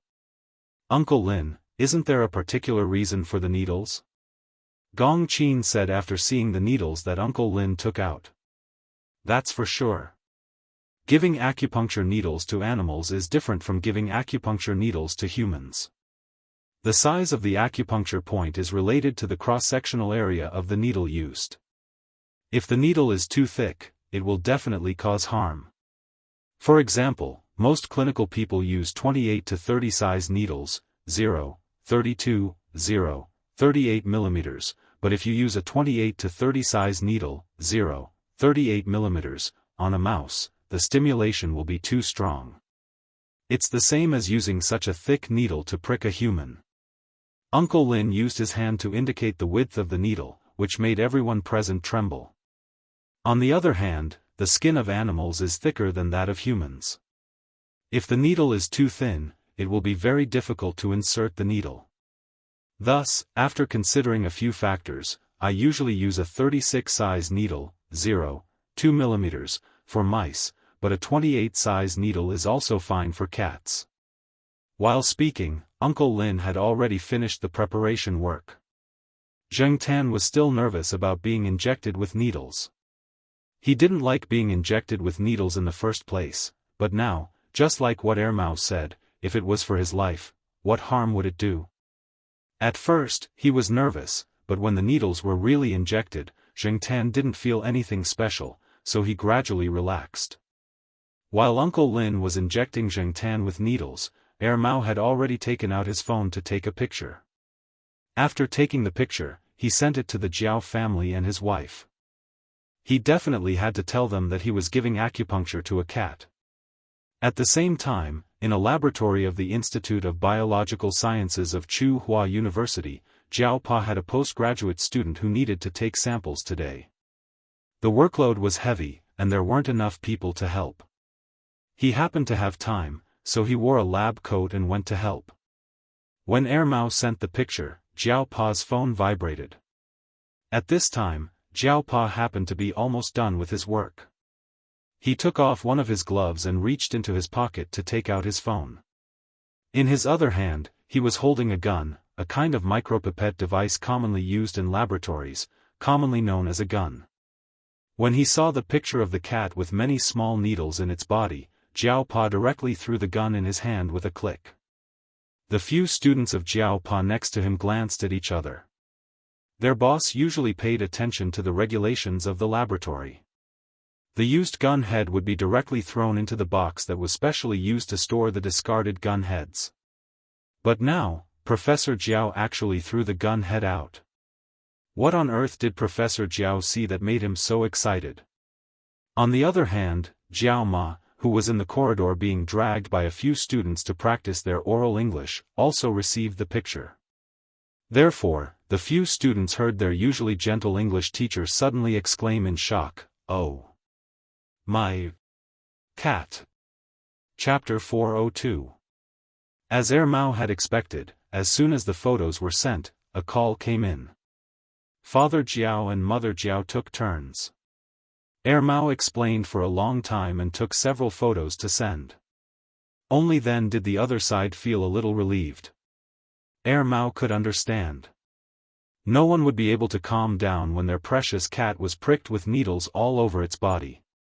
Also, when Mao took the photos, he adjusted the lighting so that the needles on Zheng Tan's body would be more obvious. That way, the Jiao Pa and Jiao Ma would be more shocked. No wonder the two of them had such a big reaction.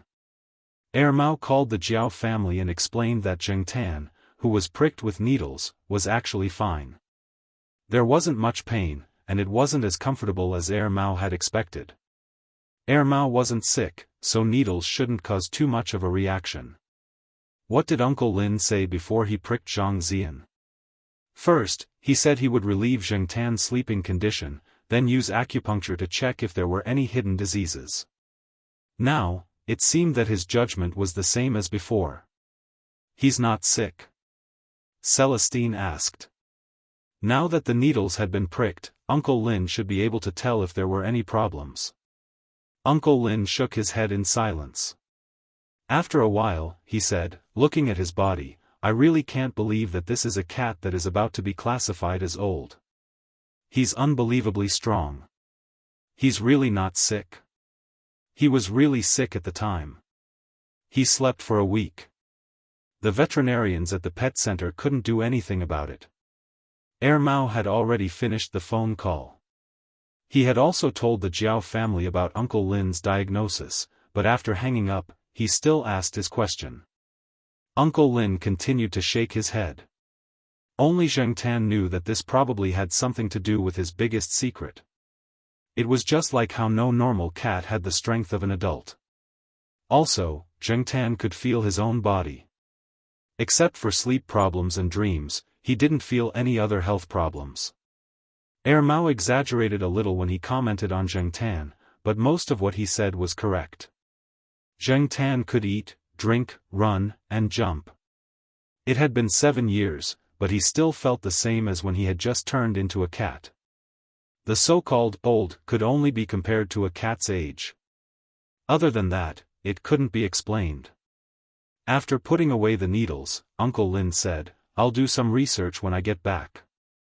Mao, how long will you stay here? 1 or 2 weeks, said Okay, I'll use this time to think about it. Although Uncle Lin had always been confident in himself, he was really confused this time. He had treated all kinds of animals for so many years, but this was the first time he had encountered such a situation. He originally thought that this black cat's condition would be similar to Dashan's, but he didn't expect, after Zheng Tan finished the treatment, the master asked Uncle Lin to play chess with him. He also asked about Dashan's condition. As for the food preparation, the master didn't usually have to worry about it. There were professional staff in charge of it.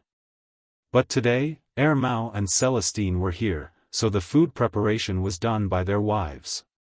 Seeing that Zheng Tan really ate the same food as a human, the old lady and Uncle Lin were convinced. They had even specially prepared a plate of scrambled eggs with onions and 2 relatively spicy dishes to go with wine. These were things that Big Mountain would never touch, but Zheng Tan still ate them all. Moreover, nothing happened to him after eating them. At that time, Uncle Lin didn't care about the unfinished wine in his glass. He put down the glass and took Zheng Tan for examination. The conclusion was still the same as before, which made Uncle Lin, who had been in contact with veterinarians since childhood, amazed. Several men at the table were also talking. When Zheng Tan heard them mention Dashan, he realized why they didn't usually talk about Dashan outside. One was because of some of their experiences in the past, and they didn't want to recall the embarrassing past caused by Dashan. The other reason was that Dashan's species was more special in China. After all, it was not abroad, and they couldn't openly raise it as a pet. It was enough to keep it as a secret. It was also a kind of protection for Dashan. Therefore, they only occasionally mentioned the master's cat outside, but they rarely talked about what kind of cat Dashan was. Originally, they thought that the master would scold them. Unexpectedly, the master was quite considerate and didn't scold them in front of the women and children. After the meal, Uncle Lin took his leave. The old man chatted with Mao and the others about the current state of the 3 of them, how their families were doing, whether there were any troubles, how their children were, and other topics. After that, the old man also talked about Dashan. The master picked up this unique cat in the mountains, which was a little far from here, and named it Dashan. Generally speaking, creatures like caracals shouldn't exist in the local area. However, he heard that there were people who illegally brought in wild animals, so it should be those people who brought it in. When Dashan was young, the master only thought that it was a slightly special cat. He had never seen a caracal before, so he didn't think much of it. Later, he heard from some people that it was a caracal. It was just that there were no caracals in the area, and after it was brought in, it became the only one in the area. Over the years, the master didn't think about finding a partner for Dashan, but every time this guy spent some time with him, he would kick away the partner that he went through a lot of trouble to get. Even though Dashan had a bad temper, was always causing trouble, and did things that were not always satisfactory, the master always kept Dashan by his side. After a long time, it became a habit, and the master treated Dashan as a friend in his old age. Dashan also got along well with his master. He didn't like to be carried by others, especially children, but that was others, not the master. Old people were special. Uncle Lin was one of them. After getting older, Dashan doesn't like to cause trouble as much as before, the master said. Celestine curled his lips. Not causing trouble? Who was the one who took off his son's pants? It could only be said that Dashan didn't cause trouble as much as before. He was old and didn't have the energy to cause trouble for others. He wanted to, but he didn't have the strength. As for Dashan, he didn't really dislike Air Mao and the others. He usually paid attention to hiding outside. Dashan wasn't a pure family pet. He was in a semi-wild state and kept many wild habits. Yesterday, because he wanted to welcome Air Mao and the others, he squatted at a conspicuous stone block by the roadside. Otherwise, passers-by wouldn't have noticed him so easily. According to Air Mao and the others, Dashan used to often welcome them there. This seemed to have become a habit. From these words and Dashan's behavior, this cat was still very humane. On the first night here, Zheng Tan slept in a foldable tent. This was a small tent that would be propped up after it was opened. This was a gift from Xiaoguo, but Zheng Tan didn't use it much at home. This time, he brought it out. Some soft cushions prepared by Jiao Ma were placed in the tent as a mattress. Zheng Tan slept in it at night. The foldable tent was placed on a small square table close to Er Yuan's small bed. Maybe it was the acupuncture treatment during the day, or maybe it was the relaxation after the long journey, but Zheng Tan slept very well that night and didn't feel uncomfortable in an unfamiliar environment. Early the next morning, the ear-piercing sound of something being scratched on a hard board rang out. It gave people goosebumps just by listening to it.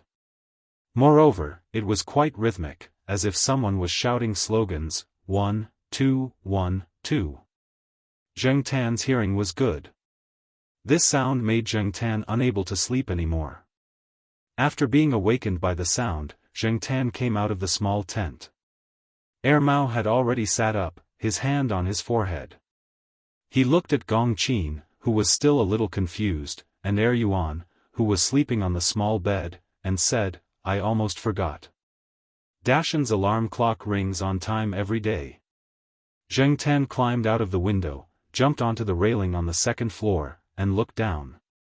In the yard, Dashan was scratching a hard board.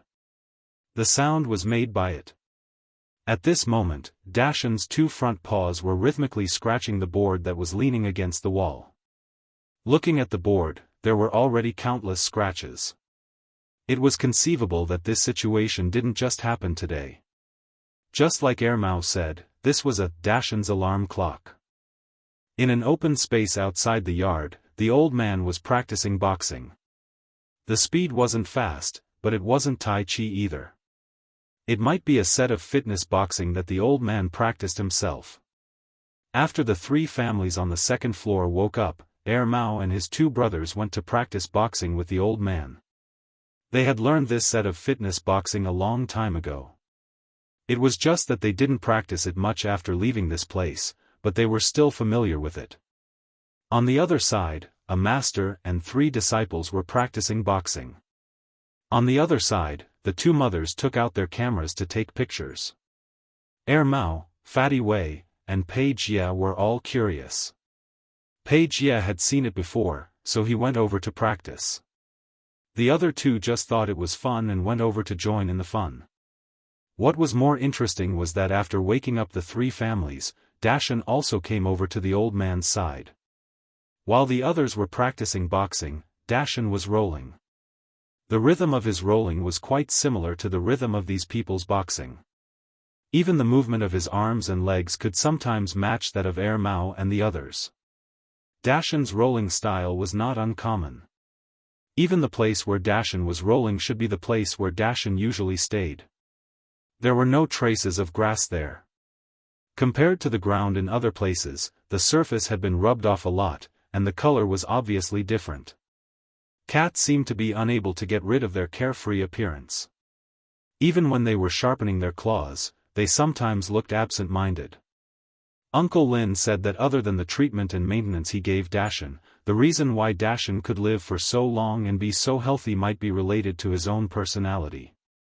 In other words, it might be related to some of the feline's habits. It was always difficult to determine who was better in a battle between cats and dogs, but in a battle of life expectancy, cats were better. This might be related to their hidden unruliness, which was more leisurely compared to dogs, and their way of coping with domestic life. Take domestic cats as an example. Although most cats died of old age in their teens, there were many cats in their 20s and 30s. It was said that there were experts who estimated that their theoretical value could reach up to 40 years old. With Dashan here, even if Mao and the others weren't here, this yard wouldn't feel lethargic, Gong Qin said. The sun hadn't risen yet, and the air was slightly cold. An old man and an old cat. One was practicing boxing, and the other was rolling. Chapter 403. Zheng Tan realized that there was something wrong with the big cat for the past 2 days. Or perhaps, it had always been like this. In short, other than the first day, Zheng Tan felt that the big cat had been looking at him strangely for the next few days. Every time Zheng Tan turned around to look at it, the big cat didn't choose to look away. It just looked at him and wasn't afraid of looking at him face to face. Something was wrong. Something was very wrong. Although Mao and the others thought that Big Mountain was just curious about Zheng Tan, who was half of the same species as him, Zheng Tan didn't think so. Maybe the cats here weren't as bold as Zheng Tan. Uncle Lin said that in this area, Big Mountain was the overlord. The surrounding cats and dogs, regardless of whether they were domesticated or wild, wouldn't come face to face with Big Mountain. Some would run away as soon as they saw Big Mountain. Only Zheng Tan wasn't afraid of Big Mountain and didn't care. To put it bluntly, it was as if he didn't care about Big Mountain at all. It wasn't that Zheng Tan didn't care about Big Mountain. It was just that he was more inclined towards the perspective of a human. To a special cat, other than the initial novelty, there was nothing else. Mao and the others, as well as the old master, definitely hoped that Zheng Tan and Big Mountain could get along well. From Zheng Tan's point of view, both of them were males. It was already a good thing that they didn't bare their claws and fight for territory. Why ask for more? Could it be that he really wanted cats to be united like children and help each other equally? But, Zheng Tan looked diagonally ahead. The big cat was lying on a chair and looking in Zheng Tan's direction. It still had that look that made Zheng Tan feel that it was scheming something. Zheng Tan had been waiting for this guy to make a move. If it was like what Zheng Tan thought, and Big Mountain did have a purpose, he should have some corresponding actions. Cats were always very patient in order to achieve their goals. For 4 consecutive days, Big Mountain maintained his previous attitude and stared at Zheng Tan, but didn't do anything else. Turning his head back, Zheng Tan continued to stare at Yuan and Fatty Wei, who were drawing beside the short table, but he was already pondering. Judging from Big Mountain's expression, he should be taking action soon. Sure enough, half an hour later, Big Mountain jumped down from the wooden chair and walked to Zheng Tan's side. Just like Zheng Tan, he squatted down and watched Yuan and Fatty Wei draw. Fatty Wei Xiao Tian immediately stood up when he saw Mountain approaching. He pulled up his pants and took a few steps back, looking at Mountain with vigilance. Yuan looked at Big Mountain and then at little Fatty Wei. He didn't move, but he didn't draw either. Zheng Tan glanced sideways at Big Mountain. Big Mountain did not seem to mind that he was guarded against by the 2 children. He looked at the paper on the short table and was not interested. Then, he looked at Zheng Tan and raised his paw to attack Zheng Tan. Slapping was a very sissy action for a human, but for a cat, it was as normal as licking its paw. You can't expect a cat to attack with a fist, right? Moreover, there were many different ways to slap a cat. How to slap, whether to retract or release the paw, how many paws to release, from which angle to slap, etc. These were all different depending on the situation. Just like now, Big Mountain didn't have any hostility towards Zheng Tan. He only gave Zheng Tan a slap as a joke or as a test. When he slapped, he retracted his paw and didn't use much strength. Because Big Mountain didn't have any ill intentions, Zheng Tan didn't dodge. After taking a hit on the head, Zheng Tan didn't immediately retaliate. Instead, he looked at Big Mountain and carefully observed this big cat that Mao and Celestine thought was extremely smart and strange. It really seemed like he was just testing him. Zheng Tan took a hit from Big Mountain and didn't immediately retaliate. However, Er Yuan and Fatty Wei were still young. One was almost 3 years old, while the other was 3.5 years old. They didn't have enough ability to distinguish. When they saw Big Mountain slap Zheng Tan, they thought that Zheng Tan was being bullied. Wei Xiaopang remembered that his father had told him that if Dashan and Zheng Tan were to fight, he should inform his father. Thus, Wei Xiaopang pulled up his pants and ran out of the courtyard, shouting as he ran, "Daddy, Daddy! Uncle Shan and Brother He are fighting." Er Yuan, who was sitting in the same place, took a drawing pen and hit Big Mountain after seeing Zheng Tan take a hit. To Er Yuan, Brother He was naturally closer to him than Uncle Shan. Since Brother He was being bullied, it was naturally Uncle Shan's fault, so he had to protect him even more. His posture wasn't bad, but it was a pity that Er Yuan's arms were short, so he didn't use much strength when hitting Big Mountain. Zheng Tan was immediately moved. Er Yuan was such a good child. After Big Mountain took a hit from Er Yuan, the 2 tufts of hair on his ears trembled. He looked at Er Yuan, then raised a paw and placed it on the sketchbook on the table, pushing it to the side. The sketchbook was flipped to the ground. This time, Zheng Tan slapped Big Mountain. Er Yuan helped him vent his anger, so he definitely had to help Er Yuan return the favor. He didn't use much strength and didn't open his paw. The strength of the slap was about the same as when Big Mountain swung at him. Er Yuan was pouting because her sketchbook was flipped, but when she saw Zheng Tan help her slap Big Mountain, she immediately stopped pouting. Outside the courtyard, the people who were startled by Fatty Wei's words had also rushed over. Seeing the situation in the courtyard, Er Mao and Celestine immediately relaxed. It seemed like there wasn't much of a fight, so it should be Fatty Wei's misunderstanding. Er Yuan had already picked up the sketchbook. Seeing Er Mao come over, he ran over to complain. "Father, Uncle Shan is bad."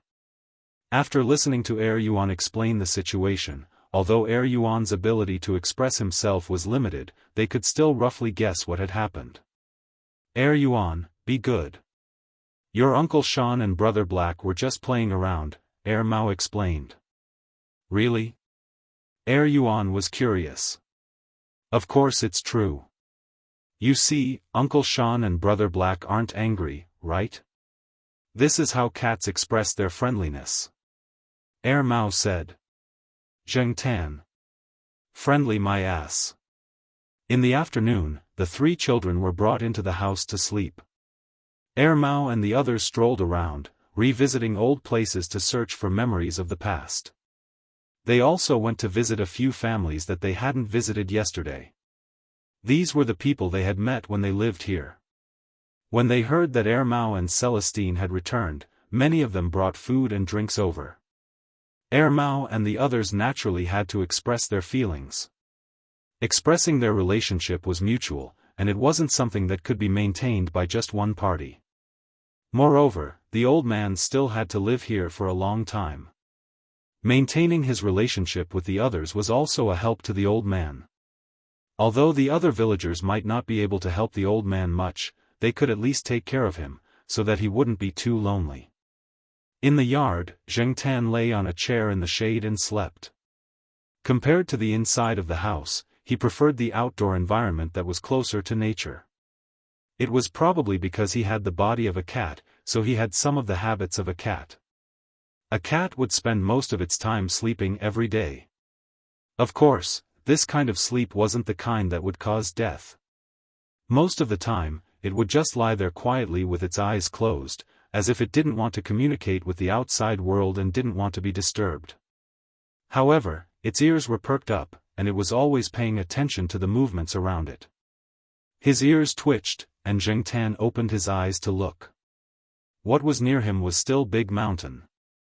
Usually, at this time, Big Mountain would hide in a leafy tree around the yard to sleep. It was hard to find him if one wasn't careful. Otherwise, Zheng Tan wouldn't be resting in the yard. Now, the big cat that was supposed to be on the tree outside the yard was in front of Zheng Tan. This time, Big Mountain didn't move his paws. After looking at Zheng Tan, he walked towards the door of the yard. After taking 2 steps, he looked back at Zheng Tan and called out softly. Was he asking him to follow him? Zheng Tan was puzzled. Curious about Big Mountain's purpose, Zheng Tan had nothing to do now. After stretching, he jumped off the chair. Seeing that Zheng Tan was following him, Big Mountain continued to walk out. Zheng Tan followed Big Mountain out of the yard and walked further and further away. Looking back at the yard that was almost out of sight, Zheng Tan paused and looked towards Big Mountain. Big Mountain noticed that Zheng Tan wasn't following him, so he stopped and waited. He seemed to be unhappy with Zheng Tan's sudden stop. What was this guy trying to do? Zheng Tan thought. After hesitating for a while, Zheng Tan continued to follow. Mao could find Zheng Tan's location based on the cat tag. Even if Zheng Tan was left behind by Big Mountain and got lost in the wild, there was no need to worry. Zheng Tan, on the other hand, wanted to explore further, so she continued to follow Dashan. Big Mountain led Zheng Tan away from the familiar hill that wasn't too high. They left the village and entered the wild forest. There were no roads here. In the beginning, there were traces of human activity, but as they went further, there were fewer traces of human activity. Instead, there were traces of small animals. Zheng Tan followed Big Mountain and looked around vigilantly. Big Mountain was very experienced in surviving in the wild. His steps seemed light, but he was always paying attention to his surroundings. Zheng Tan learned a lot, but he didn't do much. He just followed, unlike Big Mountain who would occasionally play with rabbits and dig out bird nests. Looking at Big Mountain, Zheng Tan understood why so many ecologists and ornithologists didn't like cats. In some places where cats didn't exist, one more cat would be a big threat, not to mention a slightly bigger one. As natural hunters, cats wouldn't stop exercising just because they weren't hungry. After eating and drinking, they would play with their prey. They wouldn't care about the ecosystem, the food chain, or the invasion of species. They would act according to their own temperament. Big Mountain ate a small bird that Zheng Tan couldn't name. He played with it and dropped 2 eggs. When it was about time, he caught a rabbit on his way back. Big Mountain's experience in surviving in the wild and his understanding of this area allowed him to always find prey and kill it easily. Zheng Tan followed Big Mountain and walked around outside and back again. He started to think. Zheng Tan didn't know much about Big Mountain's behavior when he went out. He only knew that Big Mountain would go out into the wild once or twice a week. The old man didn't mean to keep Big Mountain at home, and Big Mountain could always come back on time. The old man was used to it and wasn't worried anymore. This big cat was very smart. He had been with the old man for 20 years, and the old man had taught Big Mountain like a child for 20 years. He would always learn something. Compared to other cats, Big Mountain was smarter. This had been proven by Mao and the others. Zheng Tan also felt it. And because of this, Zheng Tan was curious about what Big Mountain wanted to do. Zheng Tan felt that this afternoon's trip was also a test by Big Mountain. He didn't think that Big Mountain was simply taking him for a walk in the wild.